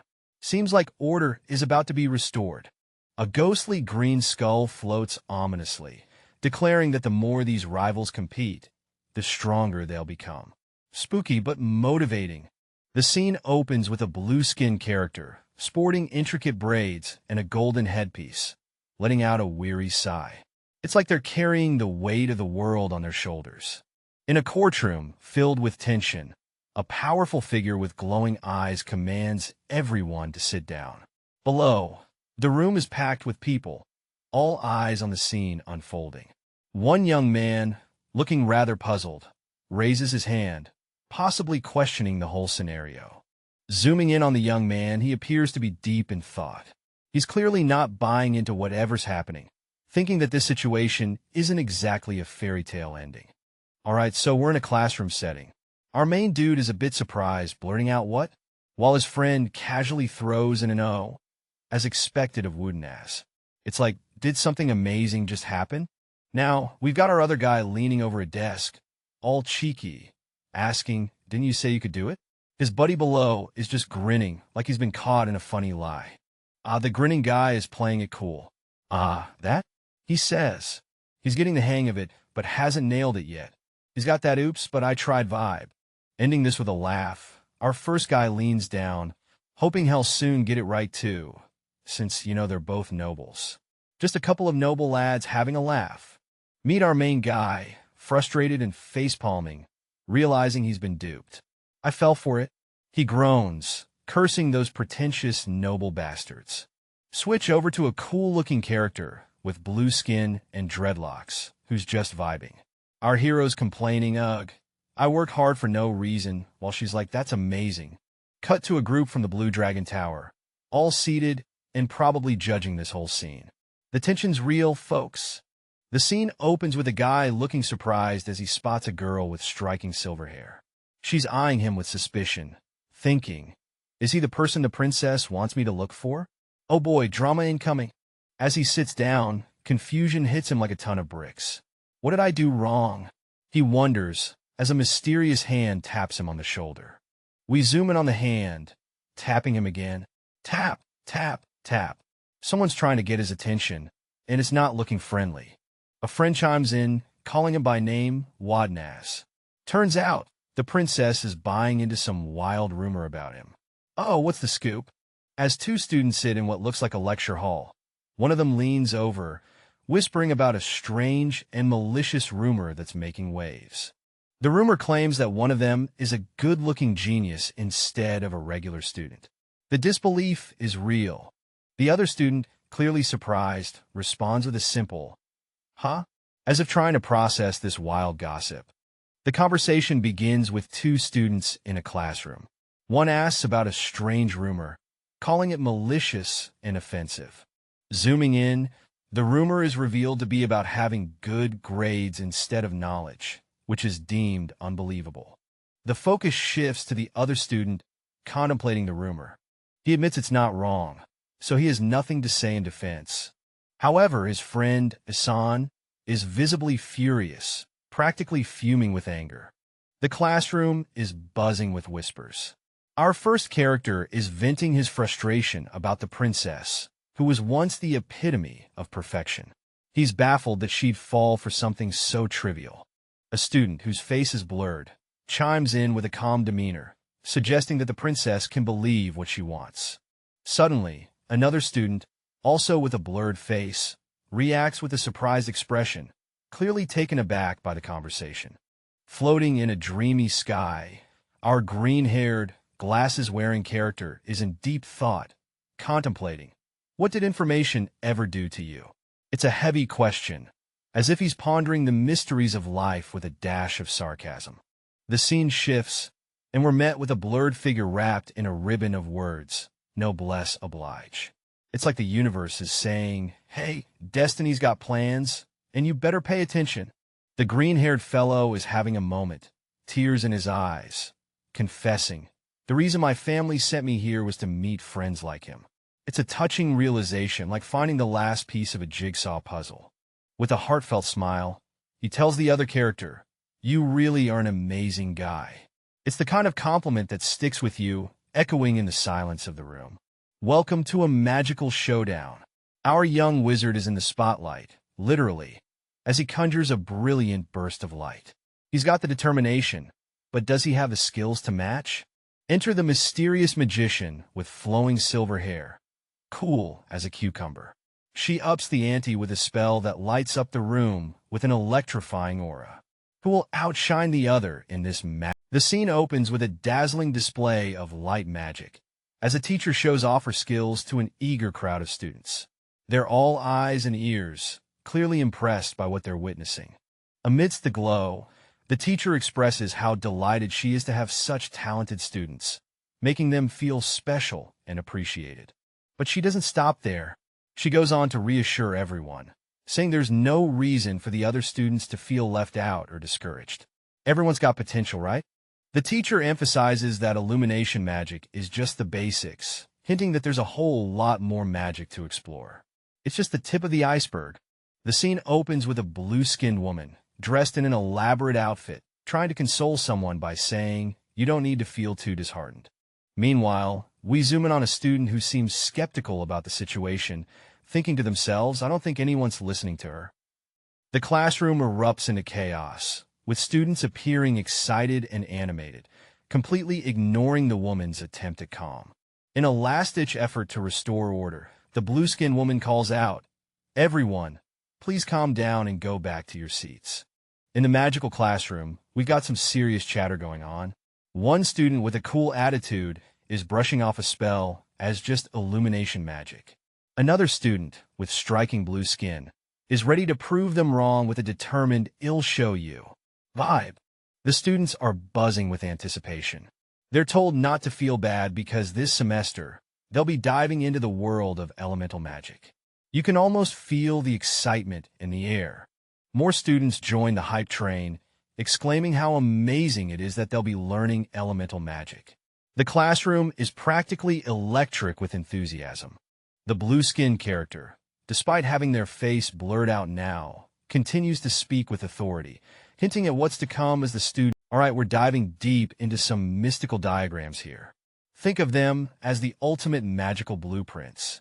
Each intricate circle isn't just a pretty design, it's a powerhouse of spell work, controlling everything from the basic elements to more cosmic forces. And check this out, they've got this thing called auto magic, like magic on autopilot, making life super easy. Next up, we're seeing a spell in action. Symbols and elements are swirling together, creating a spectacle. It's like a magical orchestra, with each note perfectly played. The spell unfolds with precision, and the energy is just electric. It's like diving into high school math with the basics. But here, it's magic. We've got a textbook full of colorful fruit math problems, setting the scene for some whimsical learning. Now imagine this. Even with just basic elemental magic, you're treated like royalty. Our main character is greeted by a bunch of adoring fans, Sir Mage, echoing around like he's a superstar. Cut to the classroom, and there's a buzz of excitement. Our eager student is pumped, ready to soak up every bit of the lesson. Enter the teacher, looking all mystical and wise. She's about to drop some knowledge bombs, sorting students by their elemental preferences. And we have some classroom chatter going on. One student is all about that fire life. "I only want to learn fire," they declare, dismissing the other elements like yesterday's news. All right, so we've got this intense moment where someone's about to kick off something big. A foot taps the floor with a dramatic "now then," and you just know something epic is about to go down. Boom! The scene lights up with fiery energy spiraling around our main guy. He looks totally shocked, like he didn't sign up for this flaming surprise party. Everyone else is caught off guard too. We've got a couple of characters with wide eyes, clearly not expecting this fiery spectacle. Things are heating up, literally. A blue-skinned character, rocking some golden armor vibes, warns our blonde buddy, "Yo, fire ain't a joke." But Blondie seems like he's heard it all before. Boom! Suddenly, there's an explosion above him, and our blonde dude is left looking like he's regretting life choices. Blueskin is on a mission, gripping a staff, and tells Blondie to focus and chant inwardly. Magic is serious business. And with a dramatic flair, the blue-skinned character exclaims "burn," igniting some serious magical action. The air is crackling with heat as flames dance wildly, wrapping around a mysterious box. This isn't just any ordinary fire show. Something big is about to go down. Our protagonist, with a determined look, is unfazed by the scorching flames. He's ready for whatever fiery trial awaits him, confident and resolute. Magic is truly something else, right? Our blue-skinned friend here is feeling the power as magic swirls around them, lighting up the room like a mini fireworks show. The instructor takes the stage with a confident smile. "Shall we all try?" they ask. And the crowd's ready to roll. "Yes, let's go." They cheer with enthusiasm. Two students are caught up in the excitement, chanting "burn" and "blaze" as they try to ignite their candles. They're all in, faces full of determination. One student, though, isn't just going with the flow. With a thoughtful look, they ponder as the candle flickers in front of them. They reflect on the deeper meaning behind the candle exercise, realizing there's more than meets the eye. There's a reason the professor gave us a candle, they think, considering the lesson within the lesson. An eye surrounded by flames hovers in the darkness, emphasizing the importance of visualization. If what you're trying to do is close to you, it's easier to create an image in your mind. It's all about that mental picture.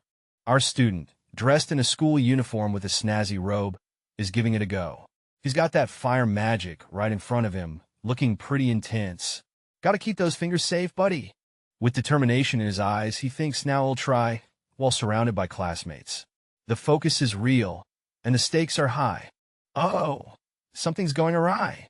He's shouting, wait, as the magic spirals out of control. This isn't going according to plan. The instructor steps in with a decisive verdict. Student Leon will hold off on doing fire magic for a while. Leon is left in disbelief. Pardon? Looks like a little magic timeout is in order. The scene opens with our protagonist, a young man in a school uniform, questioning why, as he reflects on his journey to mastering magic. He's determined, but clearly facing some hurdles. Enter the mysterious figure, adorned in ancient attire, who sternly warns him that the path is dangerous. The vibe is intense, as this mentor figure lays down some serious truth.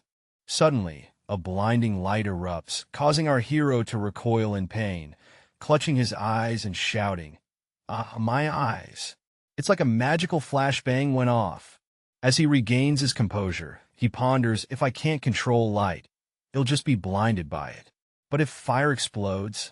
He's deep in thought, contemplating the risks of untamed magic.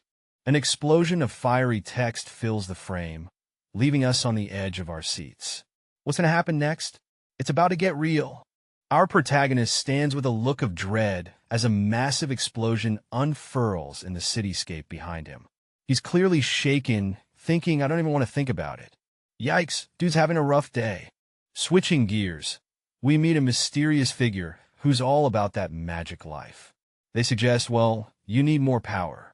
Let's practice water magic. Looks like someone's about to get schooled in the art of H2O. Our hero, looking skeptical, peers into a bowl of water.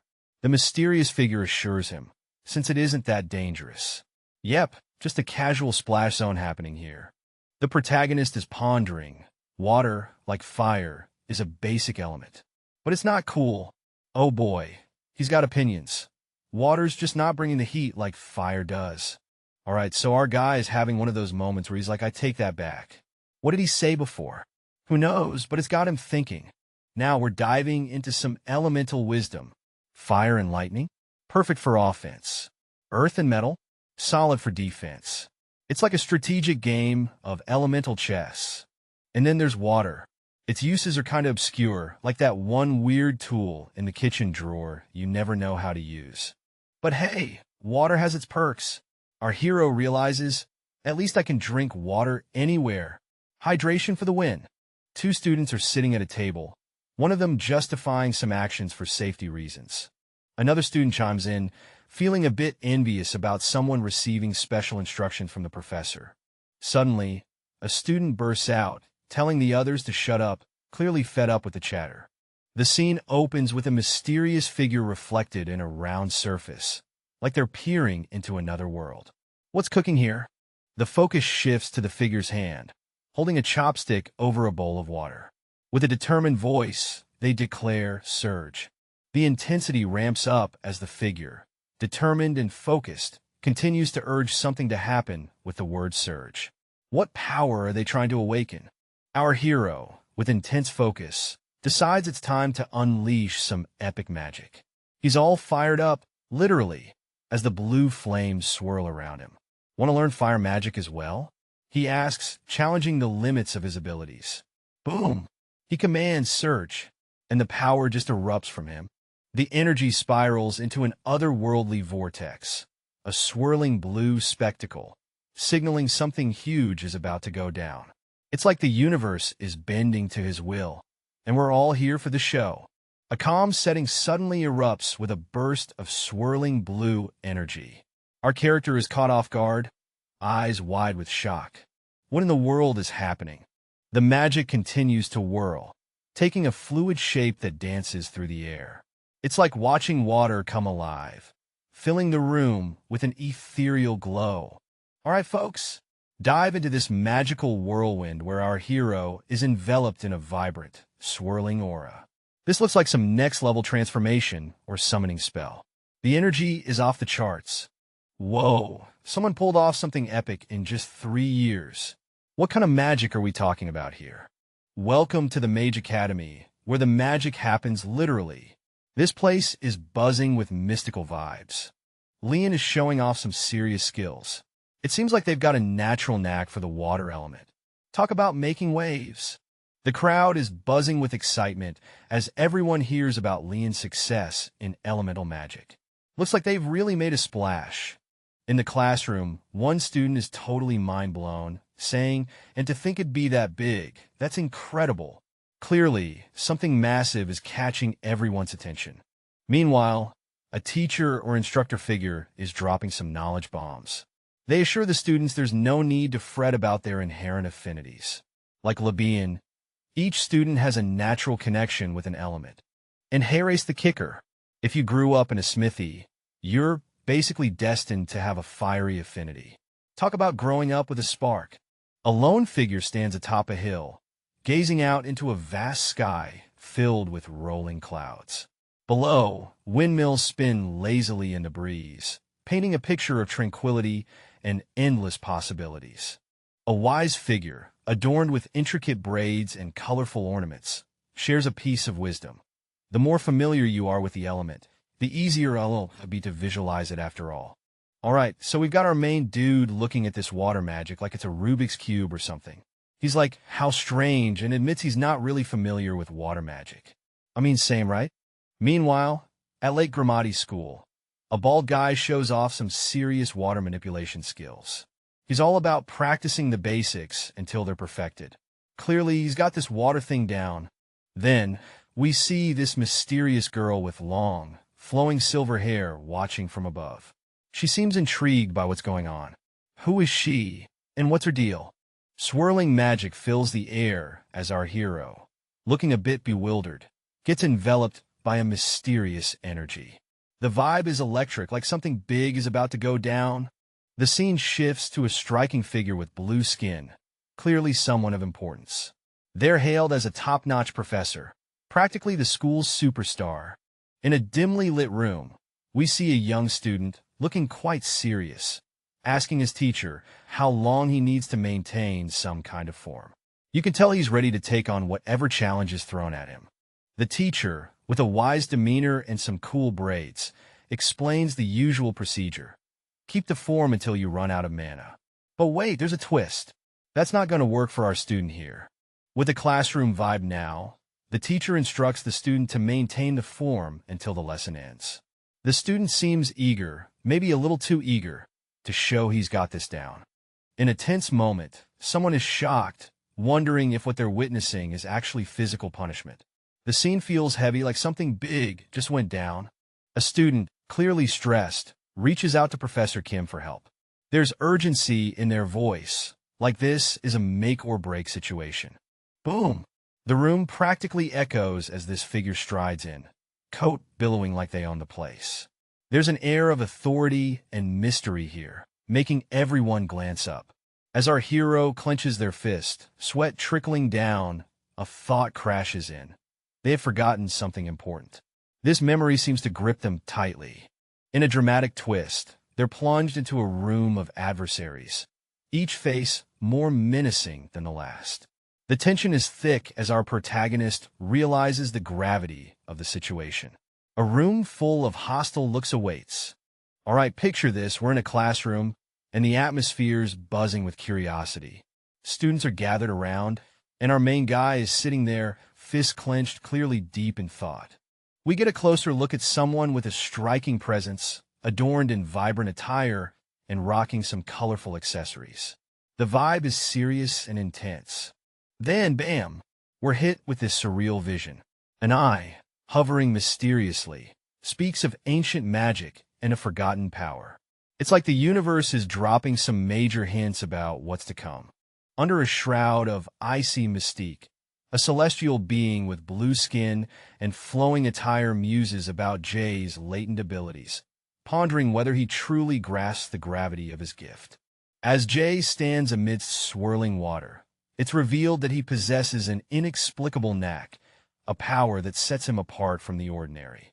All right, so we've got this epic scene where someone's hand is glowing and swirling with this magical blue water energy. It's all about that intense moment when they're about to do something extraordinary. Then boom, out comes this shimmering blue crystal, floating midair like it's got a mind of its own. All that magic just to reveal this gem. Talk about dramatic flair. The student sits at a desk, looking slightly annoyed while reflecting on the eccentricity of professors. A ghostly figure hovers nearby, adding to the mystery of the scene. As the school day comes to a close, the majestic towers of the school stand tall against the blue sky. Voices in the air bid farewell, promising to meet again next week. Under the blazing sun, someone desperately cries out, "Please hear me out." This plea hangs in the air, setting the stage for something intense.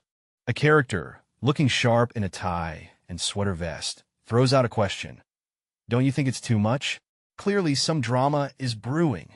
Whoa, we've got a long-haired character now, looking quite puzzled, like they've just heard the most unexpected news. Magic is flying everywhere. We've got intense fire and wind powers being thrown around like it's a magic showdown. The orange-haired character is totally in their element, making spells look easy. But there's this one dude who's having a major "why am I here?" moment. He's just been staring at water the whole time, feeling pretty left out of the action.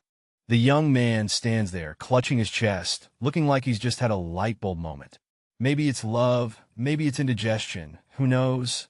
The bearded sage throws in his 2 cents, suggesting that Professor Kim might be into our young friend, which could explain her peculiar teaching style. With a smirk and a sparkle in his eye, the young man has his aha moment. Looks like he's just connected the dots. The scene opens in a vibrant garden where a young man stands, looking slightly annoyed. He mentions being forced into some task, blaming his friend for the predicament. A bearded man, with a hearty laugh, teases the young man, saying he's always full of complaints. The young man, not backing down, retorts by reminding the bearded fellow that he was the one who promised to do it. A young man is strutting through the lush greenery, his sleeves casually rolled up. Looks like he's on a mission, or just really likes the outdoors. He arrives at a cozy cabin, greeting the professor with a cheerful offer to help out. The professor, with a warm smile, appreciates the gesture. Our bearded professor, looking like he stepped out of a fantasy novel, chuckles and agrees. The young man cheekily asks if he can snag some grub as a reward. The professor, with a heart full of generosity, waves it off, letting him know he can dig in any time. The scene kicks off with our sneaky protagonist trying to make off with a hefty load of supplies. But oh, busted. Someone yells, "Put that down, you brat." Looks like someone's in trouble. The plot thickens as the second character, with a serious expression, thinks about the importance of staying alert. Can't let your guard down, not even for a moment. A mysterious hand reaches into a container, revealing some intriguing green leaves. What could this mean? The plot's getting leafier. So, we've got this rugged dude with a magnificent beard, sipping on some serious brew, musing about someone really unusual. He's scratching his head, wondering how someone like him came to be. Next, we switch to a mysterious silhouette surrounded by flowers, holding a lily. There's a question hanging in the air about being from the Hojanus family. Intrigue is building up, folks. Back to our bearded friend. He's still nursing that drink, asking if anything new has happened. He's especially curious about any beef with the White Tiger Tower. What's brewing there? Actually, things aren't looking good with the White Tiger Tower. I guess things are the same this year as well. That means it's always been like this. I get that different towers have different philosophies. But isn't it wrong to be fighting in an academy? The scene opens with a boisterous, bearded man chuckling heartily. He's all about that wisdom life, commenting on how picking fights is a waste of time when you could be leveling up your magic skills instead. Wise words, right? Cut to a peaceful garden setting. Our bearded sage is chilling on a chair, while another character is focused on gardening. There's a silent exchange, a moment of reflection, like they're both soaking in some deep thoughts. Under the bright sun, a blue-haired guy and his dwarf buddy are having a blast. With barrels in hand, they're probably about to dive into some epic tales or just enjoy a hearty laugh. The vibe is all about good times and camaraderie. All right, so race the scene. Our duo, looking like they're straight out of a fantasy buddy comedy. We got a cheerful blue-haired dude, all smiles, hanging with a dwarf who's rocking the ultimate beard game. They're basking under the sun, probably up to something adventurous. Next up, the title card rolls in with style. Magic Academy Survival Guide. Sounds like we're in for a wild ride through magical shenanigans and school drama. Buckle up. It's not like our guy here wanted to throw hands, but sometimes life just swings at you first. The bearded fellow finds it odd. Fights usually don't break out this early. What's the scoop? He wonders. Our protagonist spills the tea. They picked a fight just because he signed up for swordsmanship class. Rude much? Suddenly a new face drops in, checking if our hero's still in one piece after that scuffle. All right, picture this. Our bearded friend is fuming, waving his finger at someone off-screen. Did you take the liberty to already trespass on their territory? He bellows, clearly not a fan of surprises. In the next scene, we're outside, and things are a bit calmer. The blurred character, rocking a sweater vest, declares with confidence, "I'm allowed to register for whatever classes I want." The bearded guy looks skeptical, but he's listening. Now, our bearded buddy has settled into a chair, looking more relaxed with a drink in hand. He sighs, "It's fine, I guess. The damage has already been dealt." Seems like he's come to terms with whatever chaos was caused. The blurred character chimes in again, "But you look fine despite getting into a fight." They mention some skilled individuals. I don't know about their magic skills, but they're quite good at the blade. Sounds like there's some respect there.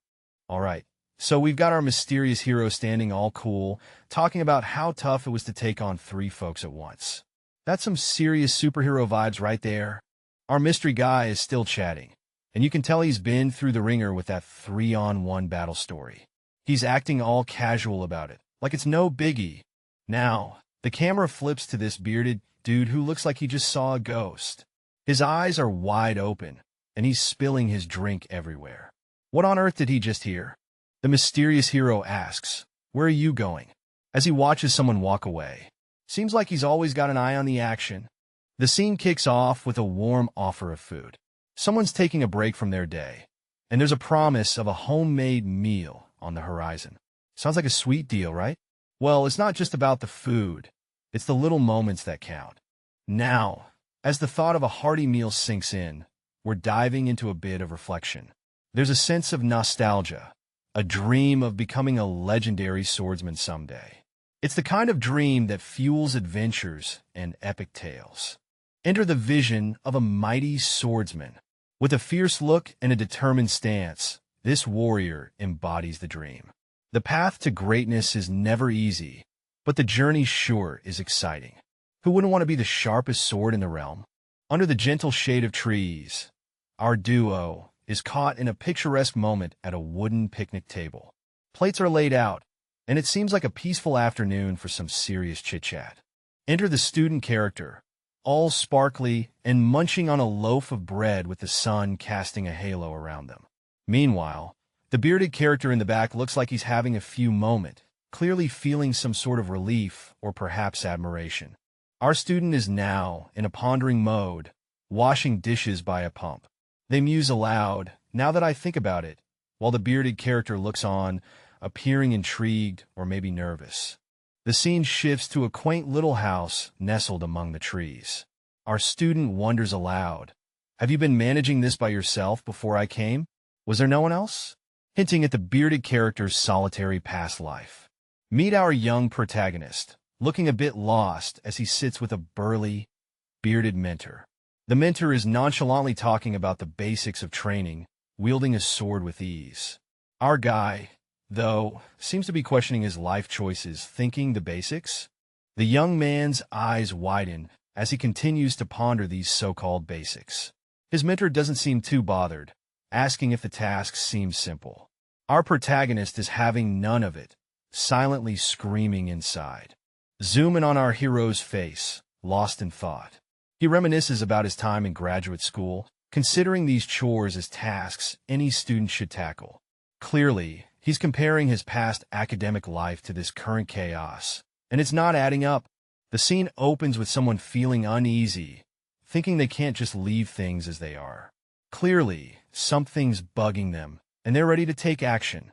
Next, we see a hand reaching out over some fields. The character is talking to a professor, noticing there's plenty of space left. They're eager to plant something themselves.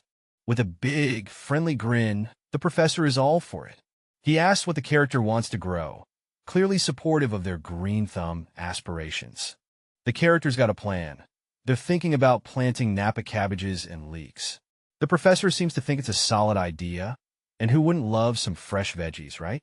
The scene opens with a character asking incredulously, "Don't tell me you're going to sell those too, are you?" The atmosphere is filled with a mix of disbelief and curiosity. What could they possibly be selling now? Turning dramatically, the character in question, seemingly caught off guard, blurts out, "How did you know?" Clearly, he didn't expect to be found out so easily. There's a thought bubble wondering if his seniors have already done this. Plot twist vibes, anyone? With a burst of realization, the other character exclaims, "You're the first one, you rascal." The scene shifts to a picturesque landscape, emphasizing the absurdity and humor of the situation. This guy's a trendsetter. The bearded guy, looking like he's had enough, says, "Anyways, do whatever you want." Clearly, he's not in the mood to argue. As the student observes this grumpy dude, they think, "This weirdo," while the professor seems oblivious, absorbed in his thoughts. Suddenly, it's veggie time. Our student is eyeballing some Napa cabbages and leeks, wondering if they could whip up a masterpiece. Turning to the bearded professor, the student asks, "Professor, do you know any dishes that could be made from Napa cabbages and leeks?" In the middle of a lively conversation, one character suggests if it's those two, a jjigae would be good. The excitement in their eyes says it all. They're ready for some delicious action. Suddenly, the focus shifts to a mouth-watering image of jjigae. The question lingers, jjigae? As if the dish itself is the main character of this scene. Zooming out, we're taken on a journey through an empire with a rich tapestry of food cultures. It's a culinary adventure, where the mention of jjigae is just the tip of the iceberg. We're diving right into a scene that's basically a foodie's dream. We've got some mouth-watering dishes laid out on the table, steaming and inviting. The spread includes rolls, some spicy stew, and bowls of noodles. It's a feast fit for a king, and it looks like we're about to dig in. Now, we zoom in on a conversation between two characters. One of them asks, "Do you like jungles?" The other, a burly character with an impressive beard, responds with a thoughtful nod. "I like them, but I try to avoid them." Seems like there's a story behind that. The scene opens with a large, rugged man, possibly in distress, being approached by a concerned individual asking, "Did something happen?" This sets the stage for some serious drama. Amidst this tension, our concerned character is seen sitting with a notebook, maintaining an inquisitive look, wanting to dig deeper into the unfolding mystery. A shift in focus reveals hands skillfully peeling a vegetable, while the character reflects on distant relatives living in the East, hinting at a deeper connection to the ongoing events. Alright, so someone is venting about being nagged all the time. We've all been there, right? It's like, leave me alone already. Next up, two characters are chatting about the pressures of education. One of them seems to be expressing some frustrations about exams and the stress they bring. We see a character in a vest, nodding along and trying to empathize. He's like, whoa, I heard it was tough, but dang, that's rough. Finally, the bearded character turns to his friend and asks about weekend plans. It's like, hey, let's shift gears. Got any cool plans for the weekend? Under the lush canopy of trees, a young guy asks, do I have to come work? His companion, a bearded man with an air of sarcasm, replies, do I look like someone that would work you on the weekend? Clearly, he's not about that life. The young man, flipping through his planner, is puzzled. Huh? Do they normally not make you work on the weekends? Why? This dude's definitely missing the memo on weekend chilling. A caption tells us he's a common graduate student with no street sense. The bearded guy, now visibly irked and holding a broom like a battle axe, declares, you won't even have the time to come here. Something's about to go down and it's not extra shifts. With a knowing look, the bearded man challenges, think about it. What do you think starved students are going to do? Meanwhile, students are depicted looking like they're about to raid a buffet. Trouble's brewing. Alright, so we've got this green-haired dude looking super intense as he chomps down on a shoe. Yeah, you heard that right, a shoe. Things are already getting wild. Our next scene cranks up the madness. One student suggests burning the school down, while another looks horrified. And there's this bearded guy who's like, whoa, that's a bit much. Then, out of nowhere, a hand gives a reassuring pat on someone's head. Maybe a little calm in the storm? Finally, our bearded philosopher reflects on survival instincts, talking about how students will find a way to eat and survive when they're cornered. Deep stuff. The black turtles look for fruits and berries, crouching amidst a lush forest, focused on their task. And the white tigers hunt, with a confident stance, ready to strike, while a deer grazes peacefully nearby. What about the blue dragons, then? A tilted tower looms as a voice comments on their perpetual lag, but acknowledges their potential. There are always skilled students amongst you, says a figure with authority, as attentive students listen intently. In a moment of reassurance, someone tells the group that they'll eventually find a good method too. Encouragement vibes all around. Then, we meet this rugged, wise-looking dude with a beard that could give Santa a run for his money. He's got that I've seen things look in his eyes. Next up, a character with blurred features stands with an aura of contemplation, noting how this year is shaping up to be unlike any other. Intrigue levels rising. Finally, the blurred character, standing next to our bearded friend, hits us with a question about the Tower of the Phoenix. What's that all about? In a fiery, mystical realm, a magnificent phoenix rises, casting a warm glow. Two mysterious cloaked figures stand together, pondering the significance of this rare sight. They're clearly aware of the phoenix's power, and it seems like they're here for some deep, possibly dangerous insights. The tale unfolds about the phoenix's tower, built from the finest materials. Despite the harsh conditions surrounding it, people are drawn here, longing for the wisdom and the promise the phoenix holds, even when the odds are stacked against them. The scene opens with our protagonist observing a dedicated crew cleaning the area. They're genuinely impressed, thinking to themselves their devotion is amazing. Meanwhile, a bearded character is sweeping in the background, going about their business. With a determined look, the protagonist decides, then I guess I'll also go hunting this weekend with my friends. A clenched fist shows their resolve, ready for some action-packed adventure. Finally, as they strategize, they declare, and if they try to pick a fight again, this time we'll be the ones pushing them back with numbers. Confidence is high as they prepare for any challenges that might come their way. Alright, so we've got this mysterious character casually contemplating a weekend hunting trip with his buddies. But wait, he's already plotting strategies if things get dicey. Talk about being prepared. His companion isn't too impressed, giving him the classic TSK. They're not even trying to dodge trouble, but hey, maybe they want to fight, right? Enter the bearded sage. With a hearty laugh, he throws in some wisdom, or maybe just sarcasm. If things go south, the other side might just take a different route. Like, say, running away? Our bearded friend seems to have a flashback or maybe just a wild thought. I'm like running away. He muses with a mischievous grin. And here we have it, folks. The grand title card, Life of a Magic Academy Mage. Get ready for some magical shenanigans. The scene shifts to the grand and mysterious Magic Academy. This place is a fortress surrounded by enchantment. Despite the strict rules, students each year dream of breaking free from the Academy's grasp.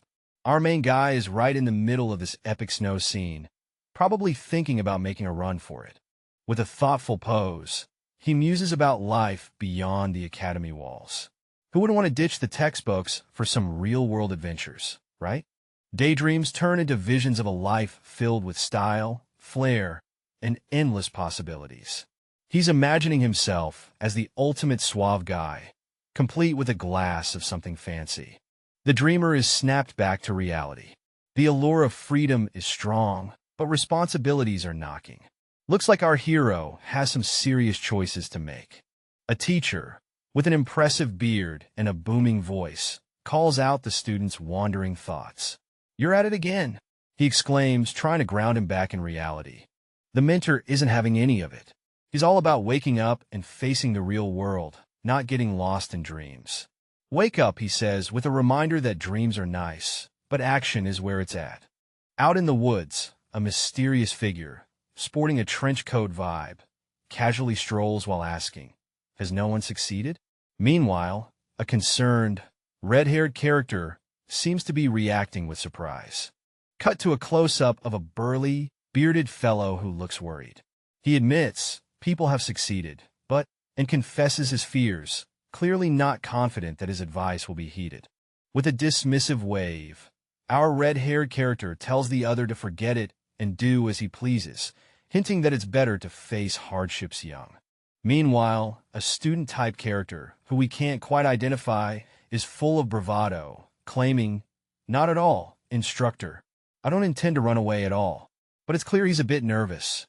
An unseen voice, dripping with sarcasm, shoots back, "Say that after you wipe the drool off your face."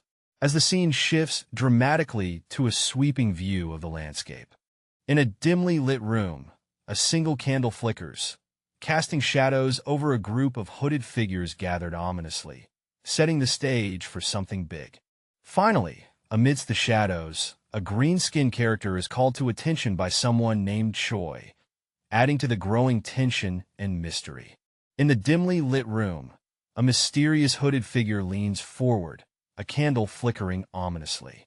"If you want to go back safely," they whisper, "it's best for you to cooperate with us."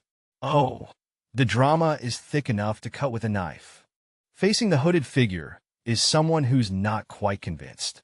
There's no need to go this far, they say, trying to defuse the tension. But oh boy, this room is full of suspense. Another cloaked figure enters the scene. Their presence adds to the mystery. Who are they, and what role do they play in this shadowy meeting? A sudden twist. One of the characters pulls off their hood, laughing. "Ha! Was it not effective?" The tension is sliced through with humor, catching everyone off guard. Amidst the laughter, someone exclaims, "You guys know each other?" The room lights up with surprise as another yells, "Weren't you the one who wanted to threaten?" Oh, the situation gets even funnier. "I just find it ridiculous how you guys try to threaten me," chuckles the big guy. "You look like small squirrels to me." Ouch, that's a blow to their tough act. Our squirrel-like friend gasps, "As squirrels?" Eyes wide and utterly shocked. Talk about a hit to the ego. Finally, a calming voice enters the scene. "Calm down, Kainando. Someone's got to keep the peace in this circus of a negotiation." In a sunlit room, the atmosphere is charged with curiosity. Our green-skinned friend stands alongside a blonde and a redhead, all wearing robes that scream wizard school chic. The redhead, with eyes full of concern, asks, "Why are you going this far?" The intrigue thickens. Turning the focus, the green-skinned character is getting some unexpected advice about perceptions. But hey, who doesn't have bad days? With a grateful nod, the green-skinned character says thanks. But there's more to this gratitude than meets the eye. Walking away with a casual "don't worry about it," someone is clearly playing it cool. Plot twist. Our mysterious character declares, "You'll be my spy from now on." Cue dramatic music. Wait, spy? The greenskin in a room with sunlight streaming in, our blonde-haired hero stands, arms crossed, as he's grilled about his title. The group seems to think spy is a tad shady. Got anything less suspicious? Our hero, with a twinkle in his eye, throws spy out there, thinking it's the perfect fit. But it's a no-go. As reality hits, our hero's face drops. Yeah, spy might not be the best choice after all, especially with that green friend glaring daggers. Enter our red-haired strategist, cool as ever, pointing out that spy doesn't quite scream justice and honor. Time for a rebrand. Now the serious dude steps up, declaring our hero the internal informant. It's a solo gig, fighting the good fight and all. Our greenskin pal is taken aback. Internal informant? Is that a role or a life sentence? But wait! Now the green guy's all in, puffing out his chest, owning that internal informant title. Sounds pretty dignified, right? The scene wraps up with the redhead pondering what on earth has our hero, now dubbed Lehrman, learned from his family. The plot thickens. Inside a sunlit room, two characters are deep in conversation. One of them, a young man with dark hair, looks overwhelmed and holds his head as if trying to process some heavy news. A sudden burst of shock and disbelief fills the room as a group reacts to some unexpected news. One person exclaims, "Okay, dash." What? While a green-skinned character looks utterly baffled. The green-skinned character, with an expression of shock, questions Leon with, "Are you serious?" Look, clearly taken aback by what was just revealed. Leon, appearing genuinely surprised, admits that he didn't expect this turn of events. He's holding a small object, seemingly related to the cause of all this surprise. The green-skinned character, whose face is blurred, accuses Leon of thinking about getting out of a hole. Leon stands there, stunned, with a big on his face. In a world where hunger is more real than ever, our crew is struggling. The big boss is talking about how their bodies can't handle the starvation any longer. One of them clutches his stomach, feeling the pangs of hunger, and declares, "We can't go on like this." The crew gathers, and someone passionately exclaims, "We must hunt." It's a call to action, and everyone feels the urgency. A calm voice cuts through the chaos. Now, everyone be quiet," says a composed figure, trying to bring order to the frenzy. The calm leader adds, "Hunting is good, but let's be careful, folks. No place for silly mistakes here." To add spice to the mix, they reveal that a beast previously slain was actually released by none other than the alchemy instructor. Under the moonlit canopy, a group of three stands in deep discussion. They're plotting to tackle some kind of wild boar, but there's a snag. They have no idea about the lay of the land. One suggests they might need to call in the cavalry. Inside, the debate heats up. One character, with a skeptical glare, demands if anyone's got a better plan. It's a classic speak now or forever hold your peace moment. Enter the confident one with a sly grin. He's got an idea all right, and judging by his expression, it's a doozy. "Yes," he says, with a chuckle that hints at mischief. The plan? Ditch the academy. Overlooking the sprawling campus from a cliffside, our idea man seems ready to lead an escapade. This isn't your average school trip. With a wink and a promise, our blonde strategist assures his pals, "I'll make it so that boar won't even be a memory." Confidence? Check. Recklessness? Double check. Our charming blonde elf, with a sly smile, confidently agrees to a plan. He's the kind of guy who seems to have everything figured out with just a grin. Peering over a scenic view, our crew is plotting their escape from the academy. A grand adventure is about to unfold. With a determined fist pump, our blonde hero assures everyone, he'll make it so. He's got more plans than a squirrel in a nut factory. A wide-eyed friend can't believe it. Or really? Their excitement is through the roof. This escape plan is sounding more epic by the minute. But wait, skepticism kicks in. Another student questions, but is that possible? Doubts are creeping into the grand scheme. Our strategic mastermind taps his head, confident as ever. "I've already got the way out in my head." He's got a plan so solid, it's practically set in stone.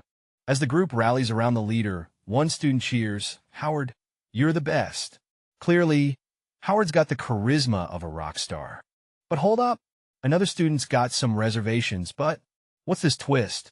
Is there a catch to this daring escape? The scene opens with a mysterious character, his eyes filled with determination. He mutters to himself, "I won't let it happen." What is he up to? And what won't he let happen? The suspense is real, folks. As we shift scenes, we see a group of cloaked figures walking away. Our mystery man hopes they have a good night, but something tells me it's not just sweet dreams he's wishing for. What's brewing here? Suddenly, an orc-like character peeks from behind a corner, beads of sweat trickling down his face. He looks worried. What's got him spooked? This place is full of mysteries. The title card drops like a bombshell. Life of a Magic Academy Mage. Seems like we're about to dive into some magical shenanigans. The view shifts to a stunning magical academy, towering under the bright sky. What? Is that true? Echoes in the air. Looks like some juicy secrets are about to spill. Our main guy is all smiles, saying he did mention it wouldn't be easy. But the others? They're skeptical, especially after what went down with Google. Yeah, you heard that right. Now a green-skinned dude is calling him out, reminding him of past disasters. Seriously? Are we going down that road again? The confident one just brushes it off, saying nobody would care about such a trivial thing. He's got that "I got this" vibe going strong. But wait, he's starting to doubt himself. Maybe it's not as simple as he thought. Those seated around him aren't looking so convinced either. And there it is, a classic foot tap of frustration. Things just got a whole lot more complicated. In a twist, we're introduced to a masked group contemplating escape plans. The room's heavy with tension, and it's clear they need to act fast. Enter Murata, the guy with a plan. He casually drops that he knows a way out. Is he bluffing, or does he really know? Our main dude is now eyeing Murata, wondering if he's got the guts to back up his claim. It's a mix of skepticism and hope. He's smart, he's cold, and he's got a plan. Our mysterious mastermind is using his fellow students like pawns, convinced he can pull off the ultimate escape. In a well-lit room, a group huddles in a strategy meeting. Our main guy stands in front, ready to drop the plan.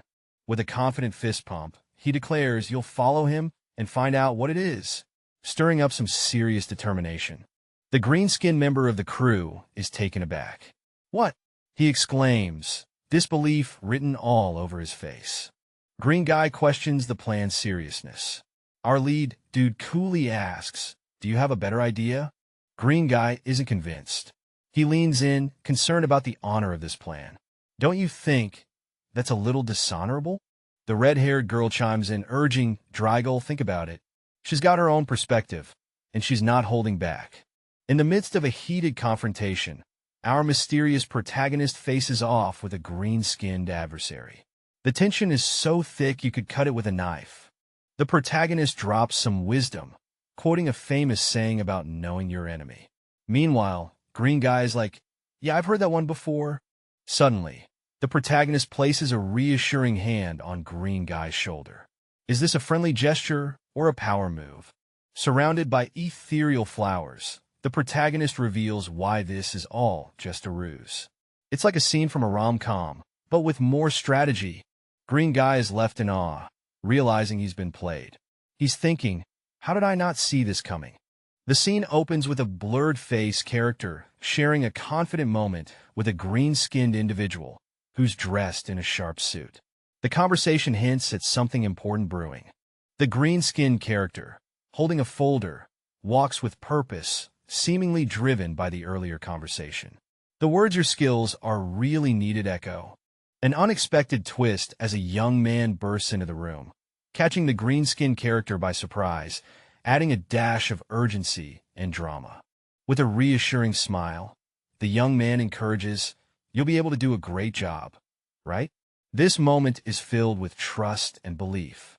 The green-skinned character, now filled with determination, responds energetically, "Yeah, leave it to me," showcasing newfound confidence. Phew, our mystery planner is relieved for a moment. They've got escape plans swirling in their mind, but for now, it's all about staying cool. Swinging open the door, they're hit with a whoa moment. A redhead and a blondie are standing right there, looking like they've seen a ghost. The red-haired girl is stunned, eyes wide, just managing to say you. The tension is real, folks. We get a glimpse of the majestic academy. Someone's curious if there's been any sneaky spell learning before joining this magical school. The sun sets over the academy, painting the sky with shades of orange. Mystery and magic linger in the air. A shadowy figure makes their exit, cloak swishing dramatically. Where are they off to in such a hurry? Finally, we see a group of friends. The fiery redhead, the blonde dude, and another character whose face remains a mystery. The plot thickens. Things are getting tense as we see a group facing off against some thugs. Our silver-haired hero is at the center, clearly not backing down. The thugs are sweating bullets, wondering just what they're dealing with. The silver-haired character, cool as a cucumber, seems to have a trick up their sleeve. There's a mention of a plan, and it's clear this character isn't worried at all. Zooming in on our mysterious hero, their expression is a mix of determination and surprise. What could they be thinking? Meanwhile, the blurred figure with swords gives off an aura of mystery. They're definitely not your average Joe. Something big is about to go down. Back to our silver-haired hero, they're asking about the plan with a glint of excitement. The vibe is intense, and everyone's on the edge of their seat waiting to see what unfolds. All right, folks, we got ourselves a doodle of an elf with some serious attitude. What's going on here? Let's dive in. Jumping into the action, we have a dark-haired student, all hyped up, waving a document around like it's a golden ticket. Meanwhile, our white-haired buddy is just vibing with a big OL grin. Enter stage left, a red-haired student who seems to have something important to say to our white-haired friend. There's a big revelation brewing. The red-haired student addresses Leon, pointing out that their plan hinges entirely on Nilia. Who is this Nilia, you ask? Our brown-haired student looks surprised but quickly acknowledges Nilia's crucial role with a bit of a dramatic flair. With a hand over his heart, the brown-haired student praises Nilia, making it clear that her contribution is nothing short of a game-changer. The white-haired student chimes in, highlighting that Nilia is the only one who fits the bill for this mission. Talk about high stakes. A close-up of the white-haired student reveals a moment of vulnerability, showing just how much this all means to them. Three characters are seen having a chat. One character with red hair remarks, "What a pity," while a silver-haired character looks conflicted, and another with dark hair comments on not forcing anyone to join. The silver-haired character, feeling the pressure, crosses their arms and exclaims, "Ugh, whatever," indicating a change of heart.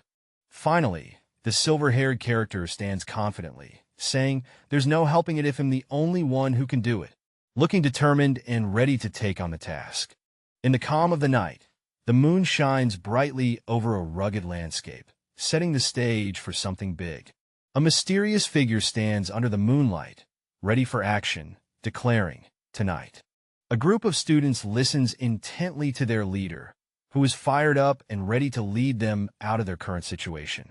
Standing tall and confident, the leader announces their plan to escape from the academy, filling the group with hope. Filled with belief and determination, the students express their faith in their leader, eager to break free from the hell they're in. The scene opens with an enigmatic character, face obscured, confidently declaring, "Let's go." This person is all set for some mysterious adventure. In the next moment, we see them clutching a map tightly, determined. "As long as I have this map, there's no way this will fail," they proclaim, brimming with assurance. The title card flashes, Magic Academy Survival Guide. Ooh, things are about to get magical. A room full of towering stacks of books, one titled Enrollment Legends, sets the scene. The sheer number of books hints at a world rich with stories and lore. Two characters are in focus, seemingly overwhelmed by the piles. One asks, "This is everything?" signaling the gravity of their task. All right, picture this. An elf with pink hair and a nervous companion are bowing, apologizing profusely. They seem to be in a bit of a pickle, Now we're at the Mord House a month before admissions. A blonde elf, looking all suave, mentions someone named Ms. Giselle. Intrigue level, rising. This elf ain't impressed. He's demanding something more useful and kicks away what was given to him. Talk about high standards. The pink-haired elf and companion are in full panic mode, scrambling to apologize. Meanwhile, the blonde elf sits back, totally chill. Zoom in on the elf. Those piercing green eyes and that thoughtful expression. He's got something up his sleeve for sure. Wait a minute, what's this? The elf finds something interesting in the pile of papers. Could this be what he's been looking for? The elf's reaction is priceless. Whatever's in that document, it's got his full attention. What's the big reveal? A mysterious letter talks about an escape route, prepared by friends. Someone's in for a secretive journey. Our blonde hero, once dismissive, is now glad he has the escape tool. Sometimes it's good to be prepared. A cheeky little spirit questions the need for the escape tool. It's like having a backseat driver you didn't ask for. Outside, the moonlit mountains stand tall, and the forest looks peaceful. But is it really? A group of cloaked figures with torches are marching through the forest. Oh, this can't be good.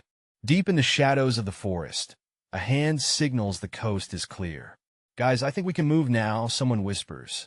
The group is on edge, ready to make their move. Peering through the leaves, a group of adventurers is ready to roll. Seeing how they're going into the mountains, I don't think there's anyone coming here. The leader asks, is everyone ready? Eyes focused, hearts beating faster. Suddenly, the group spots some folks heading into the mountains. Huh? Why are they going to the mountains? One asks. Climbing the mountain is hard. Clearly, they're a bit baffled by this choice. A voice chimes in. There's a door near the castle gates. Secrets are being shared, and strategies are forming. Plans are being set. Durgi, take care of Ginando, says one of the group members. Durgi, confident and ready, replies, leave it to me. Confusion strikes. Huh? What does that mean? Take care of what? Durgi is left scratching his head, surrounded by a bunch of question marks. In the midst of a forest, our white-haired adventurer, armed with a bow, confidently declares that they can tackle any issues coming their way. The group seems ready for action, with a vibe of determination in the air. Red-haired adventurer, sitting nearby, expresses some worry, hinting that not everyone is as seasoned in the wild as they should be. It's a moment of reflection in the middle of their journey. Our blonde friend seems to be in deep thought, maybe doubting or questioning something, but their face is blurred, adding a bit of mystery to their pondering. Fast forward a few months, and we're back in the same forest, but this time, the energy is different. The once bright and eager adventurers now look a tad worn out. Looks like those months weren't a walk in the park. Two of our group members, including the lizard-like companion, are seen helping each other through their exhaustion, desperately asking for water.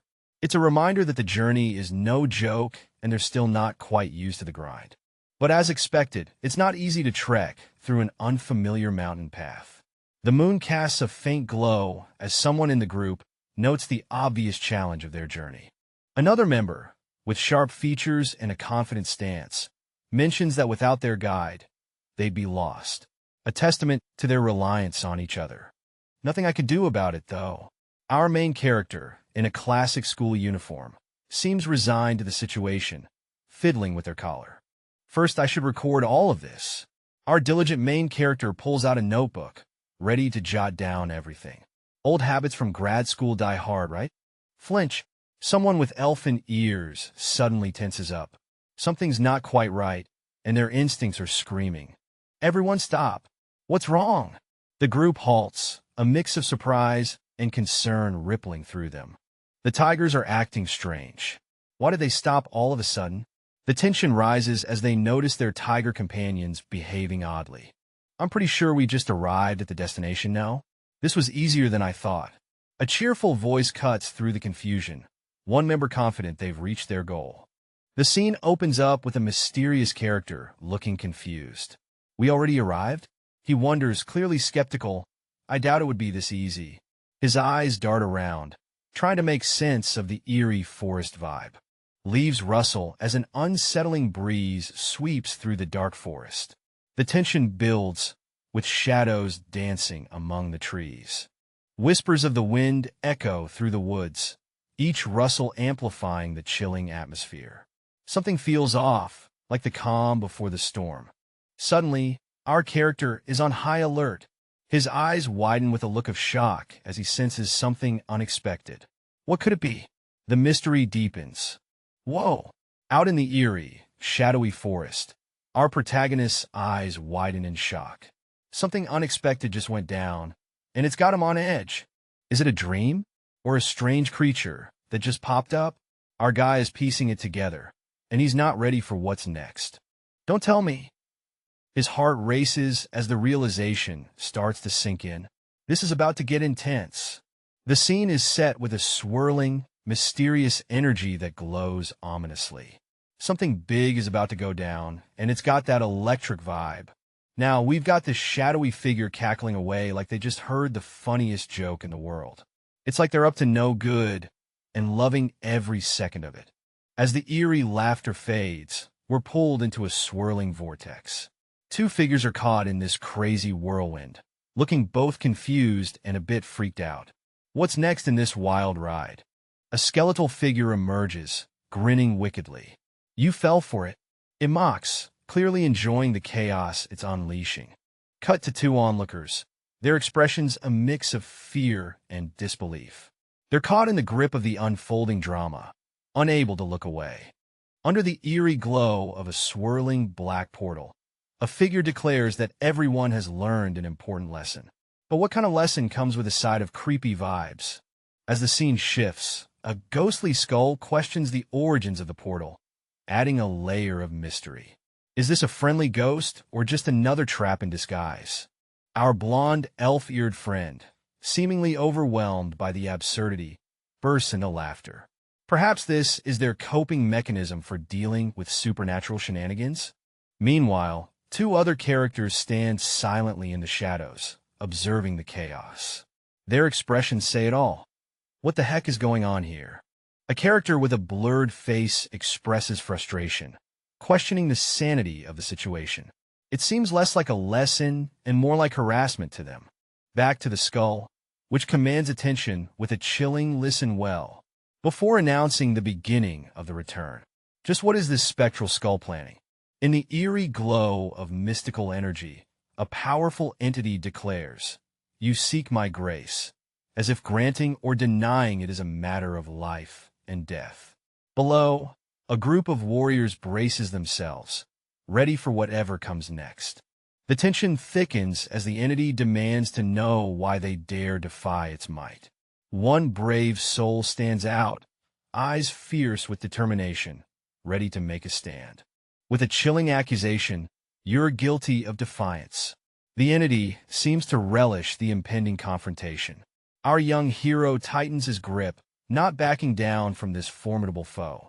All right, folks, check this out.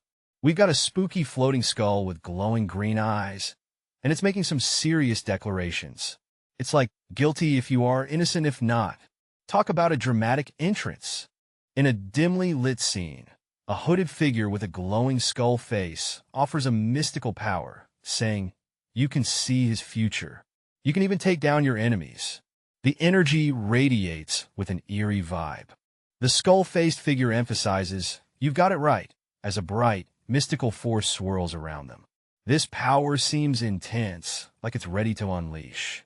The figure continues with, "But innocent if not," as the glowing energy takes on a life of its own. It's clear this power distinguishes between good and evil. A title card appears, revealing Magic Academy Survival Guide, setting the stage for an intriguing magical adventure. Our heroes are caught off guard as a menacing force approaches. Panic sets in as they shout, "Yuah," and scramble to make sense of the situation. Out of the shadows emerge terrifying skeleton warriors, their eyes glowing with an eerie light, ready to wreak havoc. A character with white hair and pointed ears is frozen, seemingly overwhelmed by the sight of these ghastly figures. In a burst of urgency, another character yells, "What are you doing? Run!" emphasizing the need for immediate action. A hand reaches out, grabbing another in a reassuring gesture, signaling unity amidst the chaos. A calm presence, crowned with leaves, whispers calm down, Nilia, trying to soothe the panic-stricken ally. Nilia, still visibly anxious, retorts, "When am I supposed to calm down? We might die if we get caught," showcasing their fear and urgency. It's a dark, mysterious night as two friends sneak through the forest. They're whispering about being caught, but one of them is like, "Hey, it's fine. The worst we'll get is a slap on the wrist." Suddenly, the idea of corporal punishment hits, and one of them is all Hayek. Like they just saw a ghost. Talk about overreacting. In a dimly lit room with creepy chairs, they're joking about those punishment rooms you see in scary movies. One of them has a pretty wild imagination. Back to the forest, two more figures appear, trying to keep things calm. But lurking behind a tree, someone else is watching, ready to make a move. Meanwhile, some spooky, glowing figures are creeping around. One of our heroes is like, "How do we escape this mess?" Just then, the Watcher decides it's time to spring into action. "Line up," they say, gearing up for a showdown if things go south. What's going to happen next? In the midst of a swirling, mystical forest, a group of brave souls gears up for an epic showdown. One of them declares, "It's never good to run away. Let's face them." Talk about facing challenges head-on. Two characters, with fiery determination, shout their battle cries. For honor. And for chivalry. They're clearly pumped and ready to rumble. Meanwhile, a character named Leon scratches his head, wondering why everyone's talking about honor and chivalry right now. Fair question, Leon. Then, Durgi steps in with some wisdom, urging the crew to put their differences aside. It's a touching moment of unity amidst the chaos. Leon nods in agreement, acknowledging Durgi's point. "All right," he says, ready to roll with the plan. "Let's go, team. We got a dude with a plan, and it's all about teamwork." He's suggesting they team up with some other folks, and we'll make a run for it while those guys cover their backs. Classic move, right? A squad of colorful characters, fists pumped and ready to roll, shout their agreement. They're all in, full of spirit and ready to tackle whatever comes their way. Peering through the trees, our brave planner scouts the area. They need to break through where the enemies are thinnest. But hold up, the trees are buying them time. Or are they? Now our main guy is scratching his head confused. There should be an opening here, but it's all blocked. What gives? The tension's rising. And then boom, something's coming their way, and it's not looking friendly. Our hero is shocked, realizing something grim.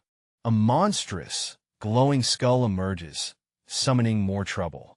It's like a ghost party, but not the kind you'd want to RSVP to. The scene unfolds in a shadowy forest, where our duo is caught in a deep conversation. The guy with dark hair is venting, questioning why they're even in this mess. Our dark-haired guy's expression changes to a sly smile as he thinks that maybe the challenge they're facing is just the right level of difficulty, thanks to a certain someone. Suddenly, they're surrounded by mysterious figures.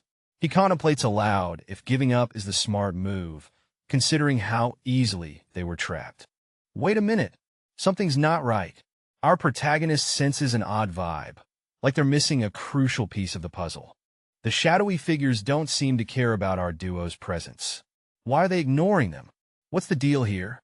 A ghastly, floating skull appears, hinting at a mastermind pulling the strings. Could this be the headmaster of Enro orchestrating the chaos? In the eerie woods, a cool dude with teal hair and glasses spots a strange green glow. He's like, "Whoa, this isn't real." Yep, it's just a mind trick. The illusion gets even wilder as he realizes it's all smoke and mirrors. What's up with this spooky magic? Elsewhere, someone's got a plan. They're all, "Guys, I figured out how to get us out of here." Exciting stuff, right? The squad is totally shook. As seriously? They gasp, eyes wide. Looks like this plan is going to rock their world. They're all set and raring to go. The squad gathers, excitement buzzing in the air. "Let's go." One of them shouts, and they're off on what promises to be an epic adventure. Two of the group members pause to check their surroundings. "I've finished checking it. It's fine," one assures. No monsters in sight, so they're good to move forward. Suddenly, a burst of light illuminates the scene. A light rings out, signaling some magical shenanigans are in play. Things are about to get interesting. The group sits in a circle, with one member holding the magical light. Its glow casts a warm ambience, uniting them as they prepare for whatever lies ahead. In a dimly lit cave, the tension is palpable as two characters, one with fiery red hair and the other with striking white hair, discuss their recent escape. "There's no way the skeletons could come all the way here, right?" says the redhead. The white-haired character assures, "We'll be fine. I don't see any signs of them chasing after us." The white-haired character sits down, pondering another issue. The real problem is how long those summons are going to last. She muses, clearly worried about their dwindling resources and time. A new voice chimes in, reflecting on a potential strategy. Although his face is blurred, his resolve is clear. "Maybe the correct choice was for me to break through them." Sitting on the ground, a character in a vest calmly evaluates the situation. "There's no way we could have broken through those numbers. It was a problem that never had an answer." Switching gears from strategy to sustenance, a cheerful character with bright green eyes suggests, "But for now, let's eat." The vest-wearing character agrees, and they raise their food in unison. The white-haired character frowns, realizing another problem. "Oh, darn, I'm out of water," she says, looking at her empty container. In a surprising twist, the vest-wearing character casts a spell, shouting "Surge." Magic crackles in the air, and the white-haired character looks on in surprise as water appears, solving their immediate dilemma. Our mysterious hero is awestruck by some water magic, musing about how he's only heard rumors, but is now witnessing it in all its glory.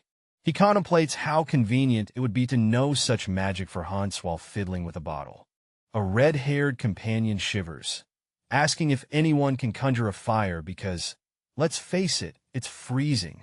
In a flash, our hero commands a blaze, and bam, fire magic at its finest. The fire roars to life, impressing everyone. It worked on the first try, unlike the last unstable attempt. The hero, with striking eyes, admits a secret. He's actually more envious of Leon's water magic than his own fiery skills. Leon is flabbergasted. "Jealous of my water magic? No way." He stammers, caught completely off guard. All right, so here we are with Nilia getting a pep talk from her buddy, who's all like, "Be thankful for your magic." Nilia, looking a bit flustered, can only muster an "oh, okay." Classic. Now, these two are standing at the edge of a cliff, staring down at this eerie green glow in the forest. What's down there? Nobody knows, but it's definitely something magical. Nilia is having a moment, questioning if her companion is a bit of a psycho for being so chill about the creepy crawlies. She's got a point, you know? With a gentle hand on her shoulder, he calls her name, Nilia. Cue the dramatic music. He's dropping wisdom bombs now, telling her to believe in herself like she believes in others. Nilia looks a bit stunned. Will she get it together? All right, so we've got our two pals in the woods, and things are getting a bit heated. One of them is calling the other a crazy skeleton. Sounds like a friendly nickname, right? And just when you think it can't get any weirder, one of them is hoping wolves will show up. Yeah, wolves. Classic. Our silver-haired friend is clinging onto his buddy, freaking out and apologizing like his life depends on it. Meanwhile, there's a mysterious figure lurking in the shadows.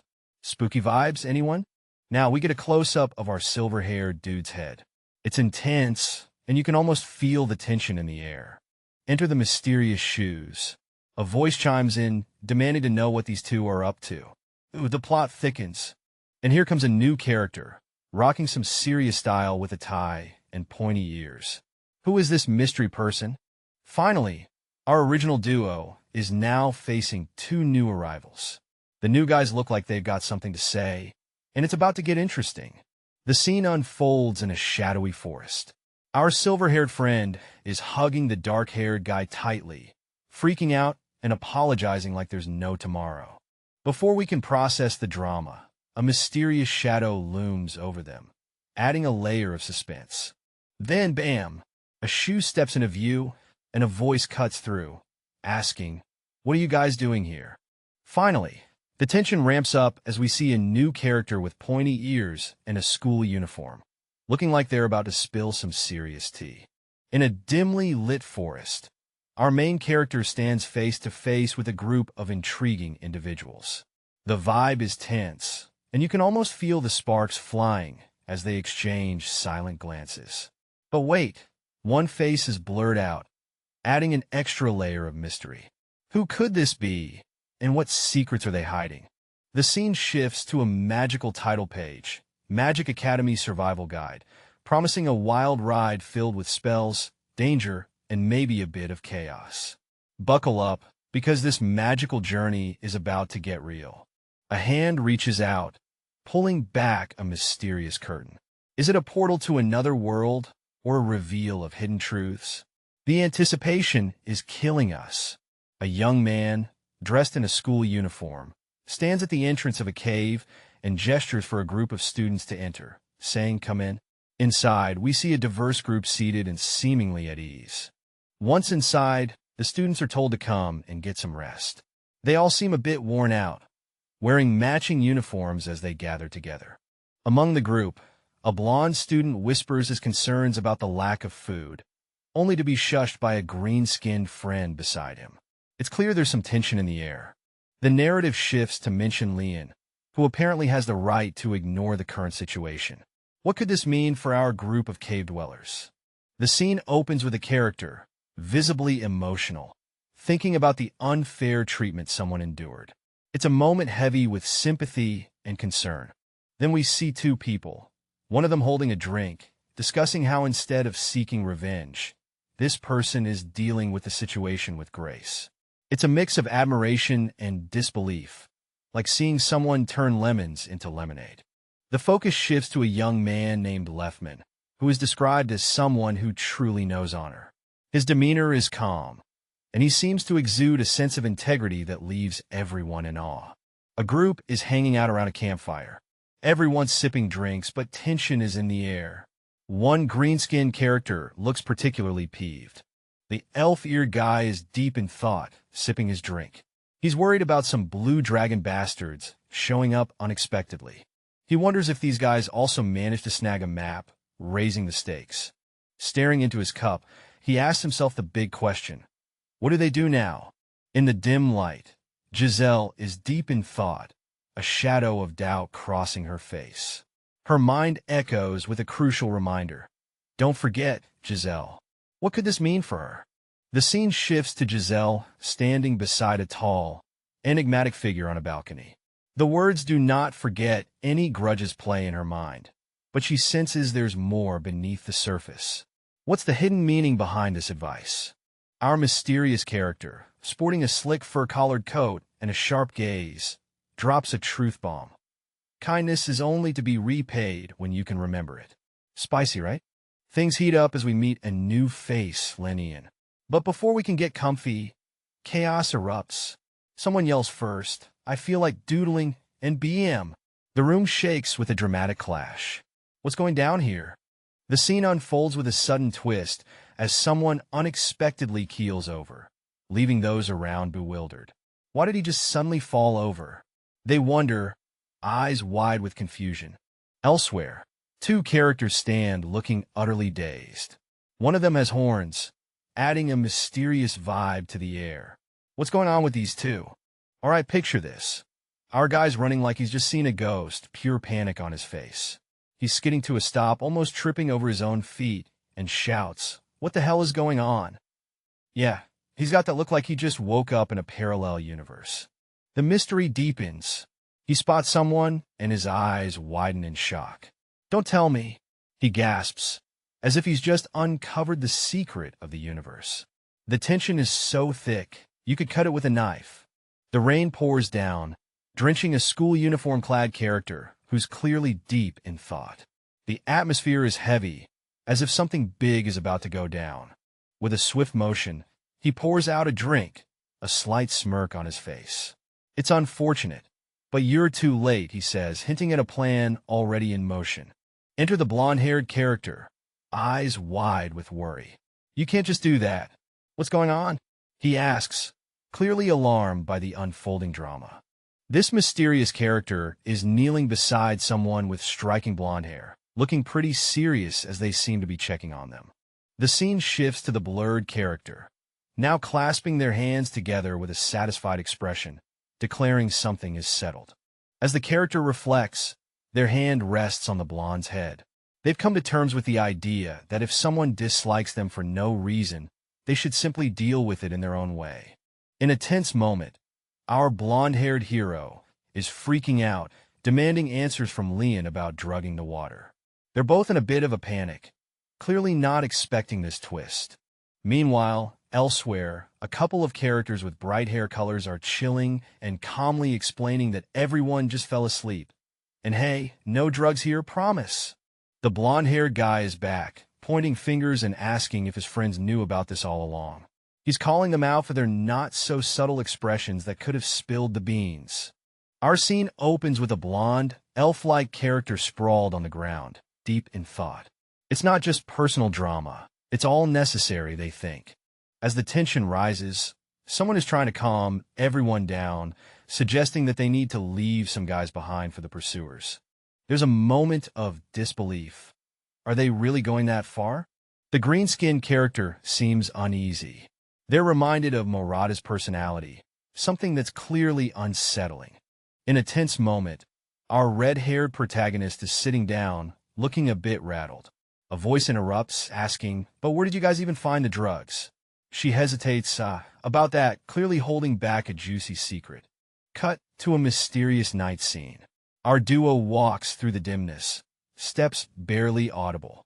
The guy gestures forward, "Get a look at that." The scene reveals a plant, identified as sleep grass, adding a layer of mystery to their mission. Alright, so we have these two schoolmates discussing something called sleep grass. The girl with fiery red hair is explaining how it makes you drowsy when brewed with water, and she's thinking ahead about its potential usefulness. Our red-haired friend is now in deep thought, musing about how she didn't expect to use the sleep grass in this way.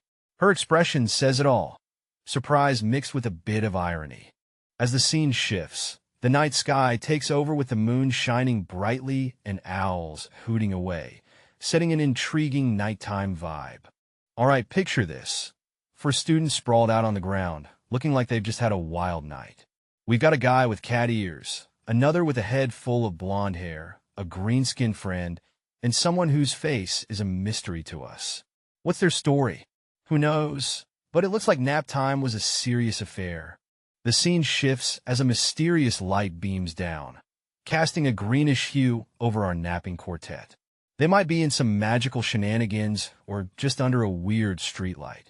Either way, the plot thickens. Now we're on the move. A group of armored figures, glowing with an eerie green light, clank their way through the scene. They've got something or someone important with them.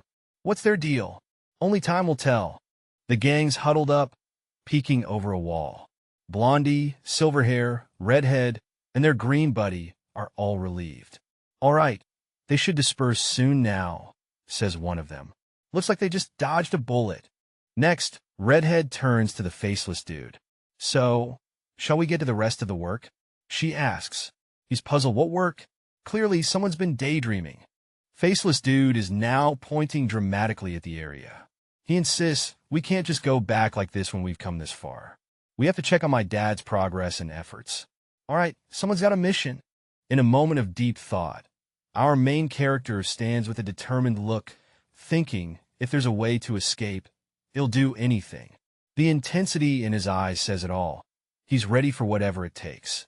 The scene shifts to a lively forest where a group of companions is gathered. As they prepare to head off into the unknown, one of them calls out, "Let's go together, Lee Han." It's clear that this journey is one of camaraderie and adventure. The night is young, and our band of adventurers is trekking through a mysterious forest. Leading the charge is a white-haired guy in a cloak, looking all heroic. Right behind him, a green-skinned, muscular fellow is striding along, totally unfazed. Next up, we got a fiery redhead puffing away on a pipe, keeping it cool.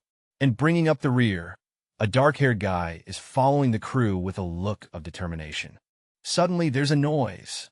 Our redhead reacts with surprise, as the dark-haired guy bumps into the blonde one. It's chaos as they both yell out, stumbling in the process. Classic mix-up in the woods. The blonde guy looks bewildered, his mouth wide open as he stares at his buddy with a "what just happened?" expression. Meanwhile, the dark-haired one seems equally confused but trying to play it cool. These two are definitely the comic relief of the group.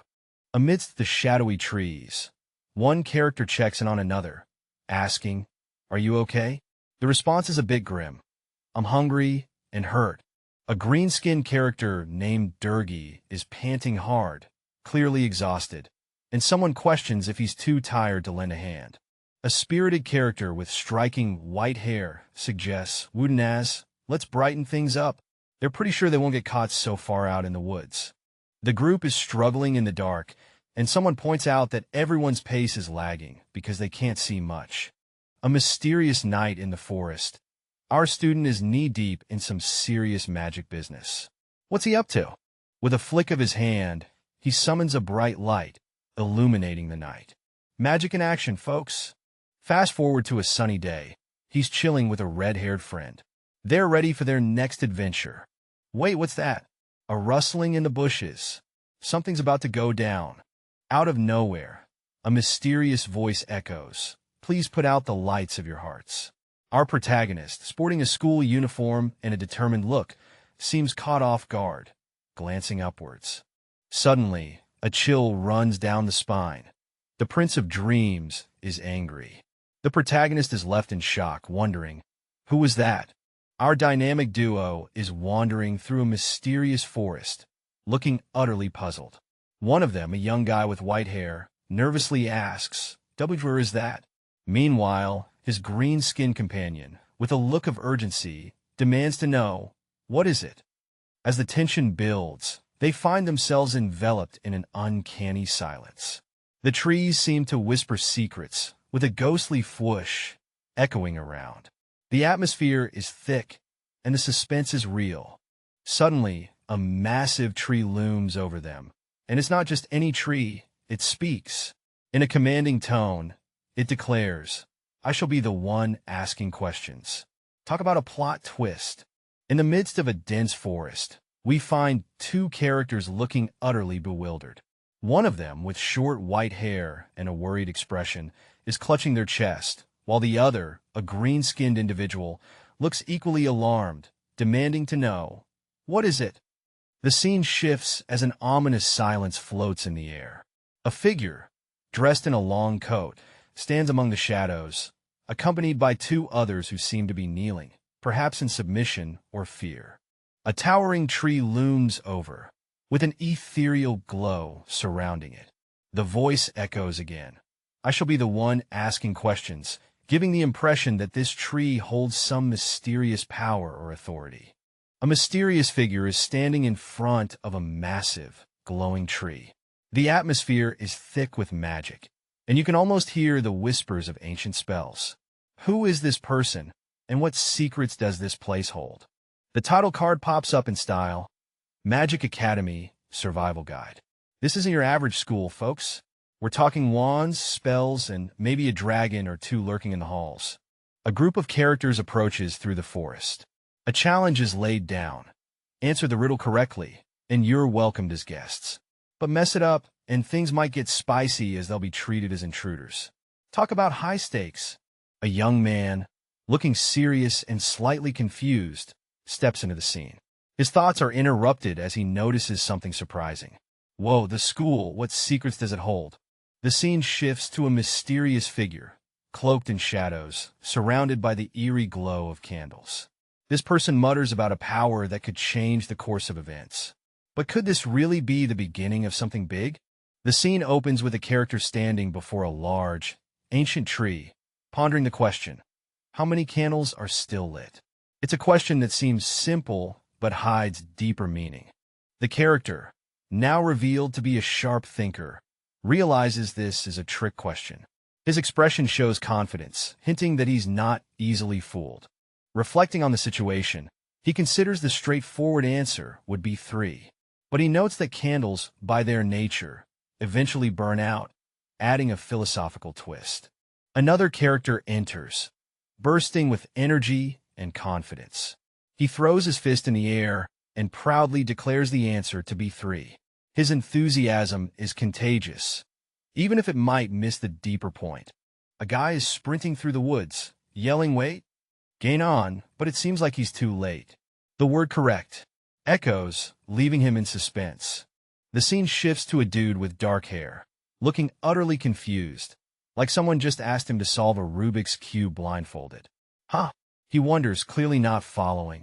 Enter the energetic blonde with a cheeky grin. He's pointing at himself, saying, hold on a second. Won't the candles eventually go out?" He's got that "I have a plan" look all over him. The answer, like a light bulb moment, appears. It's all about magic. The solution to the riddle is that the dwarf would use magic to keep those candles burning endlessly. A man with a thick mustache and a serious expression is sitting at a table with magical candles flickering around him. He's clearly fed up, muttering about this damned magical world. Looks like someone's not having the best day in fantasy land. In the heart of a lush forest, a voice rings out, declaring to treat everyone as guests. But there's a twist. There's a hint of something ominous, as if things might not end so peacefully. With a challenge in the air, the mysterious figure proposes a riddle. A prize awaits the student who solves it, and someone eagerly shouts, "I'm ready." The stage is set for a little brain teaser showdown. Our story kicks off with 2 enthusiastic students chatting about the thrilling sports event happening today. Their eyes are glued to the court as they eagerly anticipate the action. The spotlight shifts to a muscular athlete who's warming up with a basketball. He's got the moves, and he knows it, drawing the attention of everyone around. One curious spectator, clearly impressed, can't help but wonder, who is he? As the athlete confidently prepares to dominate the court. Gathered under the trees, our crew is deep in thought. A mysterious question hangs in the air. What could it be? Asks the white-haired guy, looking perplexed. The blonde dude shrugs, "I don't know," adding to the mystery. As the tension builds, the blonde guy fiddles with his tie, lost in thought. He whispers to himself the answer. Is he onto something, or just lost in his own world? The squad's huddled around this mystical tree, and someone just nailed the riddle answer. The vibe's intense as they ponder the mystery. Flashback to ancient times, the infamous riddle of the Sphinx that Oedipus, the Thebes legend, cracked. The stakes are high, folks. The scene opens with a mysterious character pondering a riddle, noting how its answer is closely tied to being human. The ancient vibe of the setting adds an air of mystery. A teacher, appreciating the intellect of their class, commends the students for their cleverness. The atmosphere feels like a mix of pride and intrigue. Suddenly, a student, who is somewhat obscured, reacts with surprise. What could have caught their attention? As our story unfolds, a group of adventurers finds themselves being warmly welcomed to this mystical, vibrant realm. The air is thick with mystery, and glowing tendrils of energy swirl around them like an enchanting dance. The adventurers cautiously proceed, stepping deeper into this lush, green paradise. Their eyes wide with wonder, they take in the ethereal beauty surrounding them, as if they've stepped into a dream. As our brave adventurers step into the heart of an otherworldly forest, they are immediately captivated by the dazzling lights streaming down from the towering trees. It's like stepping into a dreamland, and they're all like, "Whoa, are we in a fairy tale or what?" A mysterious figure with a blurred face emerges from the woods, clutching what looks like some sort of wooden gourd. What's he up to, you wonder? Well, he's not here to just stand around. "You must be tired from coming all this way," he says, offering a drink that looks, well, let's just say it's got a bit of a funky aroma. "What's in that mystery juice?" A character is handed a drink that smells suspiciously like vegetable juice. With a skeptical yet thankful expression, they say, "Thank you." As they gulp down the mysterious liquid, their eyes widen in surprise. What is this strange feeling? Suddenly, they feel all their muscle aches melting away. It's like they've just downed a glass of the freshest, coolest water. In an unexpected turn, the drink splashes over them, with an icy sensation and a splash of vibrant green liquid. Ever had that perfect drink after a sweaty run? Our guy here is living the dream, sipping away and cooling down. Now, he's joined by his pals in the forest, eyeing a suspicious drink. While one dude questions its smell, our main guy dives right in. He loves it, requests a refill like it's the best thing since sliced bread. Suddenly, a quick swipe and a mysterious cup is snatched from a tree branch. What's next? A young man stands before a massive, ancient tree as a mysterious voice echoes, demanding his identity. "Why don't you identify yourself before I do so?" it asks, leaving the young man a bit taken aback. The young man, looking a bit flustered but composed, introduces himself with a slight bow. My name is Leon." The voice presses on, asking about his house. Leon responds confidently, "House Woodenass." Suddenly, there's an intense reaction from the tree. A loud "dun" echoes, as if the name has struck a chord. Leon is left bewildered. What? The scene opens with a young man standing under a tree, looking a bit troubled. He's apologizing, mentioning something about rumors. Looks like he's got some weight on his shoulders. Close up on his eyes, and you can see a flicker of determination. Something's brewing in his mind. Someone's giving him a pep talk, saying he's bound for greatness as a magician. Those words seem to spark a bit of hope in him. Whoa! Our character is in a tight spot, caught with a shocked expression and a hand over their chest. Something's definitely up. The blurred character tries to play it cool, claiming they were just enjoying a midnight stroll.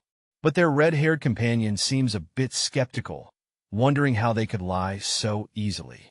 Under the mysterious moonlight, the question hangs in the air.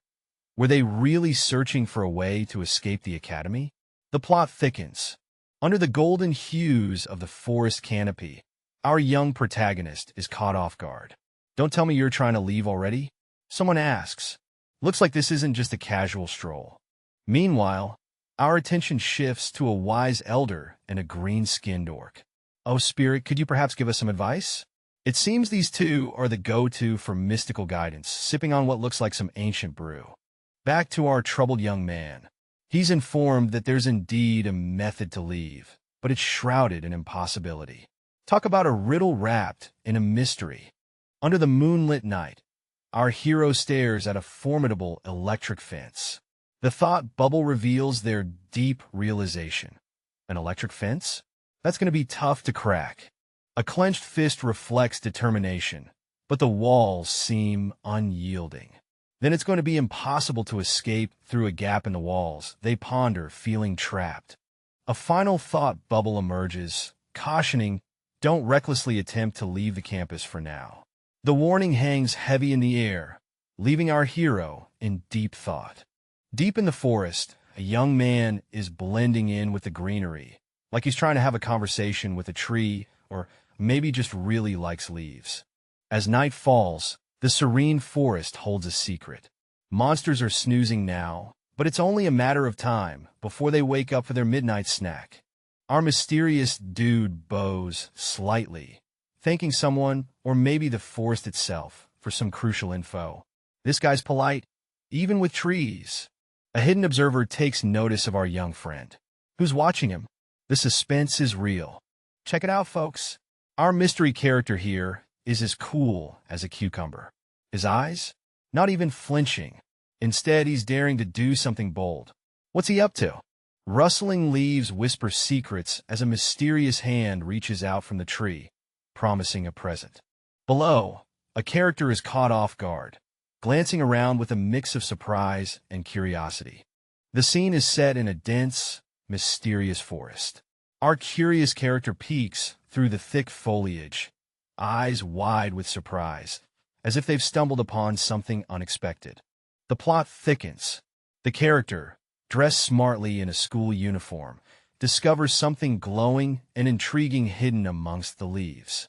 What could this mysterious object be? Amidst swirling magic and cosmic vibes, a mysterious figure ponders the true essence of magic. The scene feels otherworldly as energy crackles around.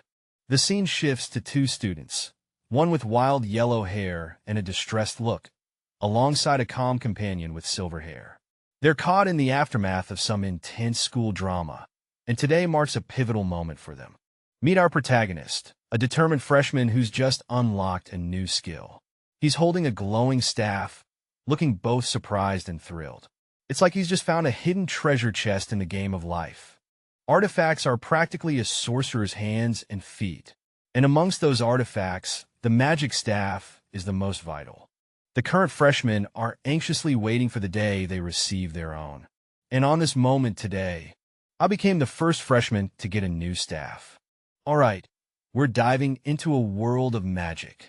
Our scene opens with someone clutching a staff that's glowing with mystical energy. This is where the magic begins, literally. The title card flashes before us. Magic Academy Survival Guide. Sounds like we're in for a wild ride at this magical school. We've got 3 characters on the scene, looking all curious and excited. They're asking, how is it, child? Who's this kid? And what's the deal with the staff? Let's find out. The scene opens with a mysterious boy holding a staff, feeling a comforting and refreshing sensation as green energy flows around him. The observers are shocked, realizing this boy isn't just any ordinary kid. There's something extraordinary about him. The mystery deepens as it's revealed that spirits dwell within the staff, surrounding the boy in a magical aura. It should be difficult for a child of his age to detect that, says a mysterious voice, pondering the abilities of a young prodigy. As the kid stands before an ancient tree, staff in hand, the voice tells him he'll learn about the staff's powers with use. But our young hero's not having it. Can't you just tell me right now? The voice, ever so cryptic, assures there's no need to rush. You'll naturally learn with time, it says, leaving our hero a bit confused but determined. The whispering voice chuckles softly, noting the boy's talent and nature, hinting at great things to come. Fufu. Under the mystical glow of the moon, a shadowy figure reflects on a certain someone who embodies the essence of House Onerad. There's a hint of destiny in the air. As the night slips away, the scene shifts to a tranquil landscape, where the first light of dawn kisses the horizon, setting the stage for new beginnings. Our group of young adventurers is gathered, with one of them declaring it's time to begin. Excitement and a bit of mystery fill the air as they prepare for what's ahead. In the thick of a wild battle, we've got characters flying around like it's a superhero showdown. A mighty force is unleashed, and our heroes are caught in the chaos, trying to hold their ground. Amidst the storm, a character exclaims, "Whoa, that power was too intense." Clearly, someone underestimated the situation, and now they're left scrambling to understand this unexpected twist. With a thunderous crash, our heroes are sent flying, landing with a splash in a forest clearing. The energy's still crackling in the air, and you can almost feel the impact through the screen. Groans of pain echo as 2 figures, one with vibrant red hair and another with a more scholarly look, struggle to their feet.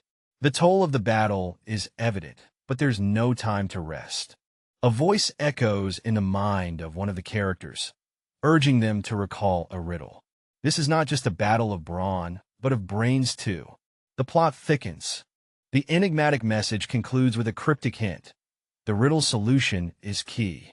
The forest stands silent, holding its secrets tight. It felt like a dream as they left the spirit's domain, with all the undead disappearing into the ether. Was it real, or just a wild magical ride? The sun's up, and our crew makes their way down the mountain.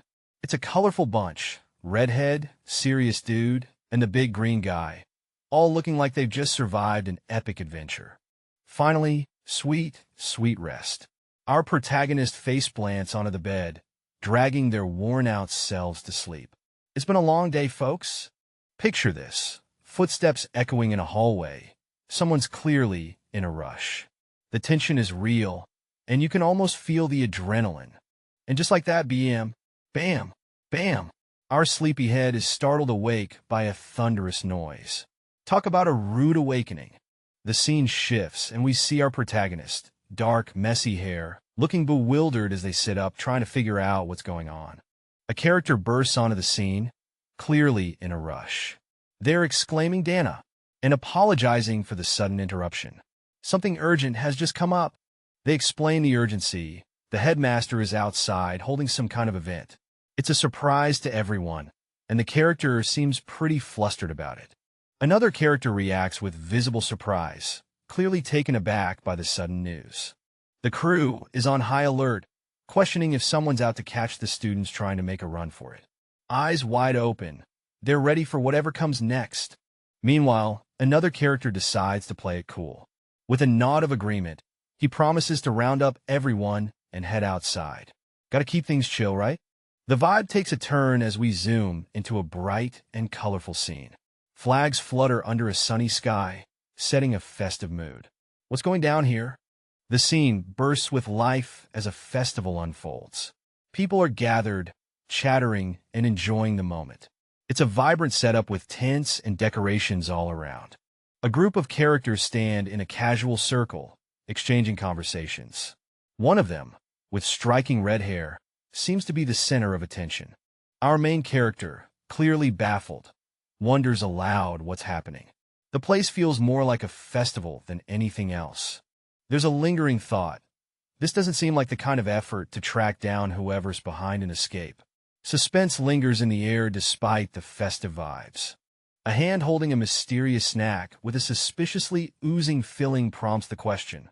What is he plotting? Something's cooking, and it might not just be the snack.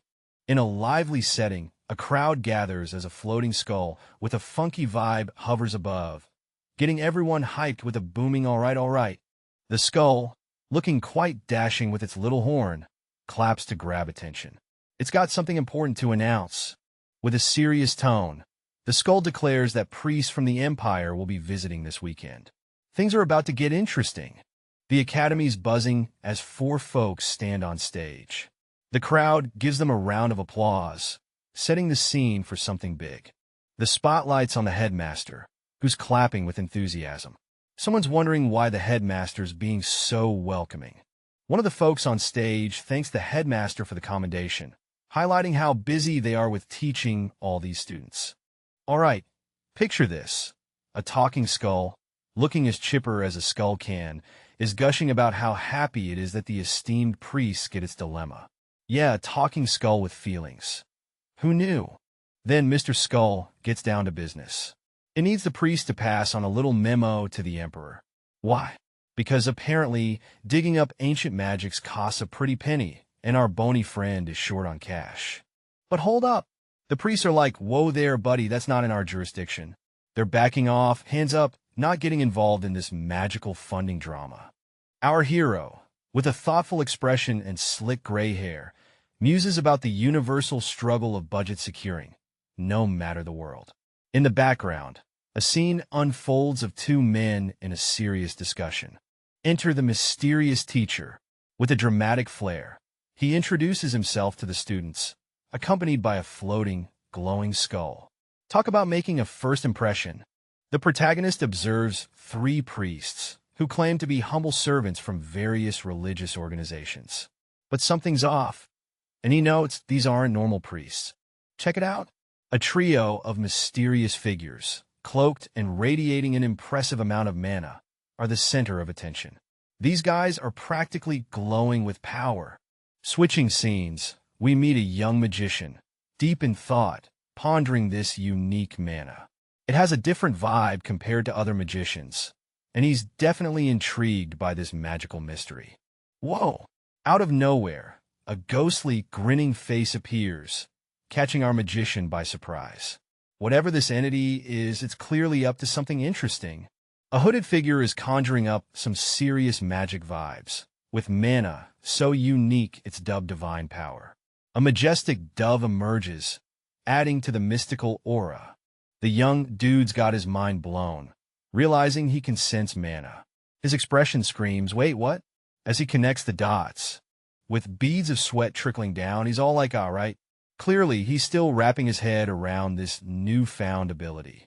In a lively, bustling academy filled with fluttering banners, a mysterious figure confronts another student, questioning why they're hiding their incredible talents. The figure points out that few students can match their skills, setting a tone of intrigue and potential conflict. As we switch scenes, the The atmosphere darkens. The mysterious figure, now in a shadowy room with an ominous skull image, presses on, urging the student to stop concealing their talents. The student is left bewildered, pondering the true identity and motives of this enigmatic figure. Our scene opens with a lively festival vibe, where a student nervously admits it's their first time seeing priests. Clutching bread, they're clearly a bit overwhelmed by the holy presence. Enter a glowing, eerie skull, floating in a mystical green aura. It's speculating on the student's inexperience with priests, linking it to their roots in Housewood Nail. Apparently, priests aren't a big thing there. The skull continues, questioning the lack of faith. It drops a bombshell reason. They're just too smart to believe in God. Ouch, that's some spicy skepticism. The scene opens with a character pondering about the unusual activities happening in town. He's on edge, thinking, with all the strange rumors, my house might not be safe. He stands outside what looks like a grand, gated estate, hinting at some serious business going down. The thought process continues, I should hide my house around those priests. Clearly, there's something about these priests that might offer protection or a strategic advantage. Cut to a lively scene with students milling around. But wait, there's something odd. A floating spirit or ghostly figure amidst them. The character muses, but they really are pathetic. I wonder what you students at Fall for Food would have. Clearly, there's more to these students than meets the eye, and our character seems to be sizing up their potential. Feast your eyes on a spread of scrumptious treats glimmering under the light, almost too good to eat. Next up, we zoom in on a pair of intense golden eyes, and the word fool is whispered. Someone's calling out to the headmaster with a serious vibe. Then a blurred figure steps in, looking all intense, asking for some religious recommendations. Quite the unexpected turn. Suddenly, a spooky glowing skull pops up, clearly annoyed, asking if anyone's been paying attention to its words. Talk about a ghostly interruption. All right, so we've got this mysterious cube floating around, looking all puzzled and existential. It's like, where am I? What am I? The vibes are real mysterious. And then bam, in our main guy. He's got that classic anime protagonist look with sharp eyes and blue hair, looking all determined and ready to take on whatever this cube is throwing at him. In the midst of a swirling green aura, someone is truly taken aback, whispering to themselves, it's been a long time since I was impressed. This mysterious vibe is about to get real. Enter the villain. With a dark, dramatic flair, a figure stands under a purple glow, surrounded by an aura of pure menace. They declare confidently, it's obvious what his intentions are. He's planning on using other weak monsters to extort from them all. The plot thickens with their evil plan. Back to the green haze, and we see a toothy grin form. The words "it's ridiculous," but echo as if the grin itself is speaking. Something big is about to go down. A glowing skeleton head with big, expressive eyes is totally vibing, exclaiming, I like it, with enthusiasm.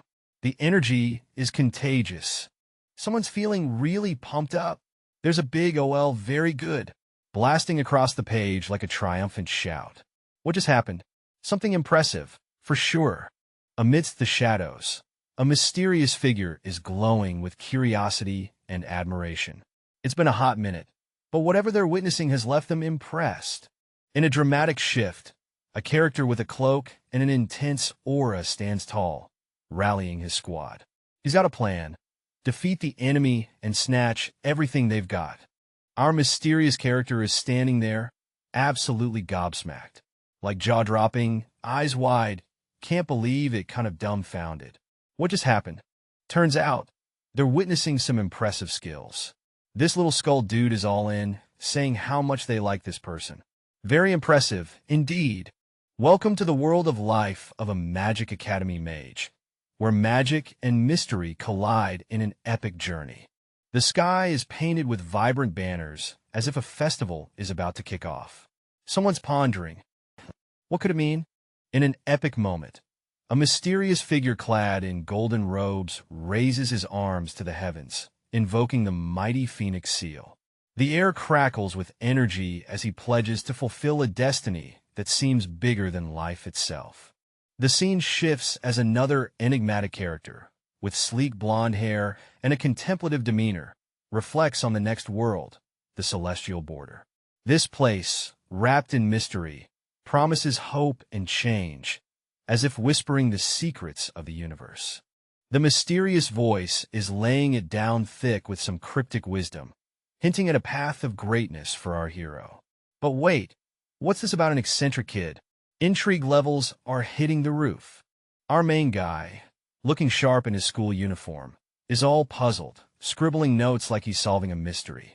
He's like, how on earth does this voice know about my impending genius? The scene opens with a young man feeling all sorts of awkward as an older lecturer gives him the creeps, inviting him over to his room. The young guy is clearly uncomfortable, thinking to himself about the bad vibes he's gotten from lecturers in the past. Elsewhere, things get a little mystical as a character thanks a floating skull for some recommendations. Yup, you heard that right. A floating skull. It's a whole vibe with an air of mystery and maybe some magical guidance. Now, we shift to a mysterious figure with a blurred face. This person is in deep thought, planning to meet with some folks in the punishment room. With a farewell, they hope wardens make some solid decisions. Things are definitely getting intense. The scene opens with a character, standing amidst vibrant festival decorations, looking utterly confused. Huh? He wonders aloud, trying to comprehend what was just said. Suddenly, the atmosphere shifts as a mystical energy swirls in the sky. People gather below, captivated by this electrifying spectacle. A mysterious aura surrounds Lee Han as he stands deep in thought. He's wondering if someone was talking about those tiger guys. You can almost feel the suspense in the air. Suddenly, there's urgency in the scene as a voice rings out. Lee Han. He's warned to be extra careful. Seems like things are getting serious. Enter a new character with a cheerful wave. There you are. Where are you going? The plot thickens as more characters join the mix.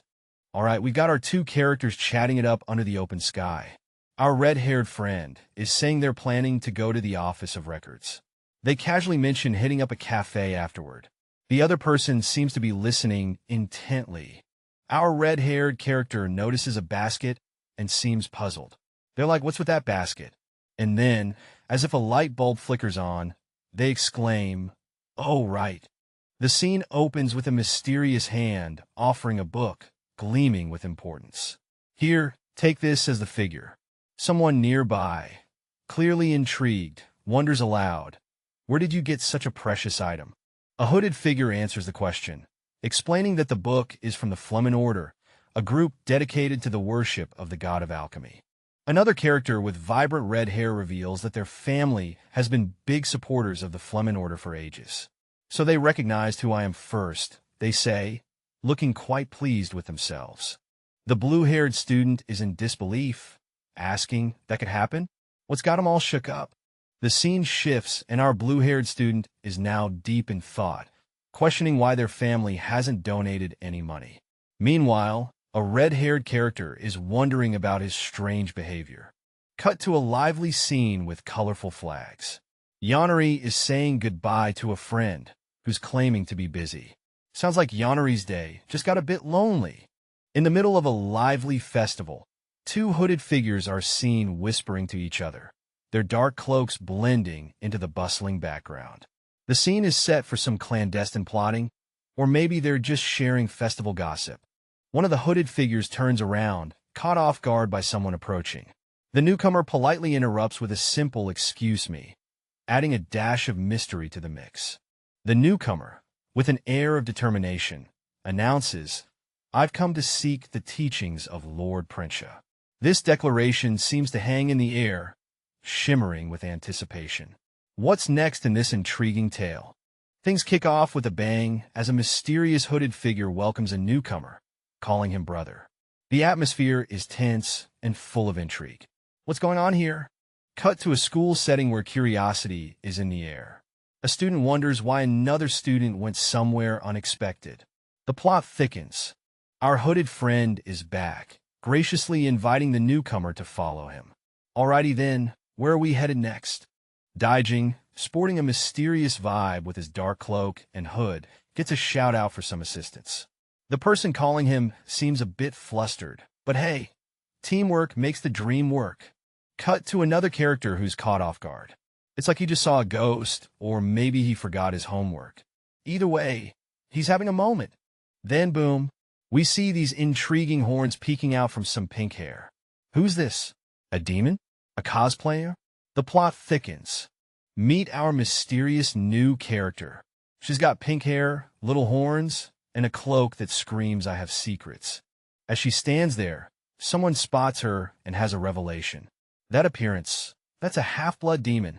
They exclaim, "Drama alert!" In the eerie glow of an unknown realm, a shadowy figure unveils the secrets of a unique being. This creature, shrouded in mystery, holds a power not easily understood. The tension is palpable as the figure hints at a deeper connection. Shifting to a more familiar scene, we meet a character with horns, standing nervously.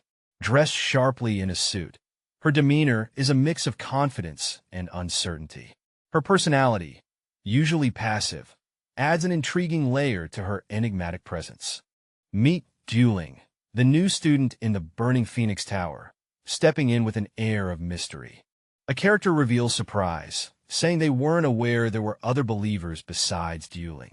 Another character chimes in, mentioning how natural it is to believe in Lord Presinia if one knew of his noble will. In the midst of a radiant glow, a golden scale asks the big questions. What can you get from today? And what must you do? It's all about weighing your options, folks. Suddenly, the scene shifts to a dimly lit room with a figure standing on a podium. The atmosphere is heavy, like we're about to dive into some serious secrets. Our hero stumbles upon a hidden treasure trove, packed with intriguing items. The truth is about to unfold. With eyes wide open, he realizes there's a ton of artifacts just buzzing with mana.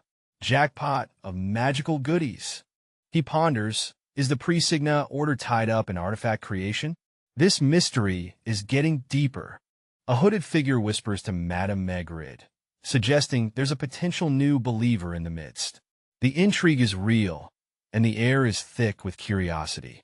Boom! Something shakes the scene, and a character reacts with shock and surprise, clearly not expecting whatever just happened. With an expression full of surprise, another character peeks into the scene, eyes wide open as if trying to process the sudden turn of events. The scene opens with a student looking quite surprised. There's a sense of something unexpected happening. Footprints mark the ground as if someone has just arrived, accompanied by the words, "Nice to meet you." A mysterious figure introduces themselves as Medrid, engaging with the student. The scene opens with a friendly hello from a young man with a bright smile, directed at an elderly woman. There's a thought bubble about footprints left by a small body, hinting at something mysterious. The young man reassures the woman, explaining that the surprise is due to an artifact he's equipped, showing some fancy footwear. Things get a bit spooky as the woman, with glowing hands, explains the artifact is cursed, increasing body weight by several times. Not your average accessory. Huh? The scene kicks off with our protagonist, a young man with dark blue hair, confronting a mysterious elder. He's baffled, asking, "Would you wear something like that?" His eyebrows furrowed in confusion, indicating something unusual has been presented.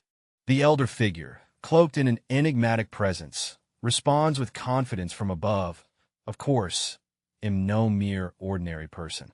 Meanwhile, another character, with blurred features, seems to react with a simple, possibly pondering the gravity of the statement. As the tension builds, a celestial being, adorned with flowing locks and a golden band, floats against a cosmic backdrop. Clearly taken aback, they exclaim, "What do you mean?" with a mix of surprise and concern. All right, folks, here we've got Lord Presinga, a dude who's basically the world's emotional sponge, soaking up all that pain like a champ. Now, because Lord Presinga is handling all that heavy stuff, people are like, hey, let's help out. So they use these magical artifacts to share in the pain. Talk about teamwork. Switching scenes, we've got our main guy looking a bit worn out, thinking, man, it's been a day. I can't believe I survived the madness and made it back home. The scene unfolds with a character deep in thought, acknowledging the tough road ahead and understanding if someone chooses not to follow. As the decision looms, we see a determined step forward, and a voice suggests, let's take up her offer and get out of here. But wait, a mysterious figure appears, visibly disappointed, holding an artifact meant as a welcome gift, lamenting the missed opportunity. A mysterious figure walks away, thinking about an item that absorbs mana. The atmosphere is tense, hinting at something big about to unfold. The scene cuts to a curious individual, eyebrows raised, questioning what this mana-absorbing item is charged with. Intrigue fills the air. In a magical, swirling environment, someone dramatically reveals their odd weakness, having way too much mana. Talk about having too much of a good thing. The scene opens with a dramatic realization. That curse is something that's actually real? Huh? Our character is having a moment of shock, grappling with the idea that curses aren't just stuff of legends. Then, we see them pondering deeper. If there's such a curse, there'd be other functions too, right? They're on the verge of connecting some dots, thinking through the possibilities of what else might be lurking beneath the surface. A mysterious figure with gray hair and formal attire stands behind a podium, ready to make an important announcement. The atmosphere is tense and full of anticipation. What could they be about to reveal? All right, so our main dude here is all hyped up, talking about this cursed item. He's like, I'm sure it has other effects too, since it's cursed. You can just feel the excitement and maybe a hint of worry in the air. Meanwhile, we have a priest-like figure who's just standing there, not saying a word. Just a big OL. The suspense is real, folks. A whimsical, magical title pops up, Magic Academy Survival Guide. We're diving into a world of spells and survival. Dark and stormy vibes. We're hit with some deep thoughts. Just like every action has its reaction. Intrigue alert! In this scene, we're diving into the world of magical artifacts. We're shown a mystical object, glowing with energy, and it's revealed that artifacts gain more power with stronger curses. A character is seen holding a chest, hesitating as they explain that the artifact also comes with a curse of increased divine energy. Sounds like a double-edged sword, right? Our mysterious artifact is even more intriguing as it's revealed to have invisibility magic imbued into it. Now, that's a game changer. Two shadowy figures stand facing each other in a tense atmosphere. One of them, clutching a book, seems to have said something shocking, leaving the other in silent astonishment. As the conversation heats up, one character reaches out, urgently questioning, "What are you saying?" It's a dramatic moment, and the tension is palpable. A figure stands tall, exuding confidence, claiming they're more than prepared for whatever's coming their way. The scene shifts to another character, visibly shocked, exclaiming in disbelief and expecting a different reaction. And then we get a close-up of his neck as he gulps nervously. Yeah, this is one of those oh moments. Our story opens with a student sporting neat brown hair and a sharp school uniform. He seems to be standing in a spotlight, ready for something big. You know the drill, new beginnings, new adventures. Switching scenes, we find an elderly person with gray hair in a church setting. With a kind gesture, they offer a welcoming gift, saying, "Please take this. I welcome you to our church, brother." Looks like someone's about to embark on a spiritual journey. All right, so we've got our main character here, rocking a magical belt and looking pretty determined. They're asking their hooded friend, "How do I activate the invisibility magic?" Clearly, they're ready to go stealth mode. Cut to a group shot where things aren't going as planned. The robed figures are in shock, exclaiming, "Huh? There's no way." And do you not feel anything? It seems like the invisibility trick is turning out to be more tricky than expected.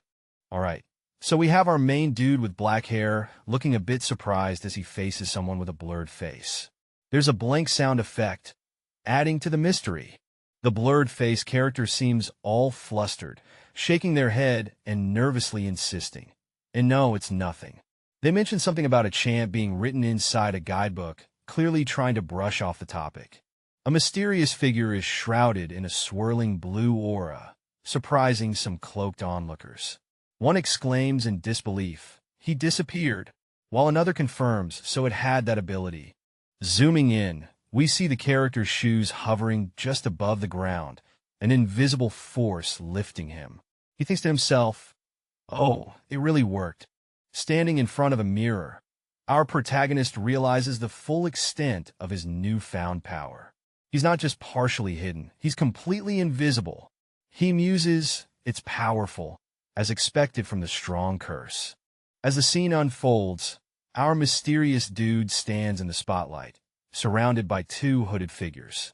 With an air of mystique, he declares, "I reveal myself in the day," like he's about to drop the hottest mixtape of the century. What could he be up to? Zooming in on his hand, we see him holding a curious, glowing object. He's clearly puzzled, asking himself, is this thing even cursed? Now, that's something you don't hear every day. Standing in a room filled with determination, our main guy clutches artifacts like they're his lifeline. "No biggie," he says, "just gotta equip more artifacts." He's got this steely resolve to shoulder Lord Prezina's burdens, and he's not backing down. Our sister character is feeling all the feels.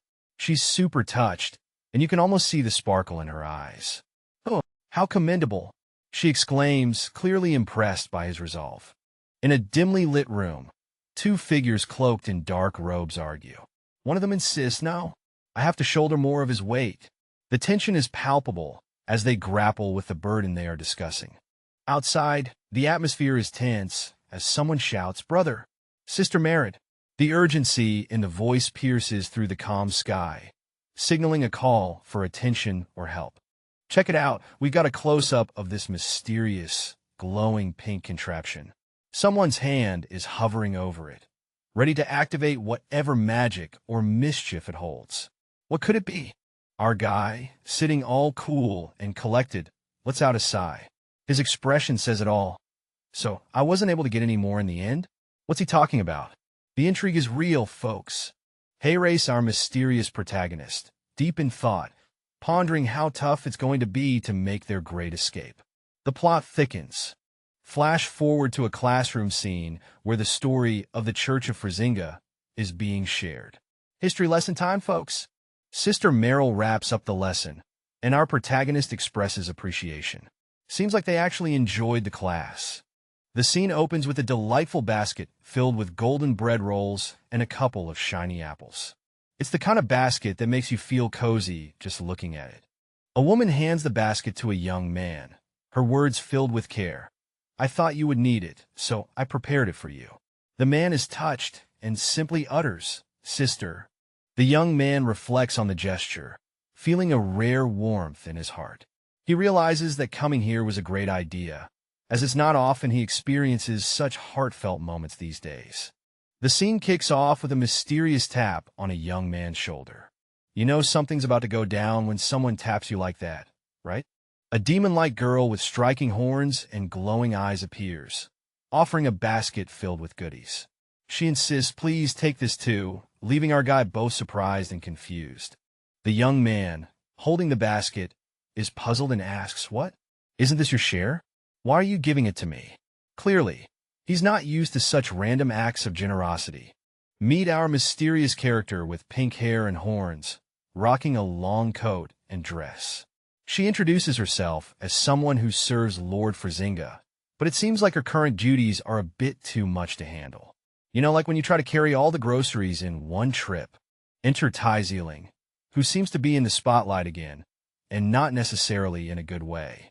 Two people approach, one carrying baskets, and there's a vibe of confrontation in the air. You can almost hear the suspenseful background music. Our blue-haired dude seems a bit taken aback, wondering if the situation is just what you'd expect from the Phoenix Tower. High stakes, high pressure, and high expectations all around. They're observing a trio who seem to be on a whole different level. One of them is super energetic, another is just chilling, and the last one is lost in thought. They're like the cool kids everyone wants to be. In a different scene, a young man, looking determined, approaches a brotherly figure with a request. He seems polite but firm, carrying a few items in his arms. In the warm glow of sunset, A mysterious figure with long, pink hair is seen holding a scroll. They're talking about someone named Taiziling, mentioning how the child is quite hard on herself. Seems like they're asking for a favor to take care of her. Switching scenes, we see a character holding a basket full of goodies. They're a bit puzzled, pointing out they're in a different tower. The plot thickens as they consider the request. A close-up reveals the basket's contents: ripe tomatoes, jars of colorful preserves, and a chunk of cheese. It's practically sparkling with freshness, adding a bit of charm to the task at hand. Meet our confident guy, rocking a basket hat, laughing off any worries with a cheeky "what does that matter? Huh? Huh? Leave it to me." As the sun sets and birds take flight, a voice echoes, "I shall, brother."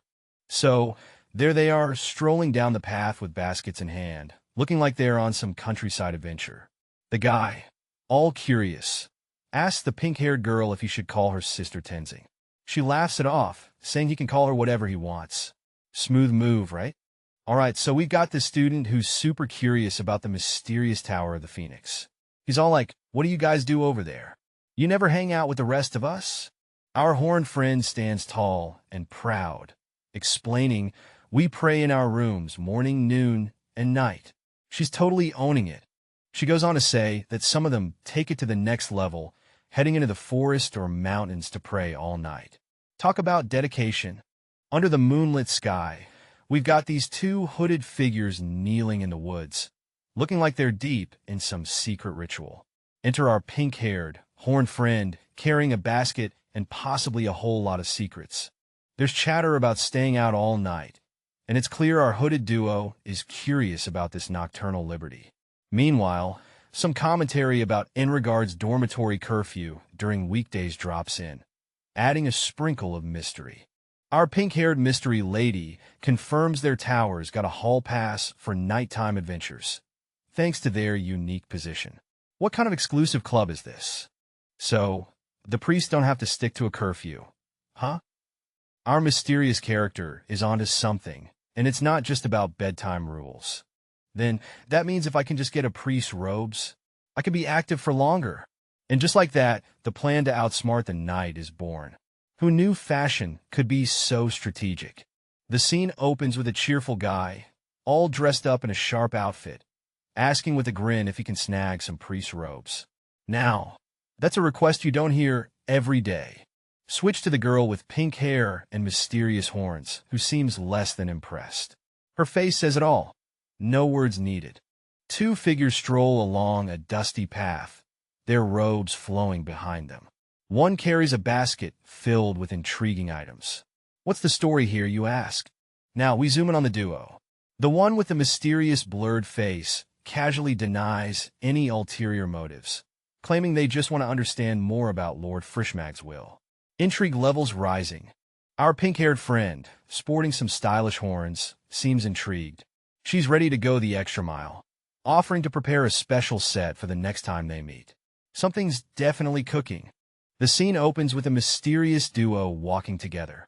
The pink-haired girl has a determined expression. The atmosphere is tense, and there's a sense of urgency in the air as they say, "All right then, with this." As the scene shifts, the word escape looms large. The pair are seen standing defiantly, ready to break free. Their plan is coming together, and you can feel the adrenaline as they prepare to lay the foundations of their escape, brick by brick. The pink-haired girl with horns is chatting with someone about understanding Lord Persona better. She's got a plan brewing. She decides to bring priest's robes for the next meeting. She's determined, if not a bit mysterious. A cheerful thank you from the guy, as he assures her that he'll keep going. Positive vibes all around. Our mysterious hero is in a tight spot, yelling out for some backup plan to make a grand escape. The glowing escape sign is practically screaming urgency as the drama unfolds. Who is this guy, and what's he running from? Stay tuned, because things are about to get real interesting. The title card drops with a magical vibe, introducing life of a Magic Academy mage. This promises spells, shenanigans, and maybe a bit of chaos at magic school. Buckle up for a mystical ride. Strolling through what looks like a market, two characters engage in a laid-back chat. One of them, with a basket in hand, asks if the other has been eating well and if they have enough. You know, just your casual well-being check. The response is calm and composed. The character with pink hair, looking pretty content, assures they're satisfied with their current situation. No worries here. But wait, there's a twist. The guy in the snazzy coat mentions that the priestess has some concerns. Oh, someone's worried. What's brewing behind the scenes? In a dimly lit scene, a pink-haired girl with striking yellow eyes looks tense as she remembers being asked to ensure someone's well-being by the priestess. The scene shifts to daylight. The pink-haired girl walks alongside a guy in a suit and tie. She asks him to trust her and come along on this unexpected journey. He seems a bit skeptical, but plays it cool. Zooming in on the guy's shoes as he starts walking, he casually acknowledges the situation with a gotcha, keeping the mood light. I can't disappoint the person who gave me such a precious gift after all. This thought dances around a basket filled with shimmering jars and cheese, suggesting a promise or commitment tied to this gift. Now, we're introduced to two characters, one promising the younger one that they'll be the best brother ever. There's a sense of responsibility and determination as the older character seems ready to step up and be the rock in this relationship. The scene is set with a majestic castle under a starry sky, giving off a vibe of mystery and grandeur. The silence of the night surrounds it. A dwarf with a mane of reddish-brown hair and a glorious beard takes a hearty sip from a mug, clearly enjoying his drink. With a satisfied sigh, the dwarf remarks how the tea's flavor has improved ever since a certain boat arrived. His contentment is palpable, and he seems to be enjoying the small comforts of life. In a dimly lit room, a group sits around a table. A glowing skull floats above, looking like it's got something to say. One of them pipes up, asking the all-important question, "But why are we gathered here today?" Another member, sporting some stylish braids and a confident look, chimes in with the answer. "I think it's because of the basic writing training. Looks like this meeting might be more exciting than expected." As the conversation continues, the focus shifts back to our braided friend. She's wondering if the professor for this lecture has been assigned yet. Seems like everyone's in for some writing lessons soon. The bearded dude is all ears as the braided lady drops a bombshell. "Oh my, you haven't heard yet?" she says, building suspense like a pro. Then, bam, she spills the tea. Professor Vinazolo vanished while on a unicorn hunt. Yeah, you heard that right, a unicorn. Despite the mystery of the missing professor, the braided lady keeps it cool, saying don't worry. Easier said than done. Whoa! A glowing skeleton suddenly pops up, looking all creepy and ghostly. Someone nearby is definitely not having a good time. Cut to a cozy room where two people are having a serious chat. One of them is reflecting on how quickly things have changed. It's one of those times like these moments. Two characters are in the spotlight, urging someone to show why they're the headmaster. Looks like there's some serious expectation in the air. Meanwhile, another character is curious about a new professor. Given that this lecture is no ordinary one, the professor must have some unique skills up their sleeve. The scene opens with Yurgulm, a dwarf with a fiery mane, looking like he's having the worst day ever. He's got that classic "I've had enough" expression, complete with sweat drops and a grimace. Seems like something or someone is really grinding his gears. Enter the nagging. A woman, possibly a comrade or acquaintance, is giving Yurgulm a hard time about some fossils and explosions. Yurgulm's inner monologue tells us she's always critiquing, making his life a wee bit more complicated. Poor guy can't catch a break. Suddenly, a glowing skull enters the mix, floating ominously. It declares it doesn't care about best professors and wraps up its spooky message with a curt "dismissed." Clearly, it's not here to make friends. What a strange turn of events. Check out this massive castle, standing tall under a sky that's looking a bit suspicious with that swirling black cloud. Is it a sign of trouble or just some funky weather?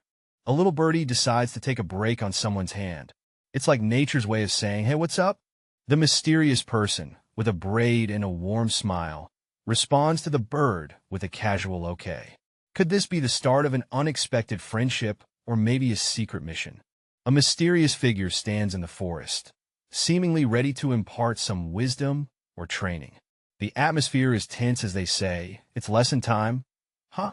Meanwhile, a crowd gathers outside a grand building, possibly heading to the lesson or training session.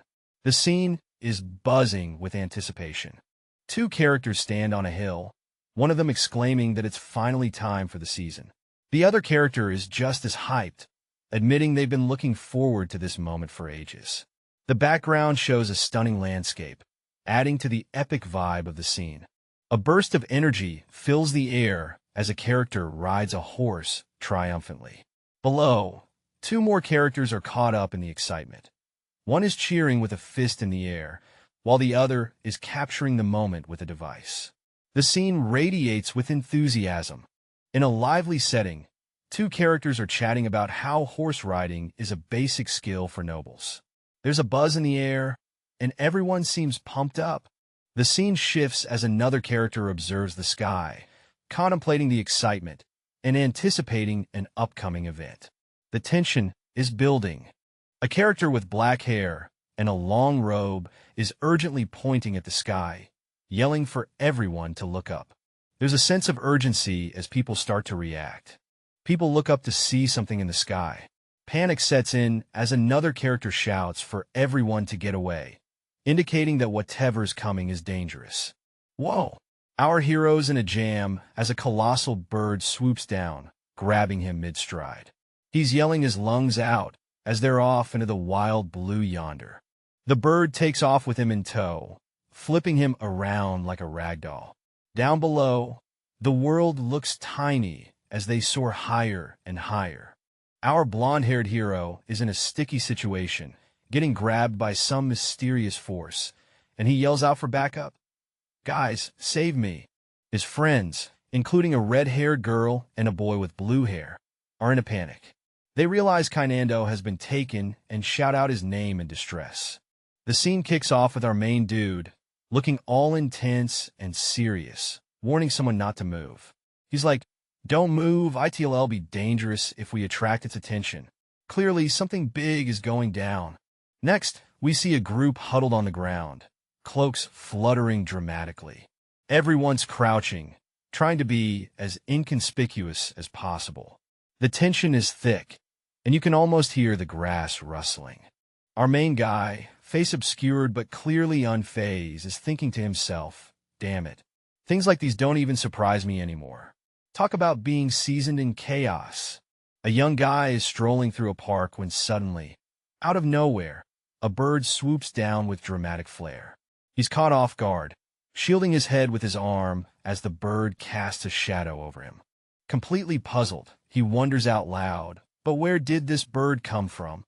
The mystery deepens as he gazes into the sky, trying to make sense of this unexpected encounter. The scene kicks off with a sharp-eyed young man demanding to know, "Where's the headmaster?" Clearly, something's up, and he's not messing around. Now, things heat up as a cloak figure shouts, "Isn't this the best academy? What the hell is wrong with the security? This guy's got issues with how things are run, and he's not holding back." In the pouring rain, we see a woman with long dark hair demanding to be let go, while a mysterious figure questions her trust. Suddenly, a giant, shadowy bird appears, adding to the tension. The scene escalates with an electrifying attack as the woman and the figure yell together. Despite the chaos, there's a weird sense of camaraderie between them.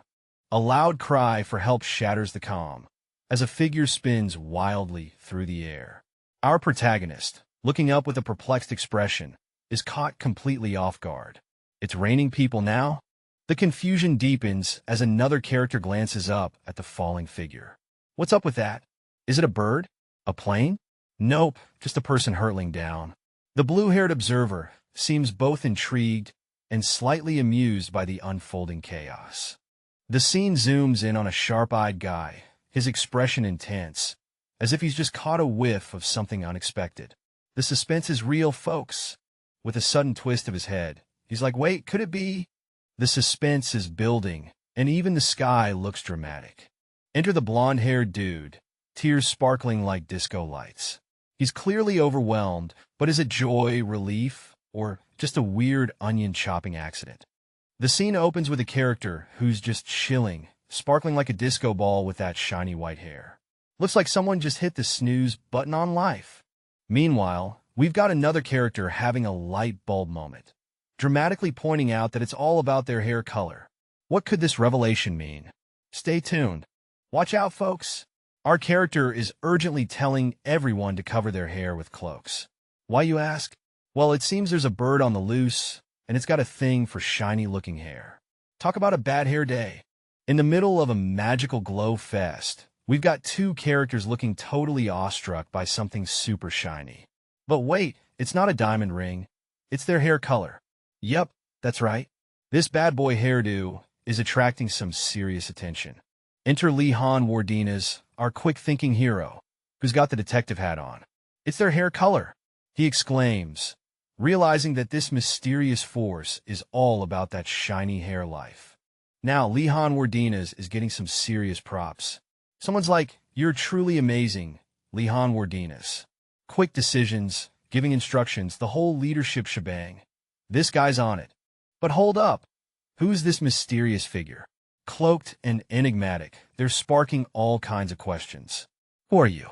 Lehan asks, eyes wide with curiosity. And there it is, the grand title reveal. Life of a Magic Academy Mage, setting the stage for some epic magical adventures. Our cloaked mystery guest is about to reveal something big, but gets distracted. Look over there, they shout, pulling everyone's attention elsewhere. What's happening next? The suspense is real. All right, so we have some drama brewing. Someone's trying to mess with the headmaster again, and our mysterious character is in the thick of it, looking all confused. The air is tense as they deny any wrongdoing, claiming they've got the wrong person. It's a classic case of mistaken identity, or is it? And in comes the guarantee. A cloaked figure assures everyone that the accused is all right. Is there a twist here? The crowd is buzzing because guess what? The princess is stepping in to speak for this person. That's some royal backup? A curious onlooker asks if these two know each other. The plot thickens. Boom! The reveal. The cloaked character introduces herself as Rowena, a knight serving the princess. Things just got a whole lot more interesting. Someone's shocked, questioning the whole serves the princess deal. It's Revelation City. The internal monologue kicks in, noting that there are always loopholes in all rules. Ah, the classic loophole wisdom. All right, so it turns out there's a sneaky way to bring someone into the academy as a student. Who knew? Kainando's situation suddenly seems super pitiful. Even the Raven seems to be feeling it. One character approaches Sir Wardinas, looking for a bit of help. Wonder what's cooking? Meanwhile, a mysterious bird is soaring through the skies, and everyone's keeping a keen eye on it. The bird slowed down, but who knows what it's planning next. Gotta stay on our toes. Now the request comes in to command the students and stop that bird. Seems like a tall order. Cue the confusion. Command what? Yep, nobody saw that coming. One character is like, why would I do that? Clearly no one's jumping at the chance. Who is being encouraged to take charge by his friends. They trust him completely and believe he can lead them honorably. Huss having a bit of a mini-crisis, thinking about the responsibility. He's like, don't do this to me, guys. The group's all pumped up, awaiting Huss' command. They're ready to roll with whatever he decides. Huss feeling the weight of the situation, contemplating his next move. He's starting to announce plans, starting with the vanguard. The suspense is real. Whoa, a sudden twist. The focus shifts to a mysterious tower. Someone's in disbelief hearing that Wardinas is... The scene opens with a trio of adorable toddlers. One of them wondering how the prince's command abilities have been so remarkable even before joining the academy. It's a cute and puzzling moment. In the next panel, a pair of hands clutch some papers with determination. You can almost feel the tension and resolve in the air. A mysterious character, partially obscured, appears to be contemplating something important. They're sure there's a reason behind the situation, and they're determined to find out for themselves. Another character, shrouded in mystery, is fired up and ready to uncover a secret. They're planning their next move with a determined look. A group is gathered around a table, enjoying a meal together. The scene suggests camaraderie and trust building, with the power of food bringing them closer. We shift to a circle of individuals, all wearing similar attire. They're deep in conversation, plotting, and strategizing. The atmosphere is intense, yet collaborative. A character stands, speaking confidently. They're making a guess and asking for objections, leading the group in their plan. Someone offers an object, and there's a sense of relief and readiness. This item is just what they need to move forward. Finally, we see a couple of characters looking a bit stressed, perhaps from the pressure or excitement of the situation. The mystery continues to build.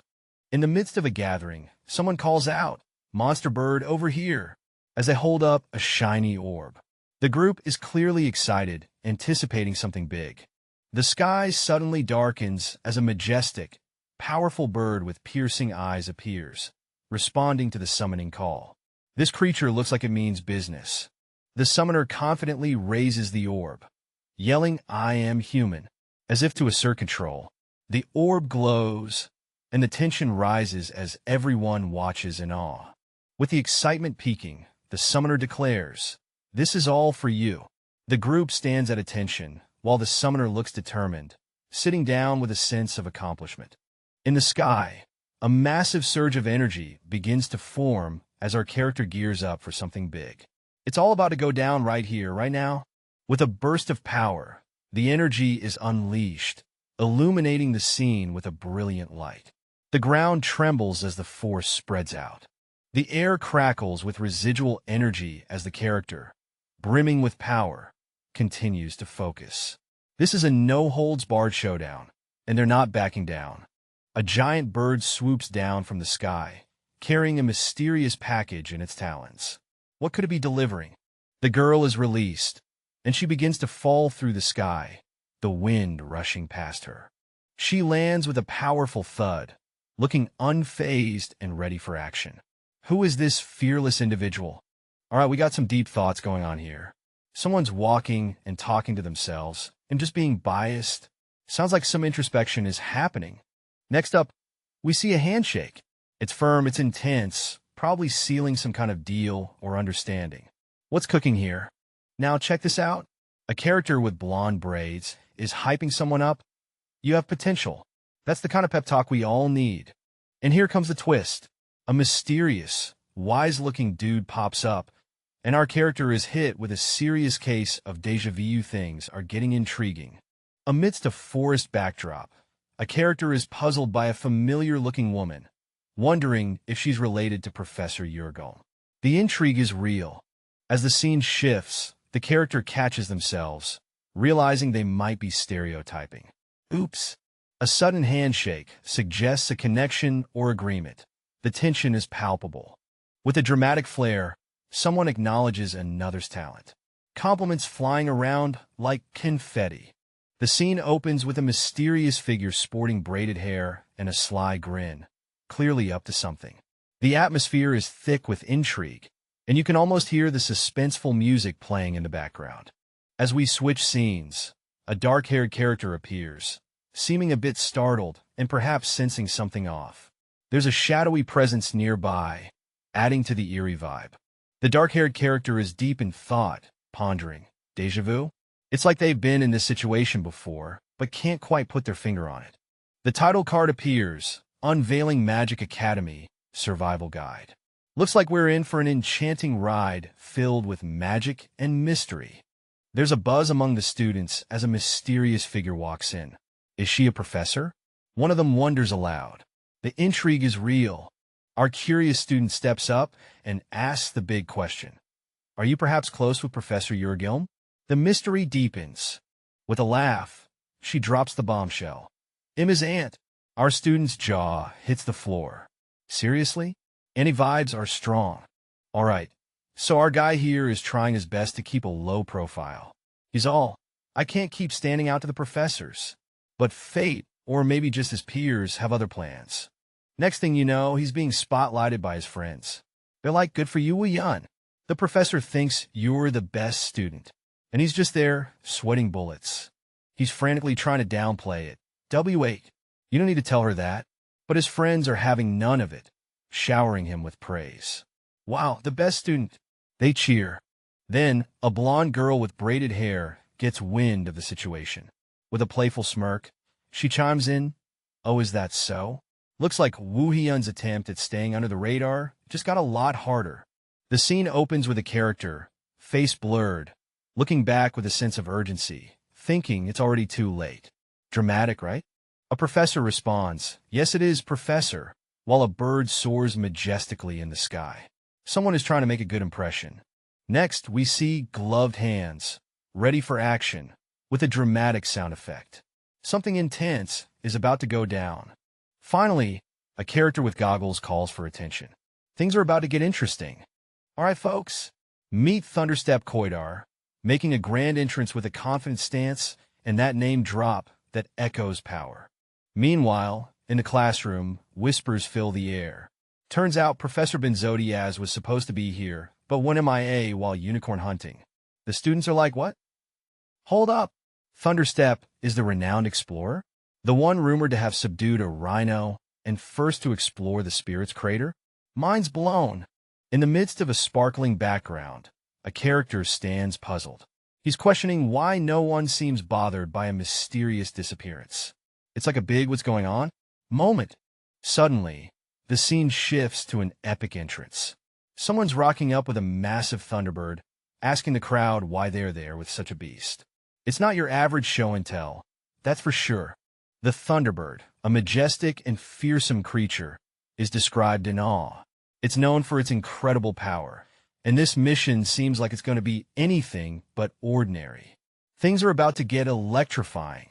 All right, so we've got two students here, and one of them is super stressed about someone bringing a monster to school. Meanwhile, his buddy is sweating bullets, clearly not ready to handle whatever chaos is about to unfold. They think the Empire should seriously check this place out. Now, the scene shifts, and we're looking at a gigantic thunderbird. A bunch of students is standing around, and one of them is like, "Is our goal this semester to ride that thing?" Another student nods, convinced that it's exactly what they need to do. Talk about ambitious. Suddenly, someone with fierce determination shuts them down, laughing and telling them their way off. Riding a thunderbird? Not in a decade. Looks like they've got a long way to go before they can even think about taming that beast. Boom! The teacher's eyes land on Woodenaz. Why don't you try giving an answer? It's like he's been put under a spotlight with no escape. Woodenaz, unfazed, responds with a question of his own. Was it because you wanted to see how he would react when faced with a dangerous monster? A bold move, right? Another student jumps in, guessing correctly that it was all a test. The teacher's face goes wild, like he's just been called out in front of the whole class. In the midst of a serene landscape, a wise character stands next to an enormous bird, sharing some sage advice. "You never know what dangers you'll face while traveling," he says, stressing the importance of always being prepared. Yep, this ain't just a walk in the park. A lively class is underway, and a cheerful character with pointy ears reassures everyone. "But don't worry too much," he says with a grin. The core lesson? Learning how to ride. And everyone seems pretty pumped. A leader steps up with wings ready to soar. "Woodenaz, you can lead the students there," a character instructs, pointing towards the horse stables. The adventure is just about to kick off. Flying high in the sky, a majestic creature soars over a castle, while a student on the ground grumbles. "Why does it have to be me again?" Ah, the classic tale of being singled out by the professor. Our hero seems less than thrilled with his assignment. Our scene shifts to a beach where a group of students are strolling along. They seem to be on a mission, or maybe just a field trip. Either way, they're marching with purpose, led by a determined figure at the front. As sparkles dance around, the majestic horse takes center stage. "The horse is the most fundamental animal when it comes to riding," declares the voice of wisdom. And so, the lesson on horseback riding begins. In the magical land of Sass, we have a talking horse throwing shade. If you can't ride this, you probably won't be able to ride other things either. Yep, this horse just dropped some wisdom with a side of sparkle. The students are listening to some wise words on mastering horse riding. Want to ride something wild? Get good with horses first. Someone is clearly yawning their way through this lesson. Everyone's chill, but our main guy is noticing how at ease everyone is. Makes sense since they're all pros at horse riding. No pressure, right? Now we got a mystery brewing. One student stands silently, while another looks on with a big question mark hanging in the air. What's the deal with the silence? In the shadows, a mysterious presence looms as two characters exchange a knowing glance. Their expressions reveal that something unusual is in the air. One character, with a sense of urgency, tells Yon to be careful. Yon, with her bright red hair and blue eyes, looks puzzled, wondering what this sudden warning is about. Another figure, partially concealed, adds to the suspense of the moment, hinting at an unfolding mystery. The lesson isn't just about horse riding, it's something way more intense. Get ready for some action. A lone figure approaches a majestic barn, the sky perfectly blue above.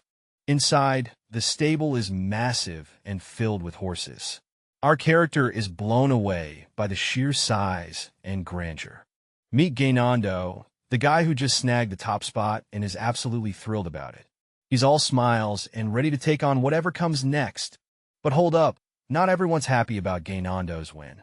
Some folks in the background are grumbling, questioning why it had to be him. Gainando, though, is unfazed, already hearing the haters. Now, Gainando's onto his next move, picking a horse. He's got this cheeky confidence, and it looks like he's ready to make another winning choice. Alright, so we start off with a mysterious figure stepping forward with a sense of purpose, their shoes clicking decisively on the ground. You can tell they mean business. Next up, this person points dramatically at a horse, declaring, "This one." The horse looks fierce, wild, and definitely not your usual pick. Meanwhile, we've got two observers in the background looking puzzled. They're wondering why anyone would pick such a temperamental horse. It's like choosing chaos on purpose. The scene opens with our cheerful blonde student, sporting a sharp suit and an optimistic grin. He's approached by a mysterious figure with dark hair and a serious demeanor. The tension is palpable as they exchange words. Suddenly, the dark-haired figure lunges forward, catching our blonde friend off guard. As the dust settles, the blonde student is hilariously sent flying, his tie flapping like a flag in the wind. Meanwhile, two other students, a red-haired girl and a nonchalant guy with dark hair, watch the spectacle unfold with a mix of amusement and exasperation. Seems like just another day at this chaotic school. Things get wild as Damiano takes a hit and crashes to the ground. Concerned peeps are rushing to see if he's okay. As Damiano tries to shake off the dust, his buddy's there, lending a hand. But it's not all sympathy. He's getting an earful for picking the most rambunctious horse in the stable. Meet our first character, a blonde student who's absolutely fuming. With his fists clenched, he's ready to throw some serious shade at his classmate. The tension in the school hallway is so thick you could cut it with a knife. Just when you think the drama is at its peak, enter the mysterious figure wearing a hilarious horse mask. Our blonde buddy is not amused and charges at the horse-headed stranger, demanding answers. Chaos ensues as the blonde student grapples with the horse mask, shouting in frustration. It's a wild mix of confusion and comedy, leaving everyone wondering who's behind the mask and why all the drama. Things are getting wild. A guy's yelling for help, clearly in a bind. But before anyone can blink, a glowing force sends him flying into oblivion. The chaos is real, and it's not looking good for our friend here. Meanwhile, in another part of this whirlwind, two bystanders with hair as colorful as their expressions are freaking out. One's got blue hair and wide eyes, shouting, "W, what's going on?" Clearly, they're as clueless as we are. Two guys in school uniforms are looking pretty stressed out. One of them blurts out, "Why are all of the horses like this?" Something strange is definitely going on with those horses. The focus shifts to another character, who seems startled. With a surprised expression, he murmurs, "All the horses are," and you can feel the tension rising. A mysterious thud echoes through the scene, leaving us all on the edge of our seats. What could it possibly be? Things get wild as a loud noise breaks the calm. Our character is startled, glancing towards the door with a mix of confusion and surprise, as if asking, "What on earth is happening?" The door bursts open, and chaos enters the room. A group of people, looking a bit too excited or maybe angry, fill the space. Someone wonders aloud, why are they all so violent?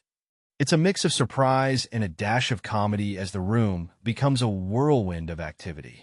Alright, so we're diving right into the action with someone having a full-on laugh attack. Whatever's got them giggling like that must be hilarious. Next up, we find our main guy sitting on the floor with a buddy. Someone's all geared up and tells them they're going to learn how to ride horses. Saddle up, folks. Finally, the mystery person with the braid drops the bombshell. It's time for their first assignment. Things are about to get real interesting. Our hero, bursting with excitement, throws his arms wide open in a grand stable, declaring his mission to become besties with every horse in sight. It's like he's on a mission from the universe, and he's ready to embrace it with open arms. Our scene kicks off in a stable, where a mysterious figure with a confident aura tells the group they're about to dive into some horse riding lessons.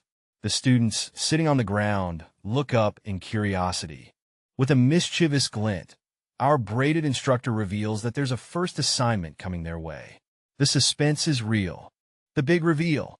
The instructor, arms wide open, wants the students to become best pals with all the horses. Yep, every single one.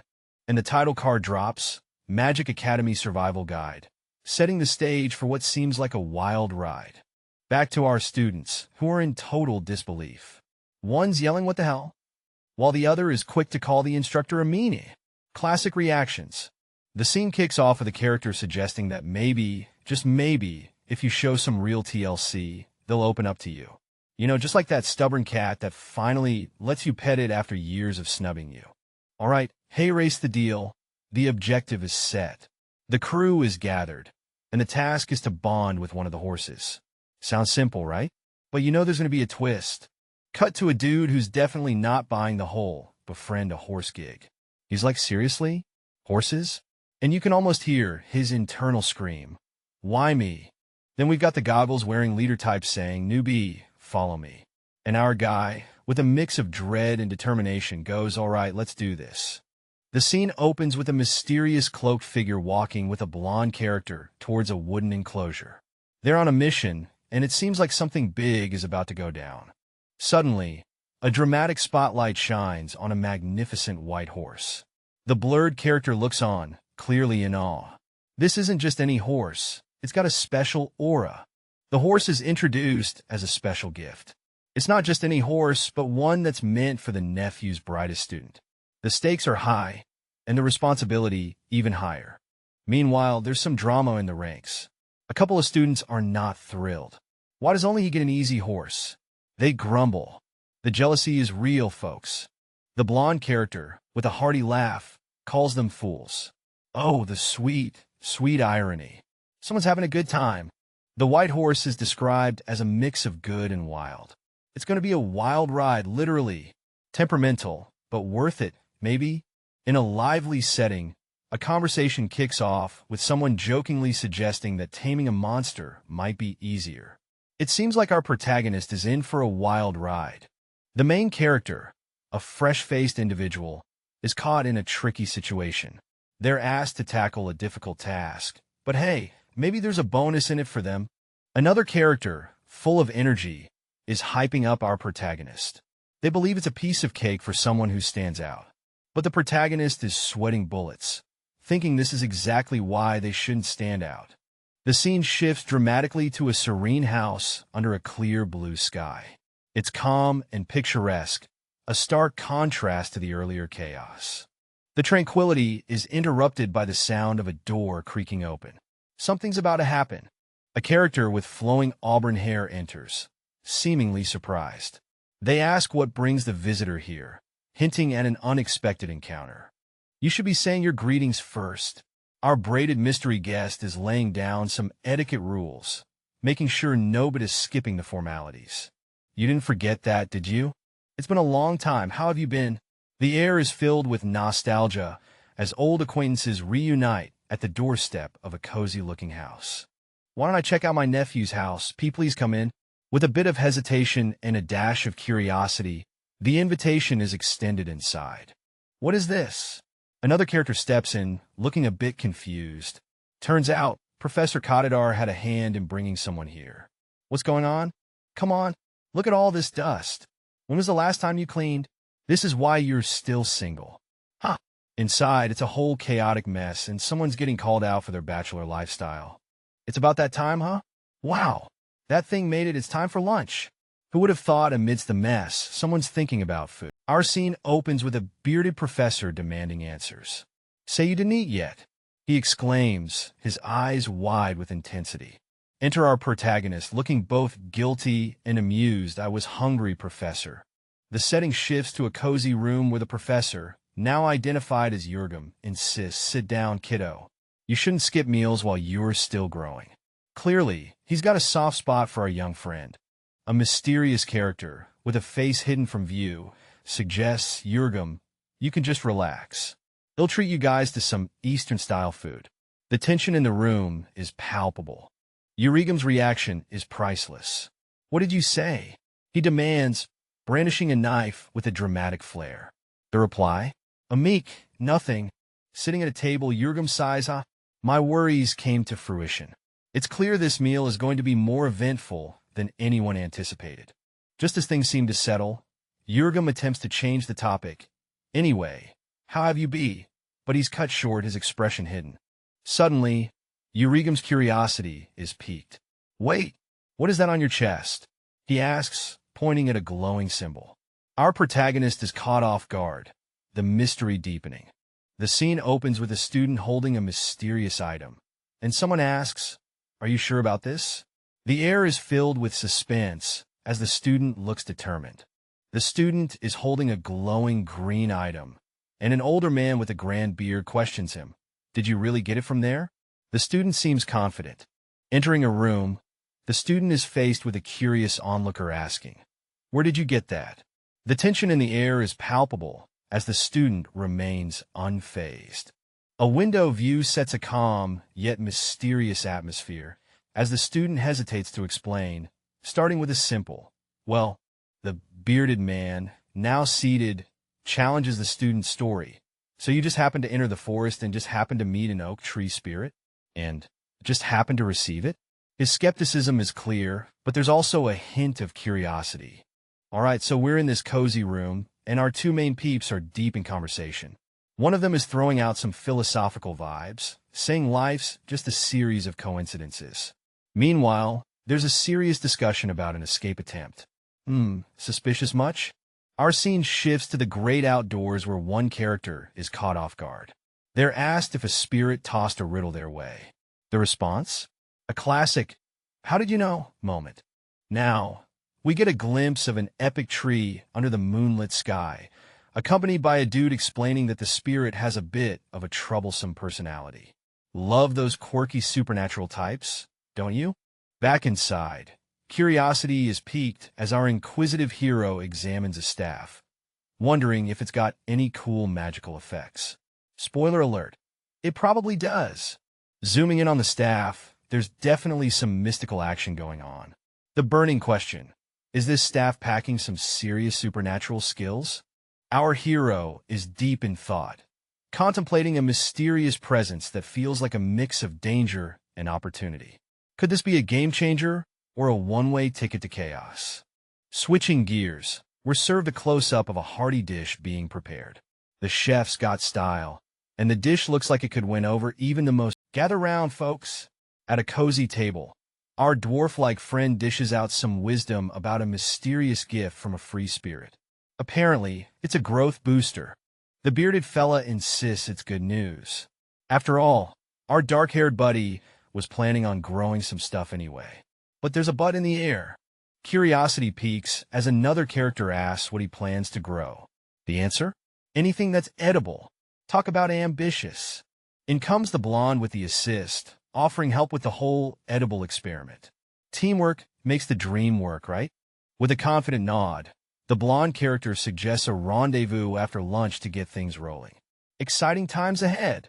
The scene shifts to a serene view of a house under the bright blue sky, setting the stage for what's to come.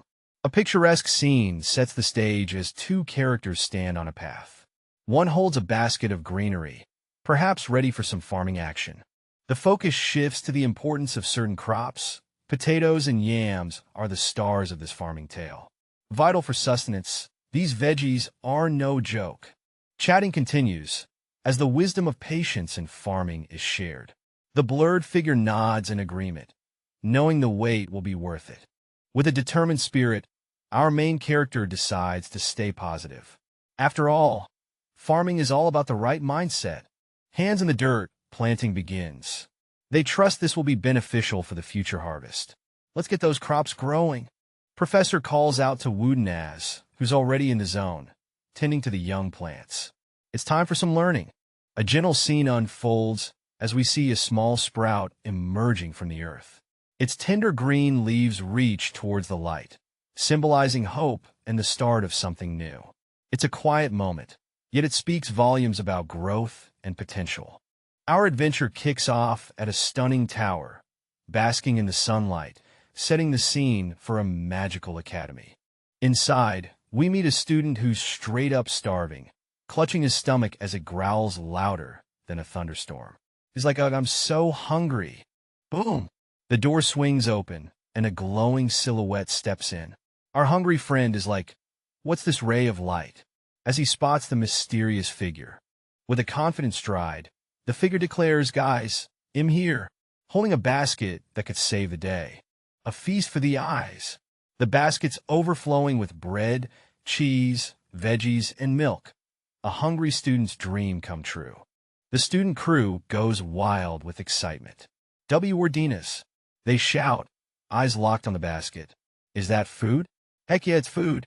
Wardinas, the hero of the hour, is welcomed with open arms. Thanks to Professor Lightning Steps, the scene opens with a girl beaming with excitement, praising her friend for being part of the greatest family in the Empire. The energy is high, and the friendship is strong. Meanwhile, we witness a fascinating moment with a group of birds. They've changed so much in just a few weeks, and they're as eager as kids waiting for a treat. Back to the kitchen, our mystery chef isn't fazed by the hunger around. With a calm demeanor, he declares, "I'll make soup, ready to conquer the culinary world." The cooking adventure begins. Our chef, with determination in his eyes, places the pot over the roaring fire. It's about to get delicious in here. The kitchen is bustling, and the soup's aroma fills the air. Everyone watches in anticipation as the cooking magic unfolds. Someone observes the chef from behind, thinking he looks like it's a moment of admiration for the culinary prowess at display. Whoa! Our chef is giving off some serious alchemist vibes, expertly handling the ingredients like potions. Is this cooking or magic? A close-up of a spoonful of soup being tasted. The moment of truth. Will the flavors be as enchanting as they seem? Our main character is tasting his own cooking and seems pretty pleased with the outcome, muttering, it's good. The air is buzzing with excitement as the chef calls everyone to bring their bowls. The crew responds eagerly, ready to dig in. It's soup time. The gang gathers around, each with their bowls ready, as our chef dishes out servings of what looks like a masterpiece. A blonde friend taps our chef on the shoulder, addressing him as Lim. Wardinas, there's something brewing here. The blonde friend seems to be in deep thought, pondering over something significant. Lim, the chef, is seen knocking on a door, expressing a desire to ask a favor. What's he up to? Inside, a silver-haired girl hears the knock, looking a bit curious as she notices the visitor. The door opens to reveal Lim, holding a bowl of soup, telling the surprised silver-haired girl, I made something. Try it. All right, so we've got this girl with silver hair telling someone not to worry because everyone got their fair share of the goodies. Then, she's holding a bowl of what looks like some delicious soup, with a voice urging her to dig in. She goes for a taste, and you can practically feel the suspense. What's her verdict? Her eyes widen in surprise. Did she just discover the holy grail of flavors? Suddenly, she's in this magical veggie world, floating around with carrots and broccoli like she's in a food dream. A guy, probably the one who handed her the food, thinks she must have been super hungry. She peeks out, looking thankful, and promises to pay him back. She's got manners. Then we see this dude's feet taking a stroll down the stairs. As he makes his way down, someone calls out to him, addressing him as warden. What's up with that? All right, so we've got this group of students talking about a task they did. One of them is like, did she really like it? And another confirms with a nod. Relief washes over them, and they throw a casual, "You're awesome." The conversation continues with a bit of a business proposal. One student nervously asks if they can keep helping out, promising double the usual pay. Seems like a sweet deal, right? Now, we've got someone looking a bit shocked, repeating twice. It's clear they're feeling pretty honored to be in the royal family service. I mean, who wouldn't be? Back to the group, and there's a sense of satisfaction in the air. They're chuckling about how much care someone is receiving, and it's all good vibes. The scene pans out to a majestic castle. A voice in the ether muses about the royal family being a big deal. No surprise there. It's all grandeur and prestige. Switching gears, we find ourselves in a classroom setting. Afternoon classes are in session, and there's a focus on a student sitting pretty seriously. Our mysterious student is lost in thought, contemplating the depths of his contract. He's musing about how gathering a student is deep in thought, trying to figure out how to explain something that's apparently obvious. I see, he finally responds, chuckling awkwardly. The scene shifts as another character, clearly the teacher, offers to give an example. A hand gesture suggests a demonstration is coming. And wow, this example packs a punch. The teacher's aura is intense, and the student looks on, clearly spooked by the demonstration. The student admits that example's rather scary, looking a bit shaken by the intensity.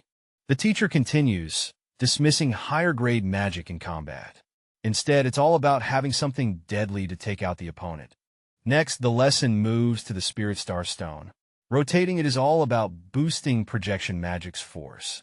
Even with the same magic circle, the force varies greatly depending on the user, the teacher explains, chalking it out on the board.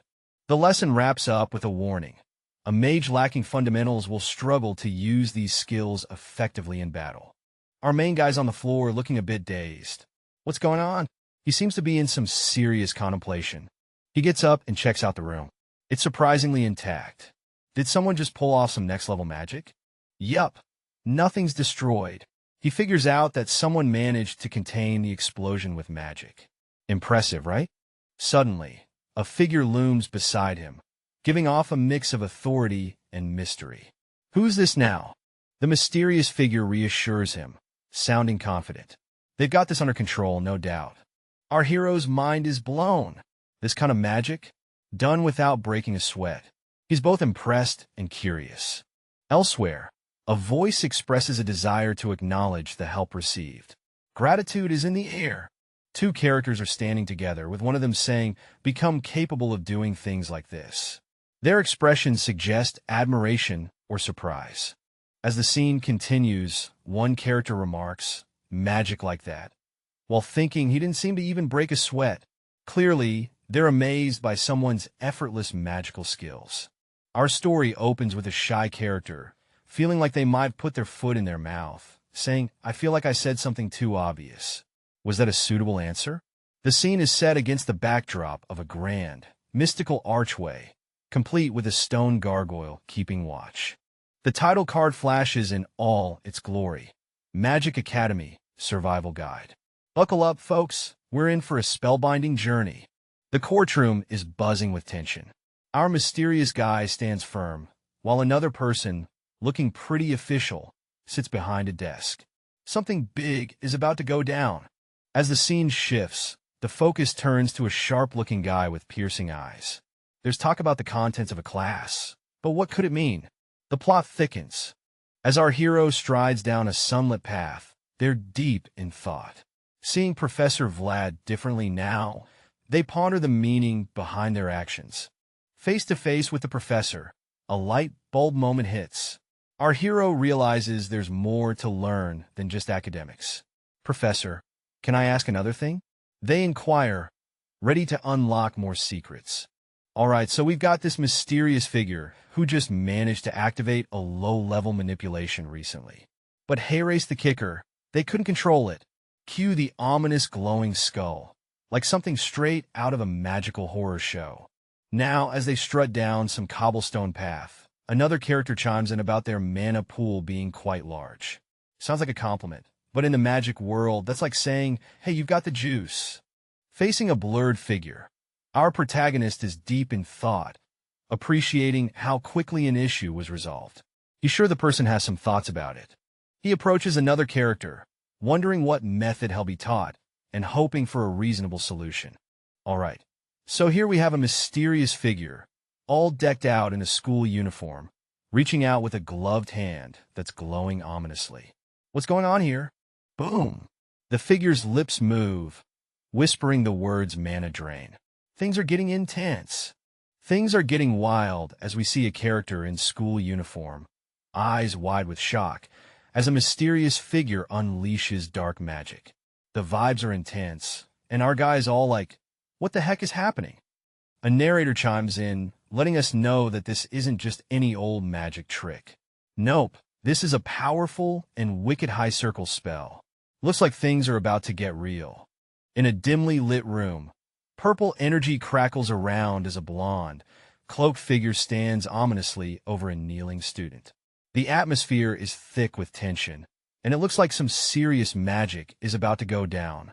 From the shadows, an observer is shocked, exclaiming in disbelief about the use of such power on a student. With a shout of "Wait!" it's clear things are about to get even more intense. Whoa!